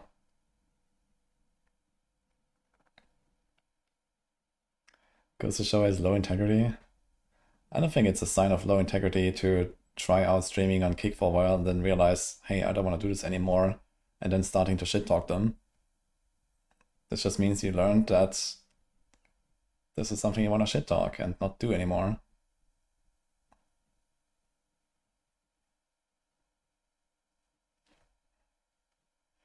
He shit talked them first. Ah, okay. Yeah, okay, that is definitely a strange move then.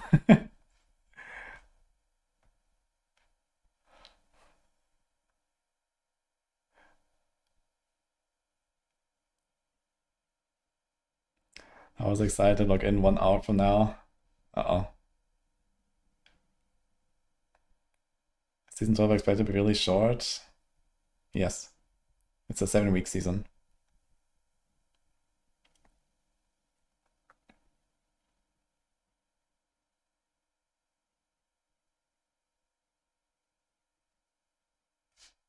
Man, it's fun to watch some Rake gameplay, I gotta say. I'm looking at the screen. There's like PDR footage right now from Rake.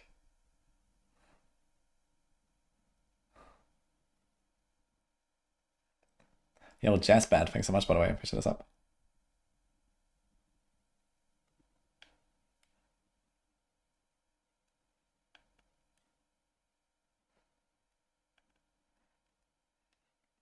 Rake always makes me think of TLI Melee. Yeah.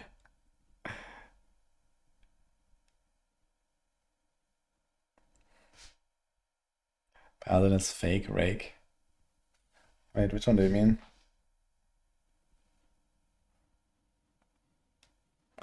What class can match the speed of a Paladin? Sorks, Rogues, Barbs, and Spiritborn, I guess.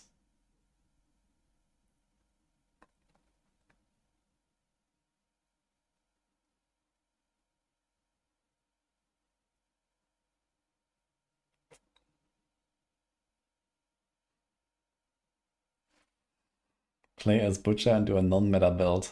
I wonder if you can like also transform into Butcher in like the pit or something, if that's the thing. If there's gonna be like a Butcher shrine or some shit. Like what about the tower? It's like a Butcher pylon. Like imagine that like part of like it could be a kind of like a innovation on like the idea of the conduit pylon from Diablo 3, right? Like in the it's just like okay, you take the pylon and then kind of stuff dies around you and you make a pull around it and stuff. But I don't know, imagine that it actually becomes like a kind of like a strategic element. Like you find the Butcher pylon and then it gives it like a 1 minute transformation and you just kind of like murder everything. But then when do you click it and so on, right? So it could be kind of an interesting strategy. PTR not working. No, PTR was like a month ago. Now I imagine it more like D4 cornered. We are so cooked. Oof.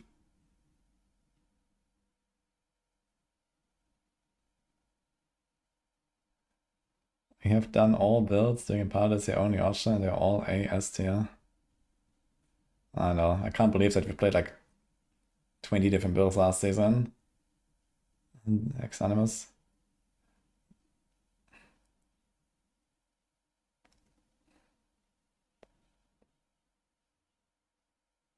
How are we in the game? Well, you can log into a live game right now and play if you want. But this is actually a video from the PTR. Give us Butcher as a companion instead of right here.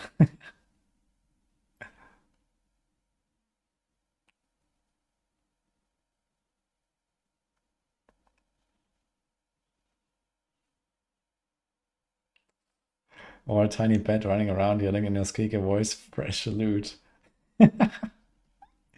That sounds cute, actually.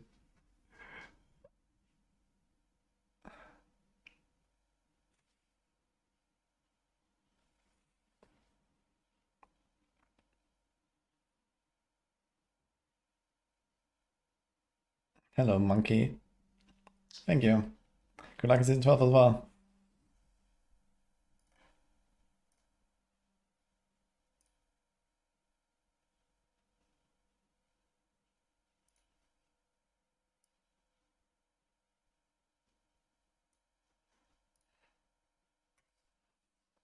Oh, another one. Yo, Chris, thank you so much for this up, man. Good luck in the season as well.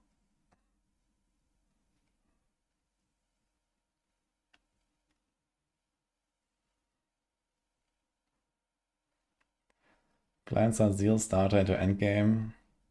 Maybe Lance build if Andariel is good. Yeah, Lance and Andariel is not a match.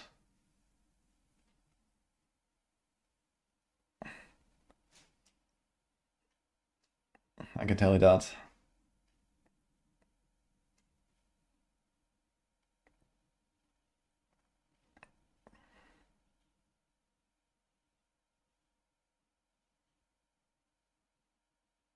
Andariel with Barrage. Ah, okay.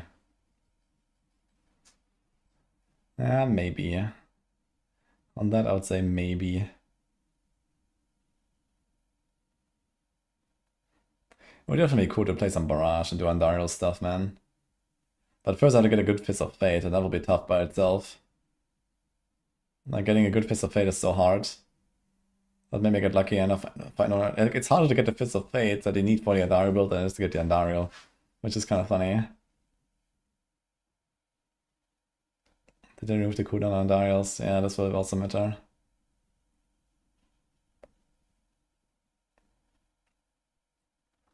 Realistically, my money is on Spiritborn when it comes to Andariel, though, because Noxious Resonance is too OP.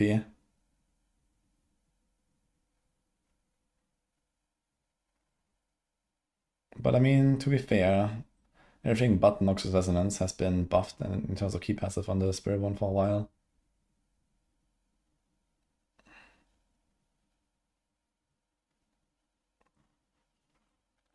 Yeah, I think that the auto open of doors is probably just like you walk into the door and then it opens and you just don't have to click it or something.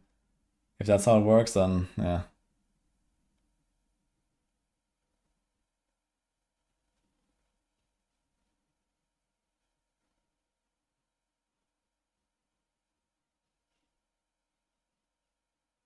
Oh, we got a raid from Beatzo. Hello. Speaking of the horse, dog stonks. Yeah, it's definitely gonna make it smoother to play.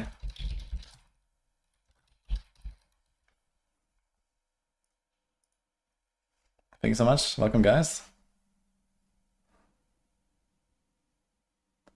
You enjoyed the interview. Oh, I'm glad to hear that. Yeah, it was fun.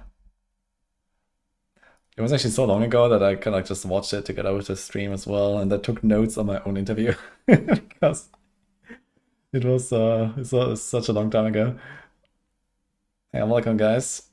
We're just chilling right now. I'm not actually playing. I just have like random PDR footage, and we're talking about tomorrow and the season and everything. So.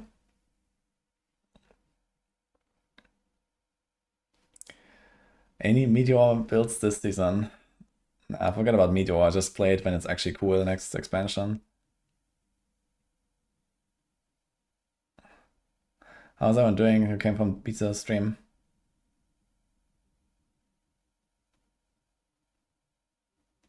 You wonder how unnerved the pit XP actually is? Yeah, I think in general XP is gonna be very fast next season. I imagine it's gonna be really quick to get to 300. Unless they like really nerfed the like Horde Butchers. Or like the kill streaks don't work at all with the like Butcher and the boss XP and stuff. Yeah, but I expect XP to be pretty fast actually.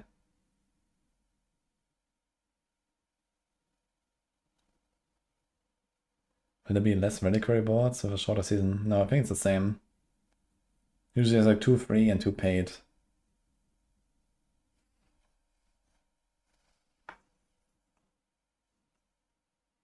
There's more? You get Doom Reliquary? Is that not like one of the 4? I know, it's like 2 of the Battle Pass, right? And then Doom is like its own thing.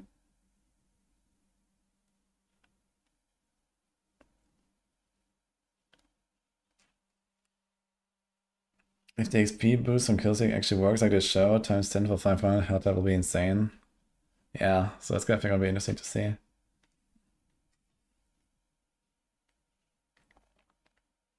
Okay, I run the next Spirit Bomb video. I don't have that much on Spirit Bomb anyway. I did like a bunch of Capeleka builds here, which is this one, and then I have Evade. You can see Evade a little bit if you want. I did record a new video guide for Evade. So Evade is gonna be like a really good build to play. It's just like melting.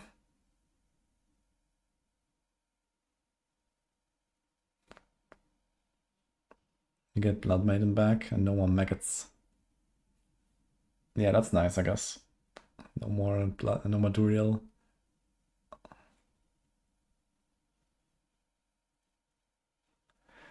Every group is sacrificing a player to play Rogue with Umber Crux. Yeah. I think this might actually be legit a strat, where people will invite a Rogue to like every single Hordes party. But we'll see.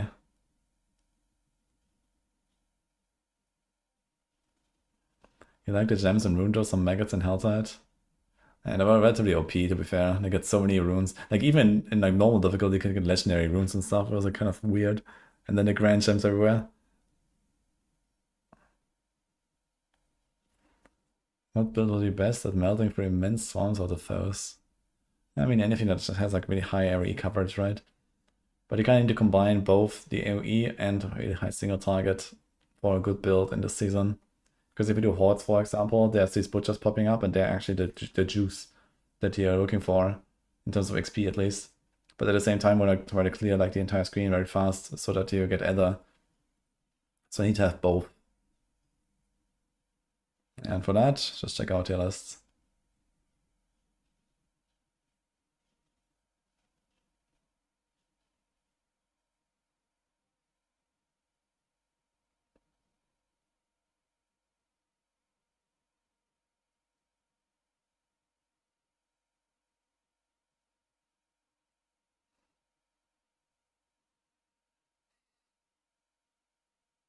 Use a Zork last season. Yeah, Cracker Zork is generally very good. It's not like the best at Hordes, but it's like generally like kind of like one of the best builds in the game. But yeah. Evade, for example, is very good. Aura is very good. Wing Strikes is very good. a bunch of stuff like Blessed Hammer. I think Blessed Hammer is gonna be a very fun speed build. I'm definitely gonna do a bunch of Blessed Hammer. I didn't play that much actually in season 11. So I'll probably do like Wing Strike, Blessed Hammer, Shield of Attribution as like my Paladin builds. I'm not sure if I will do like a lot of other stuff necessarily.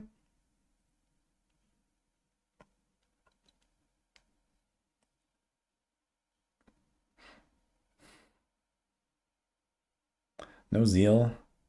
I did Zeal already, and I'm not really intending to do it again, especially with the high difficulty ceiling. Like Zeal caught up a little bit to the other builds, but for hardcore it's still like pretty rippy, I think.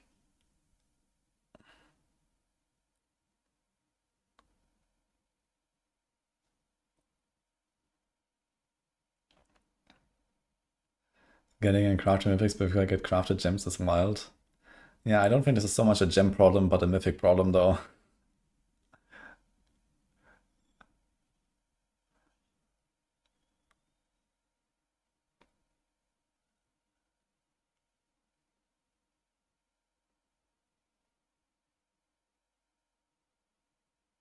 Finding grand gems in the last Maxroll event was amazing. Yeah, I did like that as well. Finding the grand gems. That was really cool. And just living off the land was super fun, actually, I gotta say.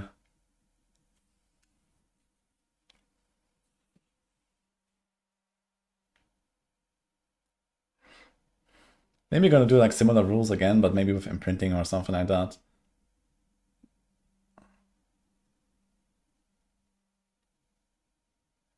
Why do you think Diablo is so big in Germany specifically?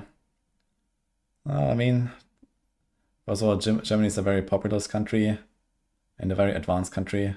So people have, like, first of all, there's many people and they have a lot of time for stuff like video games.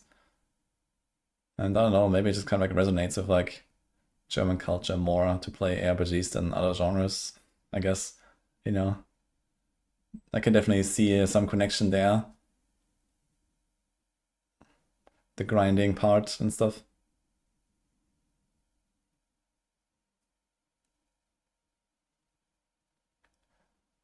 It was because Germans love in maxing and optimizing. Yeah, that too, I suppose.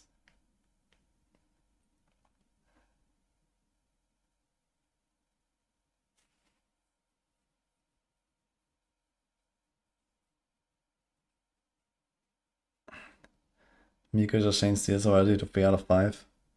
Yeah, I think he, like last season, I think he made like a one-hand and shield build for Zeal. But, yeah, I can't really do that, like when you try to squeeze out like all the damage.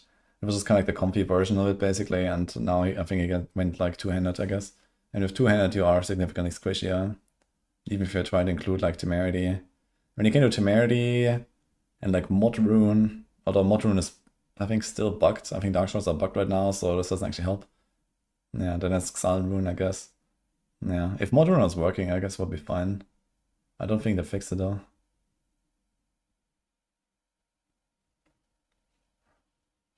Do you think that a lot of haters for Radical will work out? I mean, the idea is very good, and you know, the good thing is also it's like, you know, they can just like add more stuff to it or, you know, change it or whatever, right? So it kind of depends on like how we will manipulate items. Is that gonna be fun? And you know, like, you know, how often do we do this? Are we, for example, also allowed to get stats that don't otherwise exist with the cube? You know, it's like crafting only outcomes, basically. I guess technically there's transfiguration, but you know, it would be interesting if there were like stats they can only craft, for example, or something like that. And yeah, like it could be cool to like find the blue item and you just see, hey, this has like, you know, the stat I want, like the, you know, the thing with a GA on it. You find a blue item that has one stat with a GA or something, and then you go to the cube and you start adding stats. It sounds kind of cool. And you can have a loot filter for that as well, and you know, all this kind of stuff.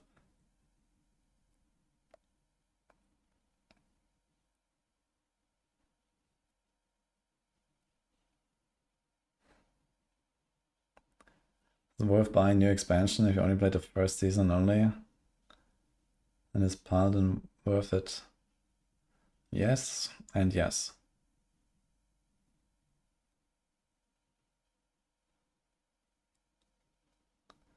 If you use 3 items to reroll the same item type, would it be the same item but with more GAs? Yeah, what you're looking for is like a recombinator.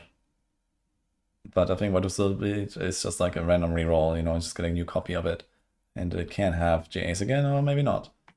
Like, who says it's even gonna stay ancestral, for example, right? Maybe you're gonna put in like 3 ancestrals and out comes like a non-ancestral, who knows?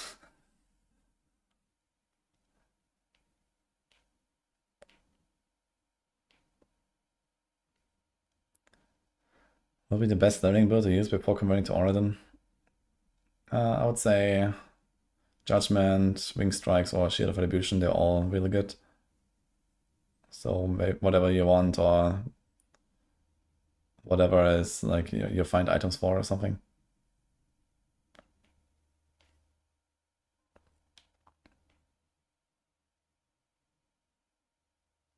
Already makes it so easy to try new builds. Yeah, it's definitely like a nice upside. I mean, in expansion, I guess it's gonna be a bit more of a struggle because there's like more things now to like, you know, put in your build. You know, now there's a talisman and all that, right? The skill tree is a lot more complex, and just kind of like setting up a build will take longer and so on. And also like farming for that build, I guess, as well.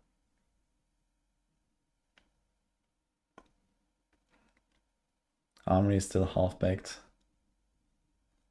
Yeah, I mean, it definitely has to be, like, it needs to have, like, you know, I think class specialization and stuff is, like, usually not there, right? Or class mechanics.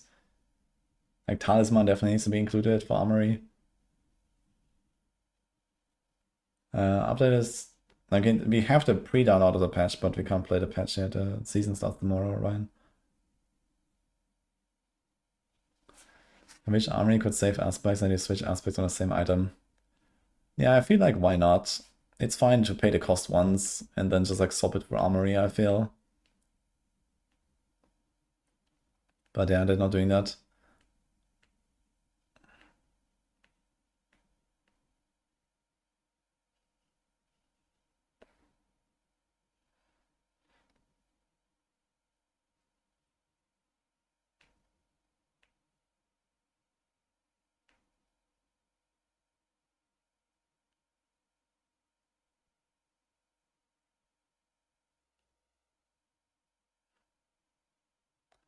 Do you know anything about fishing in expansion? Yeah, this is just gonna be like some gimmick, I suppose. They haven't really shown anything, but I don't expect much, you know, it's just gonna be like something for fun.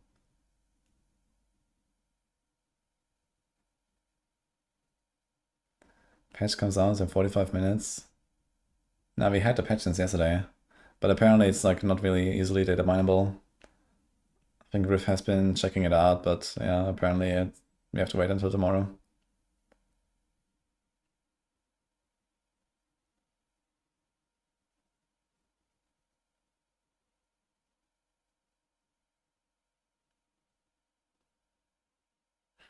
Cube is an expansion.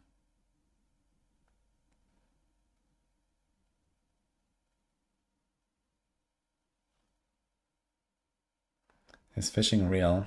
Yes.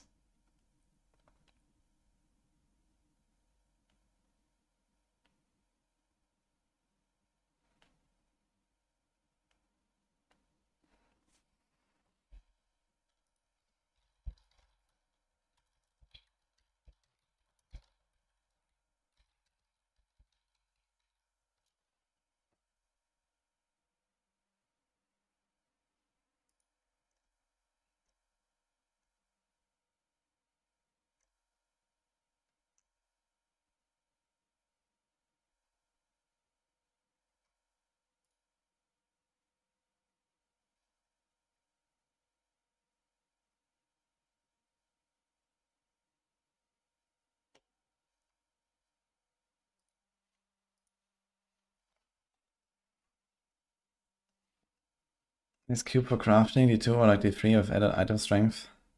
Yeah, so the cube is like basically just a D2 cube. It has like a lot of similarities to the D2 cube. And the extra powers, this is actually gonna be in the talisman. So there will be something like the kind of cube powers with unique charms animals.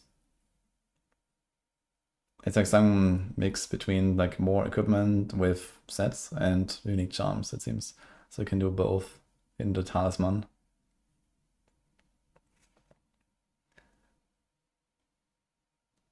Wall plants is your biggest fear? What's your fear about wall plants, Agora?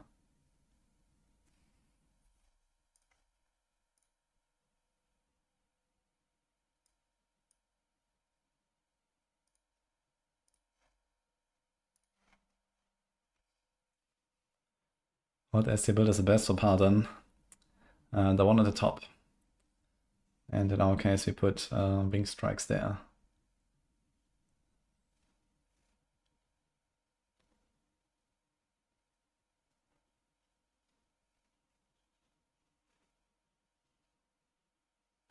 With the DLC, we get a lot of new stuff, but beside the campaign, no real content with playability. No. You get a whole new game, you die by healer, including a lot of replayability.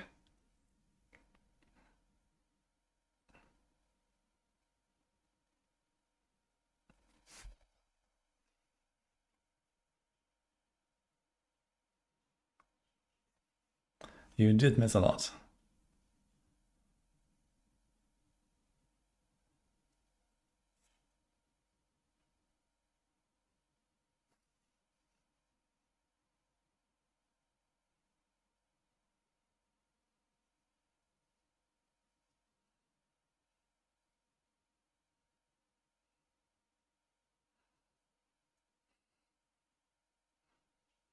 Getting new world boss with expansion? Maybe? I mean, it did add Asmodan lately. So now we have 4 world bosses. Maybe there's gonna be another one, who knows. They didn't add one in Mass of Hatred. Well, I guess technically they did now with Asmodan.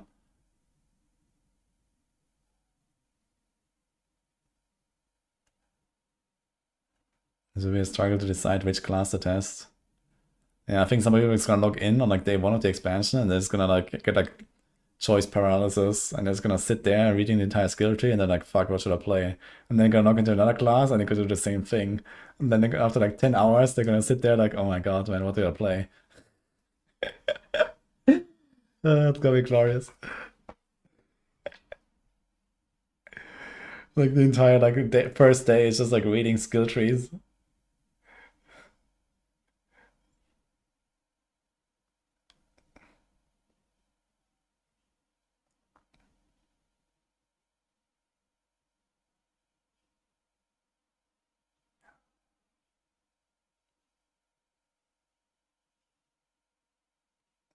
All the tier list followers in the spare on expansion launch.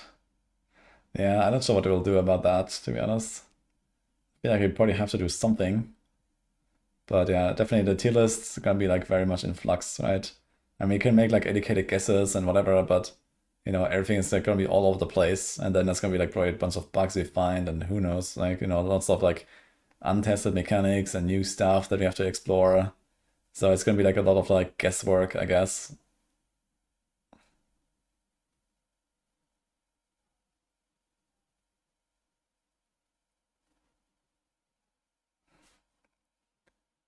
You see any chance a regular mini build can compete in Season 12 with other necro builds like Golem? I mean, the skelly mages are pretty good, I think.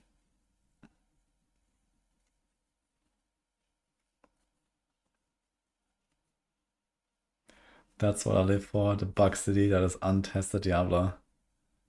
But what if it is tested and it's still buggy?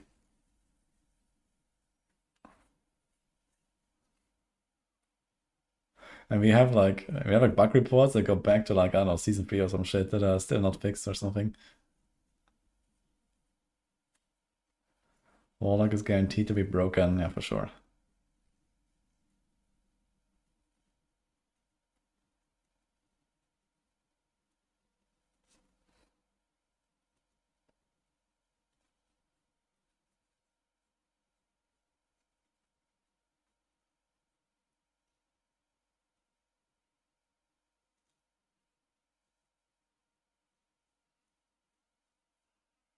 Anything important to know for Season 12 hardcore? You're gonna die.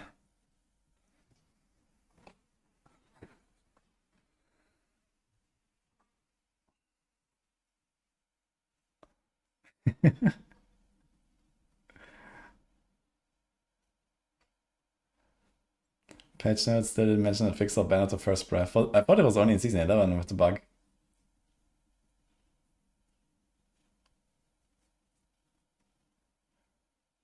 Why is Javelin only 3 and 5 in playability? Yeah, I mean, compared to like the relatively typical face roll builds of Paladin, it's definitely one of the harder ones to play, I'd say. You know, it has a lot to do with like positioning and stuff. So you need to have like a pretty good understanding of like how to move and how to move monsters and, you know, how to shotgun the bosses properly and so on. Will I go hardcore for expansion days? Yes. I mean, like, you know, world first, Uber Mephisto on hardcore. Like, what do you guys think? Of course, I'm gonna go for that.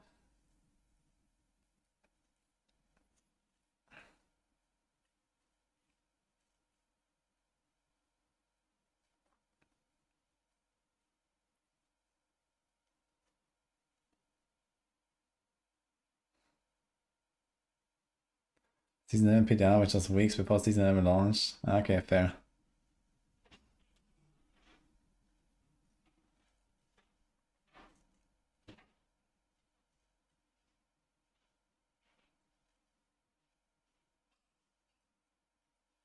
What I'm prepping for exactly? Pain and suffering mostly.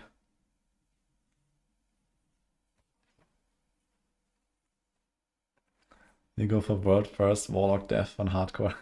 Good luck, yeah.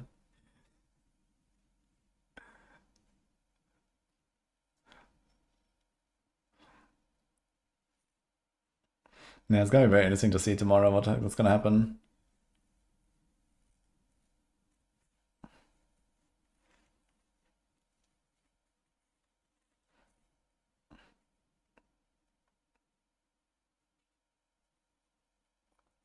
I mean, the thing is, if the bosses actually turn out to be like super hard and rippy, I mean, Paladin has a bunch of ways to cheese like boss fights with the Fortress in particular. And that's actually not a bad way to like build a character. There's also Opticide. Opticide can be kind of tough. What's the murder's opposite of defy? It's D-save, maybe? At least I have that on Discord. Yo, Pete. Thanks so much for the 12 months.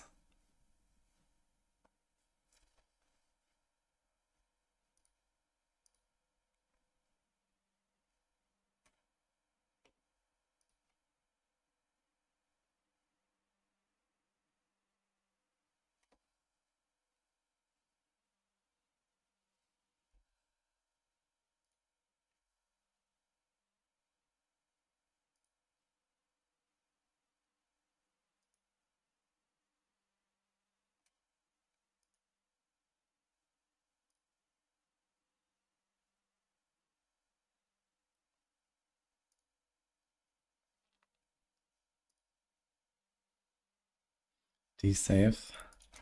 Yeah, maybe it's only a Discord. But maybe there's like an emote like that. I'm not sure where I got it from. Actually, I'm not sure.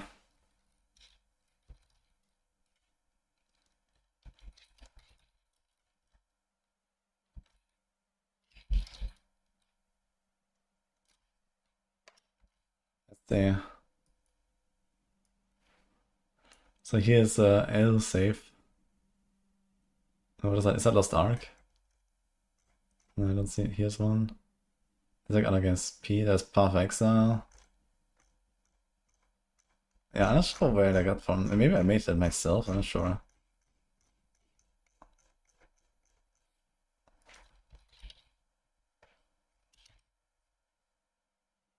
So there's this one here.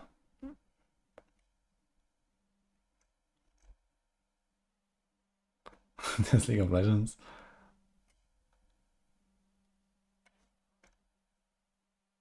There's PoE. But yeah. Wait, do I have this actually? Now we have it. Okay, perfect. That's important.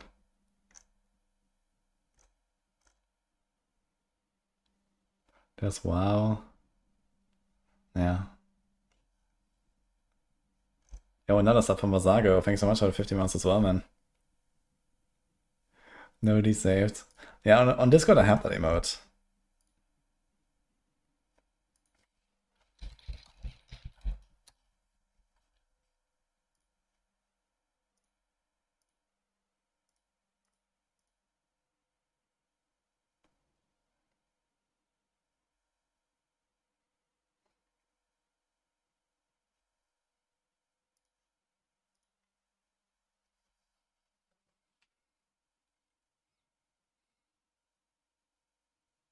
Diabloing is so perfect. Yeah, it's a great emote.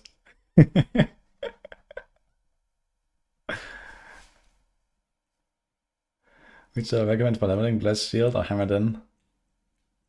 I'd say the Blessed Shield. Like if you're talking about the Thorns build. Shield of Retribution is very good. It just doesn't need anything, it just blast. I'll do Wing Strikes myself. Nothing about Dark Shroud and the patch notes. Do you know anything? No, I don't know anything. I don't think they fixed it. So, unfortunate.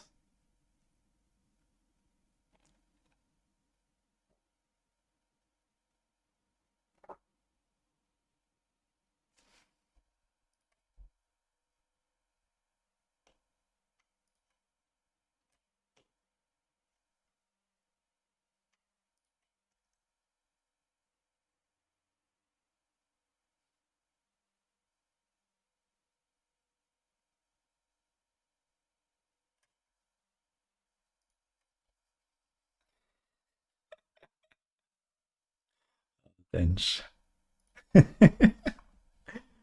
Oh god.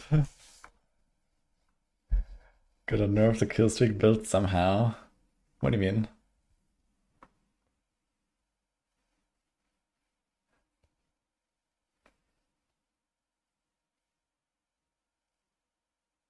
We saw Heartseeker playing Kanduras. We're gonna play just for that in hardcore.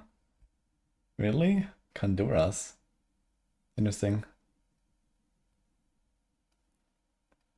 I mean, putting stuff together is relatively useful, I guess. Kanduras is a pretty strong effect, to be fair.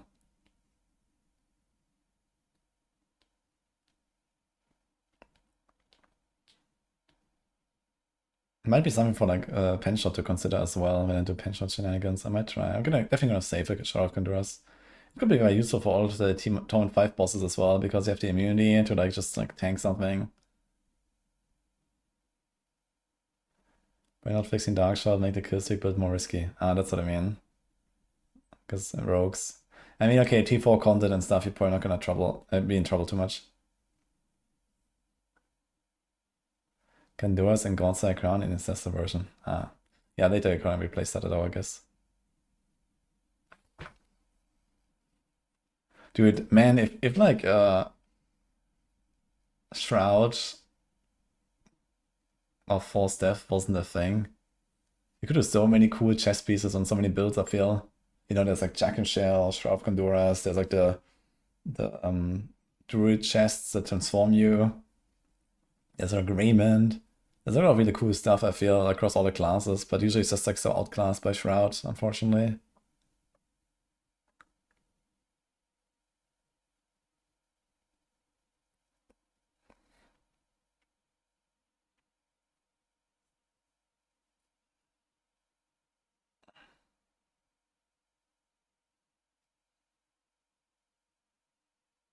God's Hazing Endurance seems like excessive amounts of pull. Yeah, that is definitely too much to get, I guess. One of them is enough, I think. It might even be a downside because you like move enemies too much.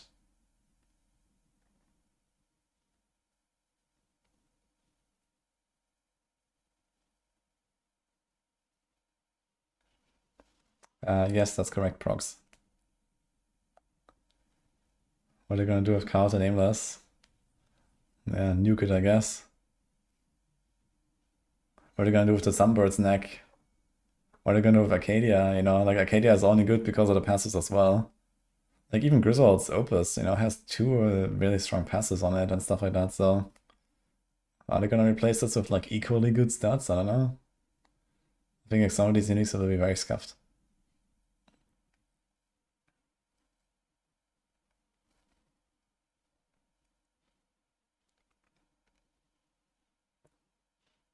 to could make it so elites no longer become unstoppable and Rogue can actually utilize the CC kit.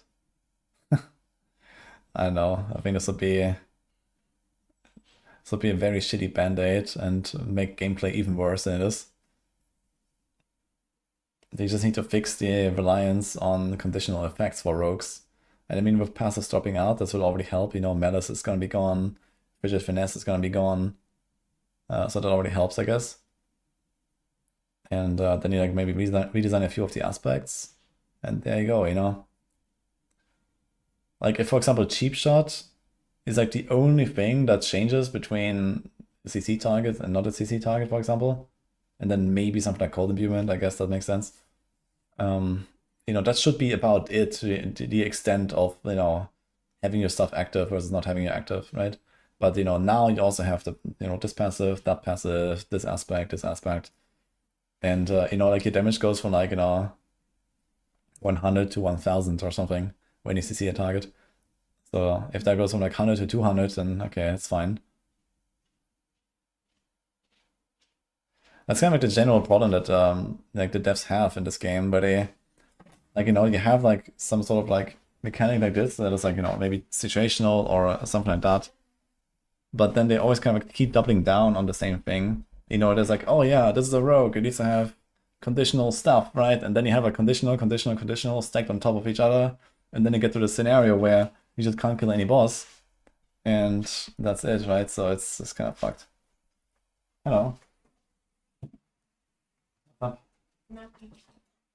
Oh, dog.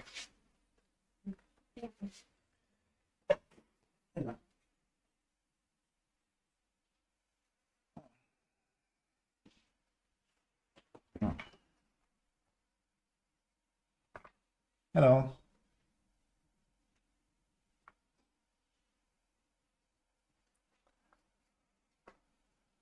They must have been ready for a long time if they have all those passes on in just to get rid of it 1 month later. Well, it's like half a year later, right? But also, I mean, the passes are relatively bland on the Paladin, right? There's not really like a lot of interesting stuff on the Paladin going on. So they're all just like 6% damage, 6% damage, 6% damage, and stuff like that. So it's like very simple. With like a few exceptions.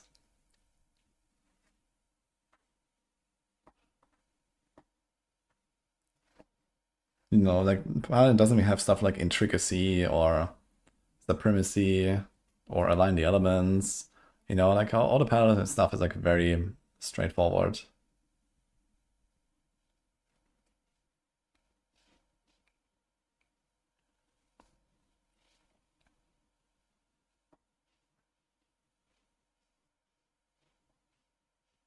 Do you know if they're going to change how this Sorg teleport works? Because it's too broken, makes all the boots that don't have 3 evade charges pointless.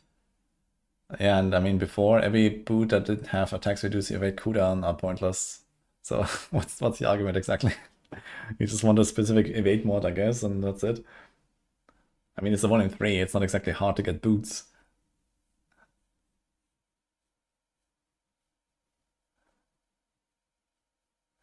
Which class needs the most work and rework done in the expansion? Boah, tough. I guess Necro. But, I mean, I don't know. There's like so much scuffed, outdated stuff on a bunch of classes, right? Like Sorg, you have like this like quadruple defensive skill problem. And like, you know, all the builds kind of feel the same. Even if you do play another build, which we don't. Yeah. Necro is just kind of messed up in many ways. Druid, I think it's just mostly like tuning problems for now. But there's at least a lot of cool potential to make nice stuff on Druid.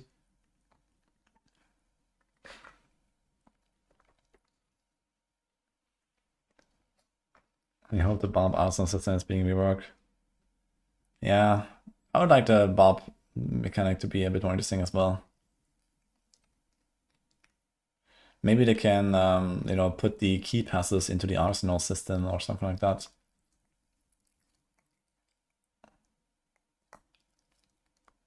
We need a Druid punch build in expansion. Let's go.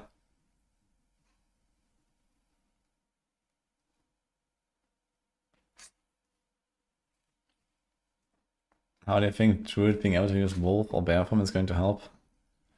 Yeah, I mean, it means that you don't have to wait until you get a Tempest Roar or Basilius to actually, you know, then swap around, like, you know, a bunch of passes on your tree and different synergies and different aspects and different Paragon boards. You know, it's kind of have a more streamlined progression now, where like you play the thing you want to play right from the start.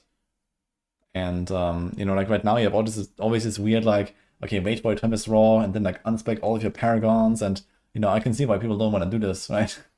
Like it's just kind of stupid. And yeah, I mean, this allows you to like also you know, like maybe make some sort of perks for these different forms. And then, you know, if you play the same skill as this form or as that form, you have this extra thing, or you have, you know, something going on for being a wolf compared to being a bear, or for being a human, right? So if there's like some actual like distinction, even if it's the same skill, but you know, I could kind of imagine this a bit like kind of like the supporting kit around it is different, right?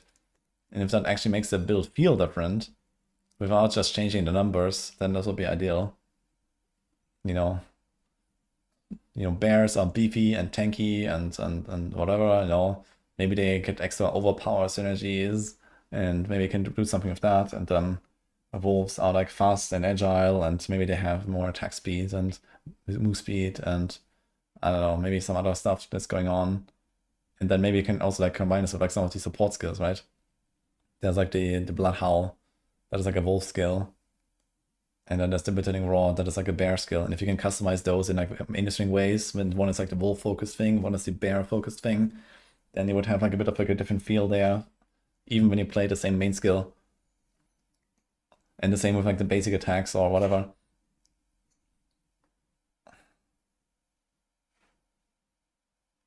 Human punches, dog smash. Yeah, human, I don't know. Human has not been a thing. Human needs to be, first of all, defined what it's gonna be for druids. But yeah, maybe there's a chance they're gonna sell their first druid cosmetic when the expansion launches. Who knows?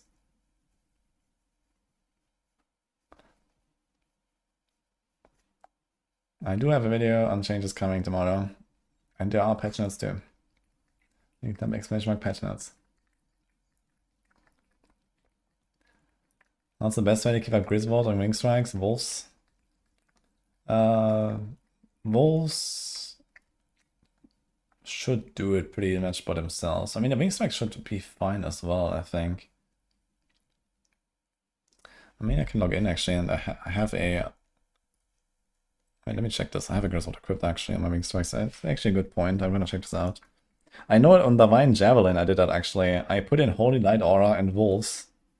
Well, for some other benefits as well, but to get Griswold actually. Else you just don't stack Griswold. Like I noticed this actually when I was looking at my footage at some point when I was playing Javelin, I was like, wait a minute, fuck.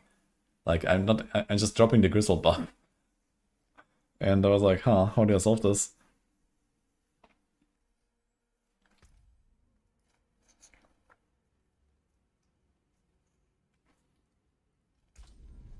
Blizzard made the best druid in WoW and didn't take anything cool from in D4.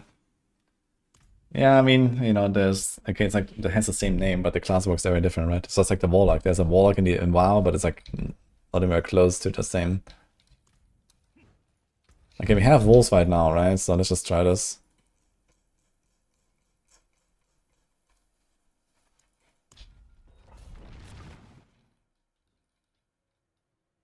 What's this guy? There are no Wolves. Yeah, maybe you don't need the Wolves. But I want to see. Yep, I think you have 10 seconds to get 50 hits. Yeah.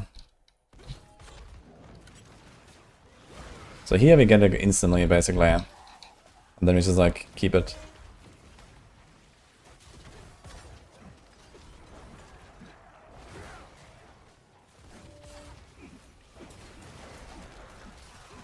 I actually dropped my Griswold there because I didn't get enough like a hit. 50% chance like a hit, 14. Yeah, it can actually drop. Yeah, maybe it would be worth to put the Wolves in there, because the Wolves do have some like a hit chance. Do I have Moni stay right now? Yes.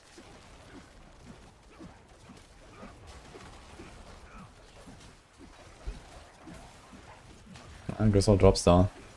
Interesting.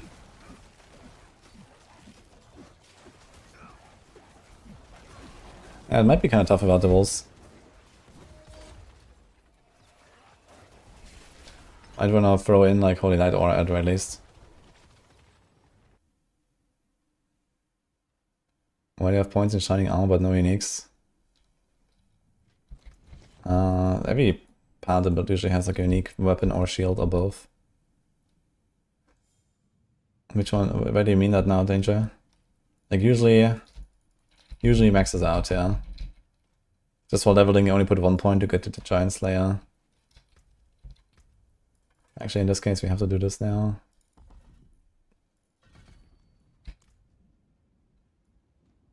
In the PTR, in the planner for Shield of Attribution, it's 3 out of 3.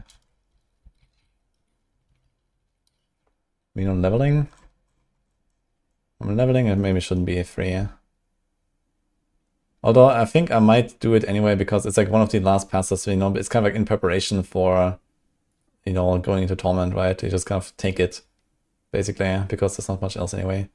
And later, you know, people might forget, so I think this is why I have it there. It won't take long to get, you know, the shield. Since you're going for the shield very early, I think it was from Bashan, so it's easy to get. Should be out of 3 to fortify. Yeah, but I don't want to, you know, have people forget about it. And you don't need to be out of 3. Like 1 or 2 points in this is usually fine. You get enough fortify.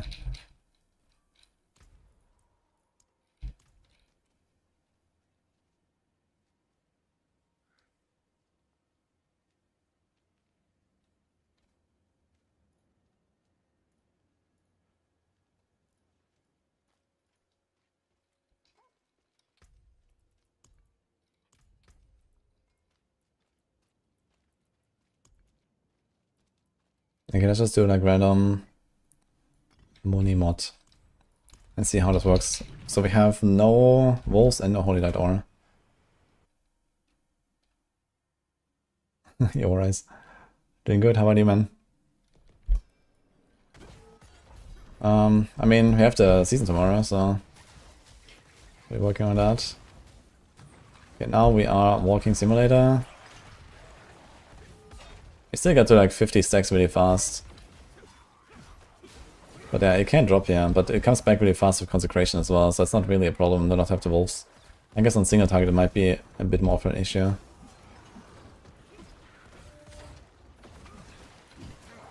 With Holy Light Aura, it should be easy to keep up the Griswold permanently though if you want that.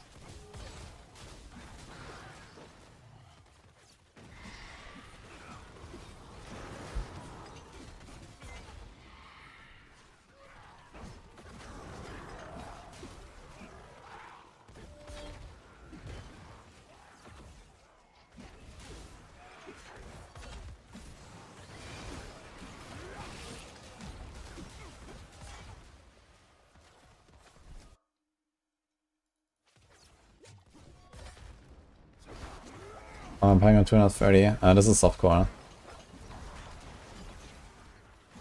I didn't really play softcore. I only did a bit of like group support stuff.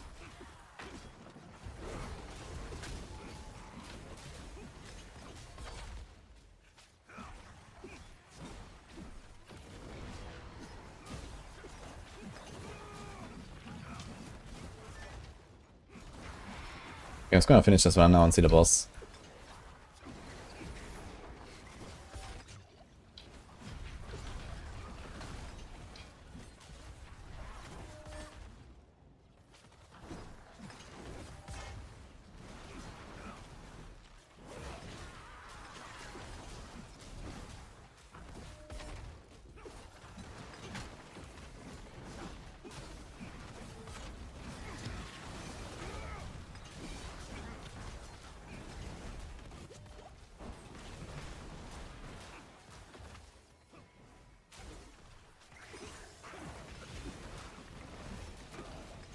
Postponed? Yeah, they put the season start on the Wednesday.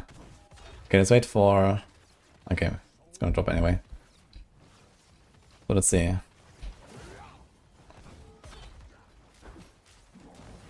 I mean, the Consecration does ramp it relatively fast, but it does take a little while.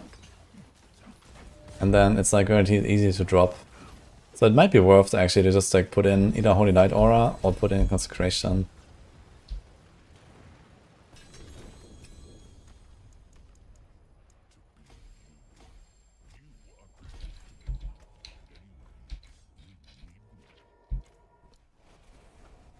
To need Condemn pull, I can easily go without it on speed farm.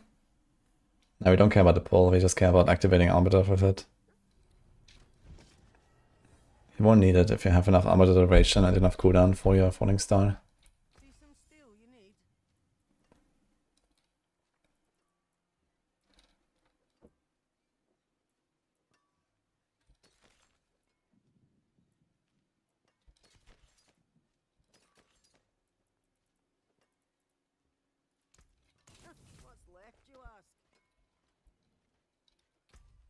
Okay, so what can I drop though for the Aura?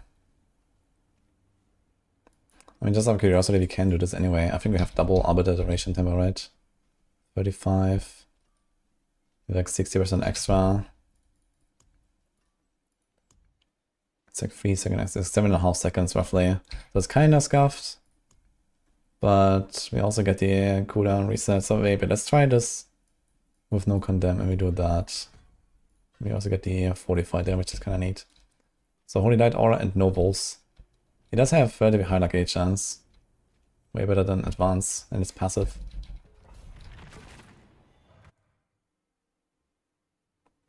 Why Advance over Clash? Because it has mobility tag for runes. Clash doesn't really offer that much.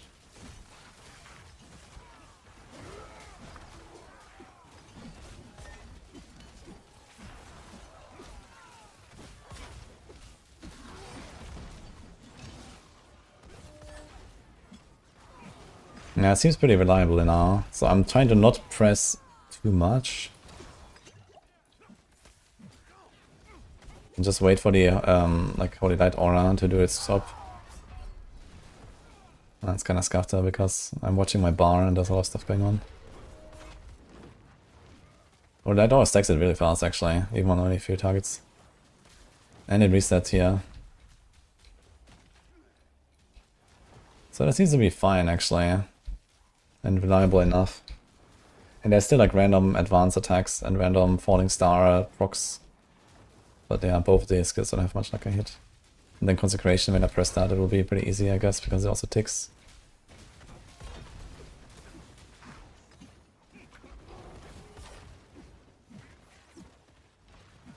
This guy has no ads, but he's still shielded.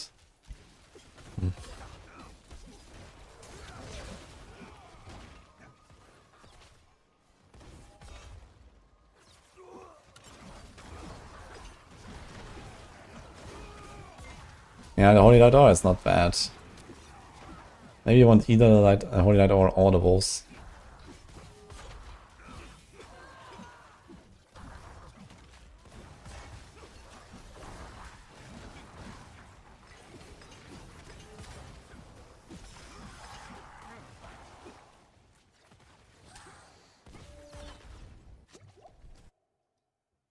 Yo, Rod, thanks man.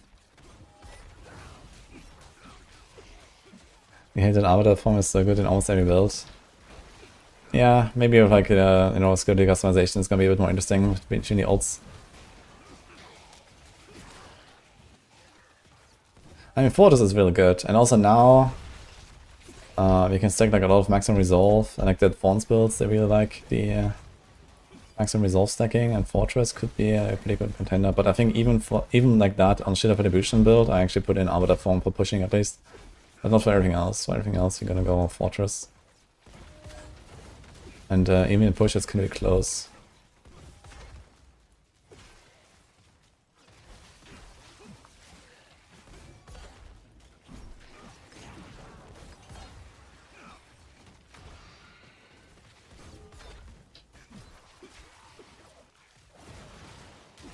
Yeah, so even if Grizzle drops, at least for like typical farming, it comes back really fast thanks to the aura, the consecration, and whatever. It's a few seconds.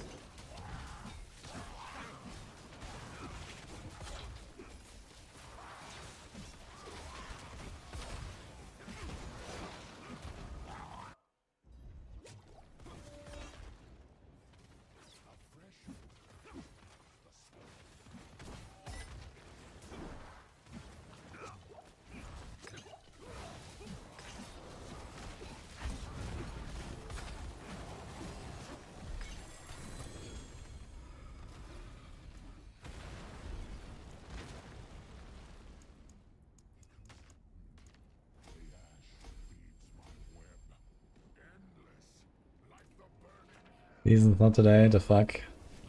Yeah, for some reason it became Wednesday.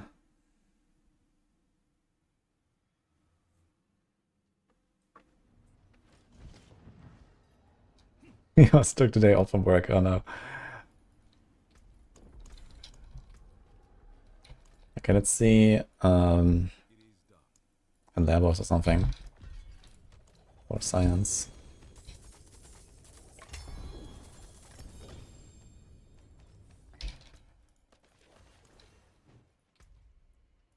T3, I guess.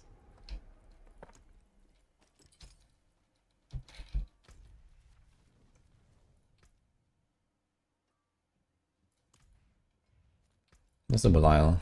Actually, I have Mats for him too, right?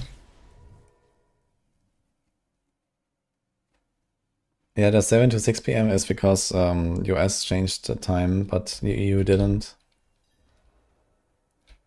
What about strongest build in season 12? No, but it's not that far off.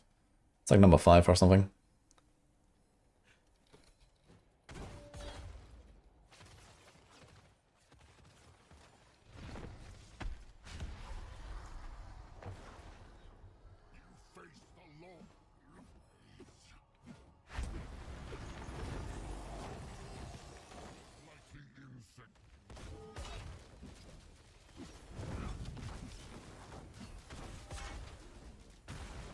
Yeah, so I keep out the Grizzle, just kind of like running around with the Holy Light Aura.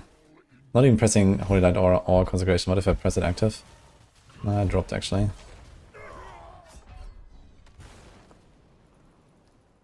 Okay, let's try this with no Holy Light Aura at all. And then we try it with the Wolves again.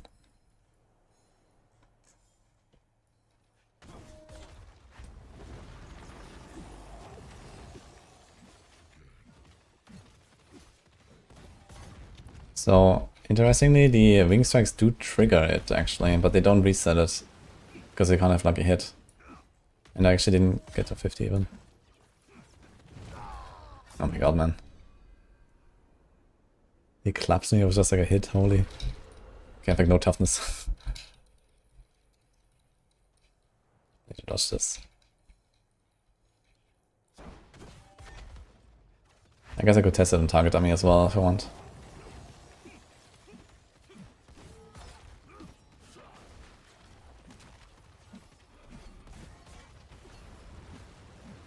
Yeah, see, like my Grizzle just falls off now at 41 stacks. So they didn't get to the point where you have to get to 50 to even like be able to kind of reset it. So Consecration can help you, I guess. But I don't even have it permanently either. And it's so slow. Like with this sort of like slow stacking, I think you want to do something like Holy Light Aura.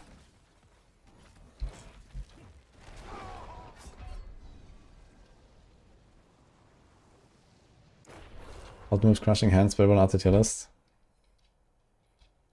I guess different criteria a little bit and stuff. Hey, Last Wolf, how's it going?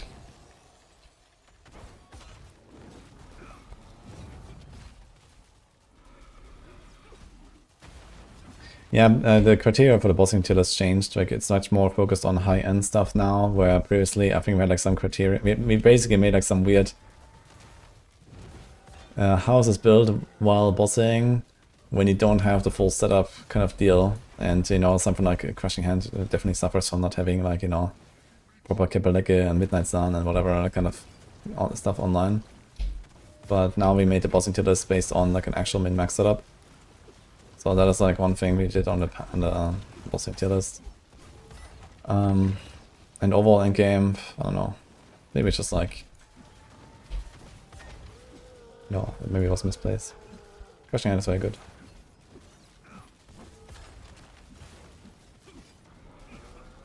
Also, I guess generally the standards came down a little bit with, you know, Sanctification. It's another thing, I guess Sanctification is like one of those candidates of, you know, like it affected builds unequally, right? And Sanctification was very good for some builds and like not as good as for others. And now, for example, the new Killstreak stuff is also like very good for some builds. and not so much for others.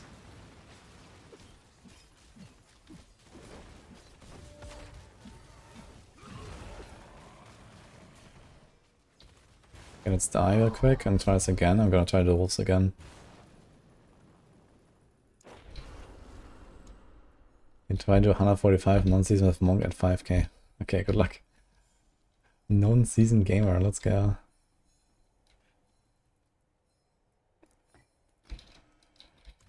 Yeah, let's remove Holy Light Aura and try wolves.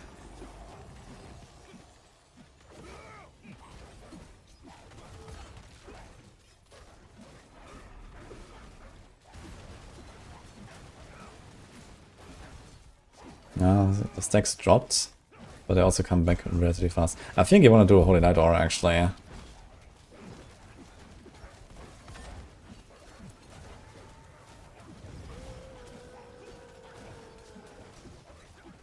What's up? What is wrong with these wolves, by the way? You see the health blast? It goes like and then it goes health full again and like where's it coming from? Is it just a consecration healing? I mean, it says heals for 4% of maximum life per second, so that doesn't really check out.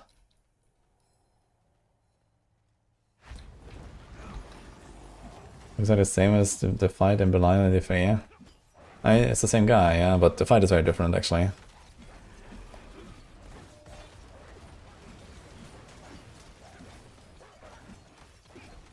I'm just using it as a target dummy right now.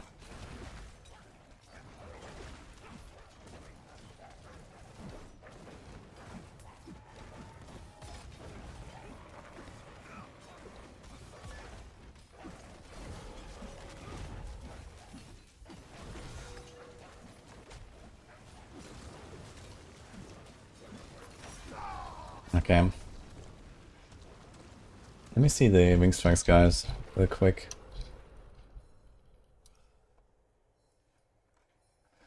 So he has Soul Ohm Bhagavad, and he basically has like no skill besides Consecration that can actually trigger something reliably.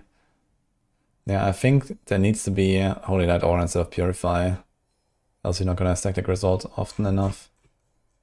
I'm gonna tell Snail to check this out.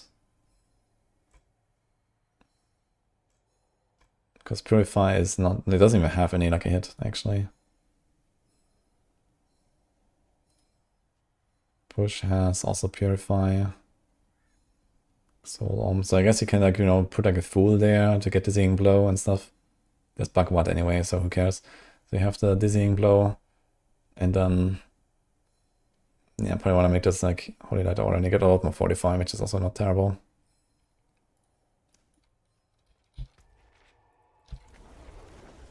This is T4, no, this was, I don't know, T3, I think. Actually, it would be interesting to see how fast I would kill him if I try on T4. Like, I have a pretty minimalist setup right now, so we have 750 gear, 625, 540, 630, 640, okay. And 125 points, so it's like Paragon 100 right now, roughly.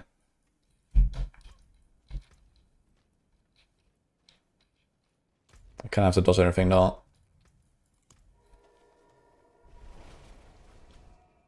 Hi Dini. The wolves stack fast, which is good for bossing. Yeah, I mean, wolves plus 100 aura basically makes it permanent. And I know, at least for farming, I think it's kind of nice because the wolves will actually jump around and make stuff vulnerable before your first tick. And like vulnerable can matter quite a lot when you have Divinity, for example, which I think Snail might have put into the guide. Yeah, there's Divinity. So having the vulnerable already up from the wolves before your first ring strikes is actually kind of nice, I guess, if you're like speed farming at least. So I get double damage for one shots. And then you also have to freeze on everything, which just makes it much safer and gives you like pretty good dizzying blow up time. At least this is what I'm planning to do. I guess I'll just keep Holy Light Aura. So this setup basically. You just need to get to the point where Falling Star is enough to keep the Arbiter form going easily. He has Arbiter and Falling Star here. I guess for speed farming in particular, I can leave out Consecration. So maybe I'll do that and just make it like more comfy, basically. But I think early on I won't have the luxury and I have to like try a bit hard.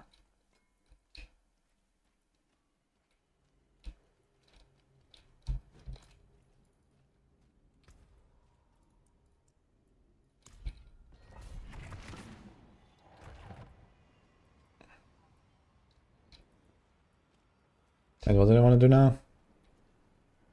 T4 Belial, right? Yeah, that's not gonna go well. I have to like dodge everything. Yeah, you don't need both the Wolves and the Aura. So the Aura alone is fine, I'd say. Like in a typical fight where you also like, you know, hit them a little bit and you have a Consecration going and the Holy Light Aura going. I think you have like reasonable expectation to keep up your Griswold. I mean, you have 10 seconds to trigger a 50% lucky hit, assuming you have 100% crit chance, right? I don't even have 100% crit chance. I'm actually very far away from 100% crit chance. So I guess that's actually the thing.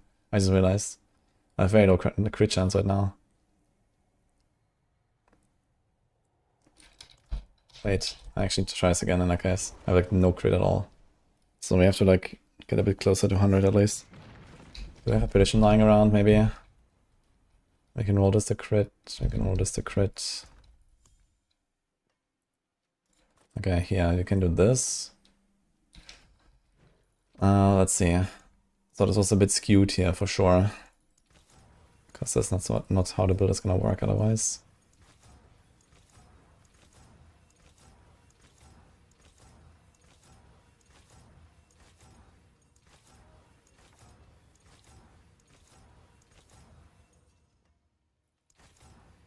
Any critters?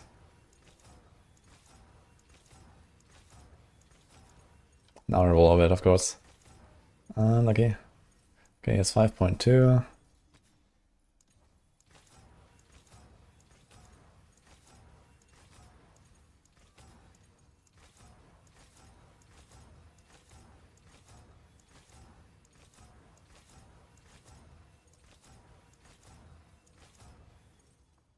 $635 power ring, by the way.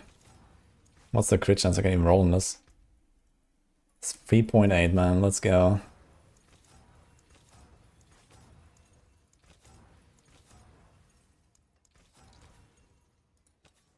And here, 5 crit chance. Let's go. Okay. And here, 6. Okay, we can actually roll quite a lot here. So that should actually give us a bit of a better idea. Now we have 65. And we have 12 there.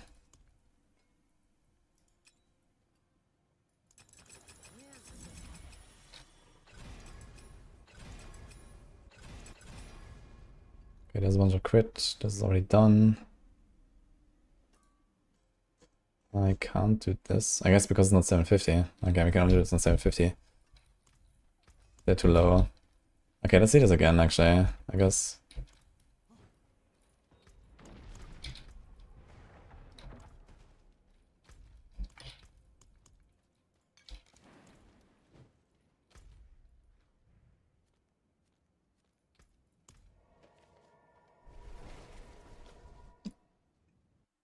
What I'm playing for season 12 start.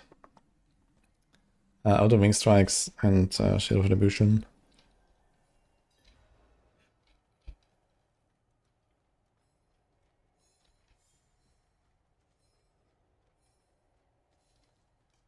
Is it starting? No, 7 PM Germany. It's 6 PM Germany tomorrow, Buffy. They put it to a Wednesday. And it's 1 hour earlier because of the time change. Insane 30 willpower. Let's go. Okay, let's see this.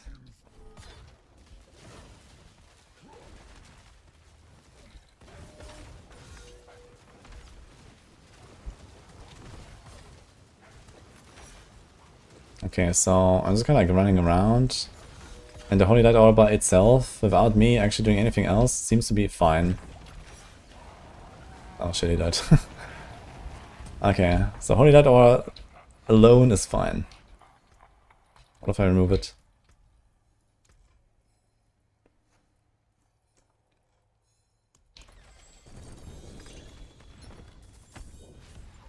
Loot filter enabled, guys. Early access.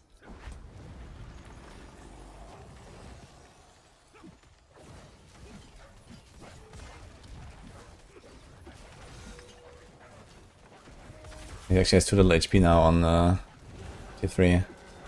He just dies.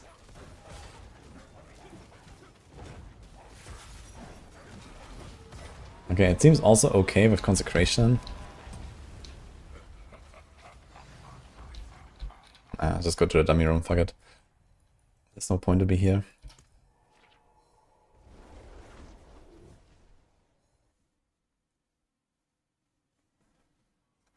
Why is it starting on Wednesday?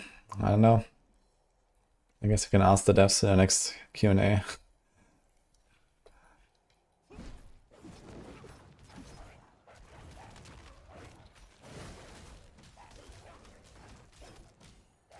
Okay, so Consecration and Wolves. Oh, it's not actually stacking it fast enough.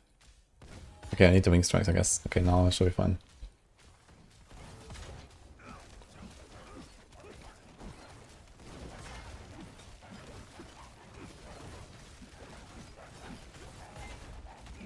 Okay, I'm gonna try to like just hit nothing here. Crit chance is 100%. So now the wolves seem fine, yeah. See, the wolves, they just reset it. Here, this is the Griswold. This 50 stacks buff. And the wolves have enough ligations, just reset it.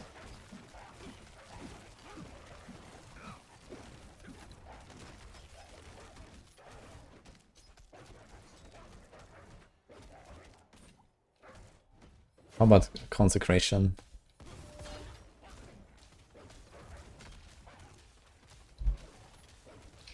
Nine seconds cooldown.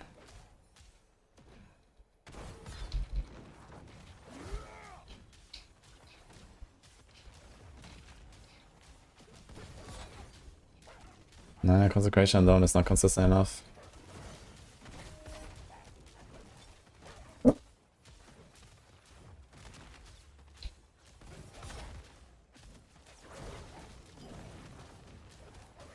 I'll proc the wolf from the money. What do you want, Cannon? Shh.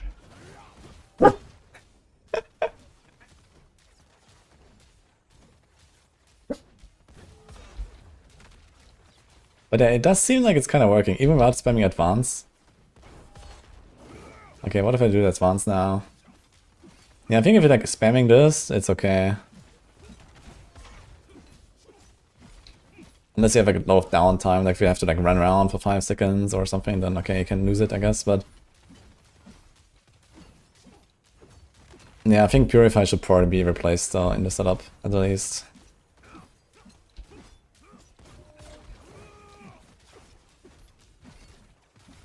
And here, look, it's getting pretty close. It almost dropped off there.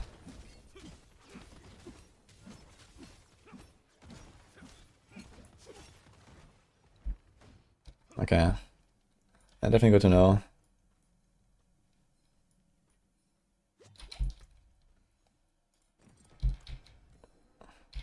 And then with wolves, you're kind of chilling. I'm just like hitting the air now, nothing else.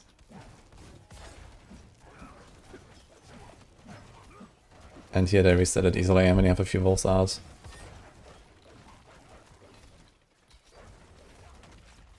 And Holy Light Aura. There's just Holy Light Aura now ticking. Yeah, Holy Light Aura does it easily. I mean, 34% chance. You have a bit of extra lucky hit here. So it's like 1 every 6 ticks or so. I should do a reset on Griswold if all the ticks have the same lucky hit there. So that's pretty consistent. Yeah, I see here ding ding ding. Back to back.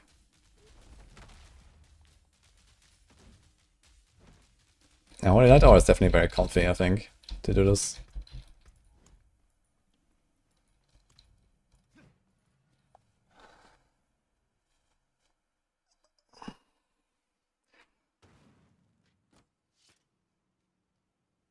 You think you go all in Season 12? That's a good choice, partner.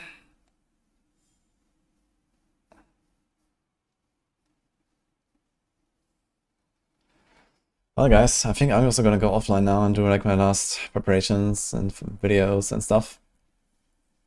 So, hope everyone enjoyed the stream.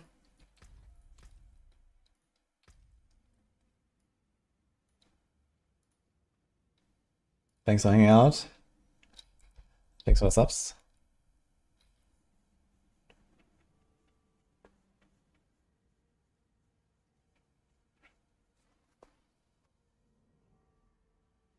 Yo, Oogie Boogie is blasting. Is he gonna log in?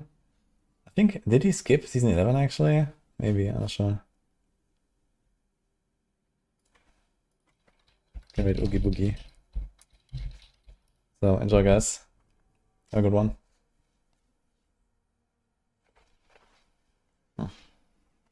Bye, chat.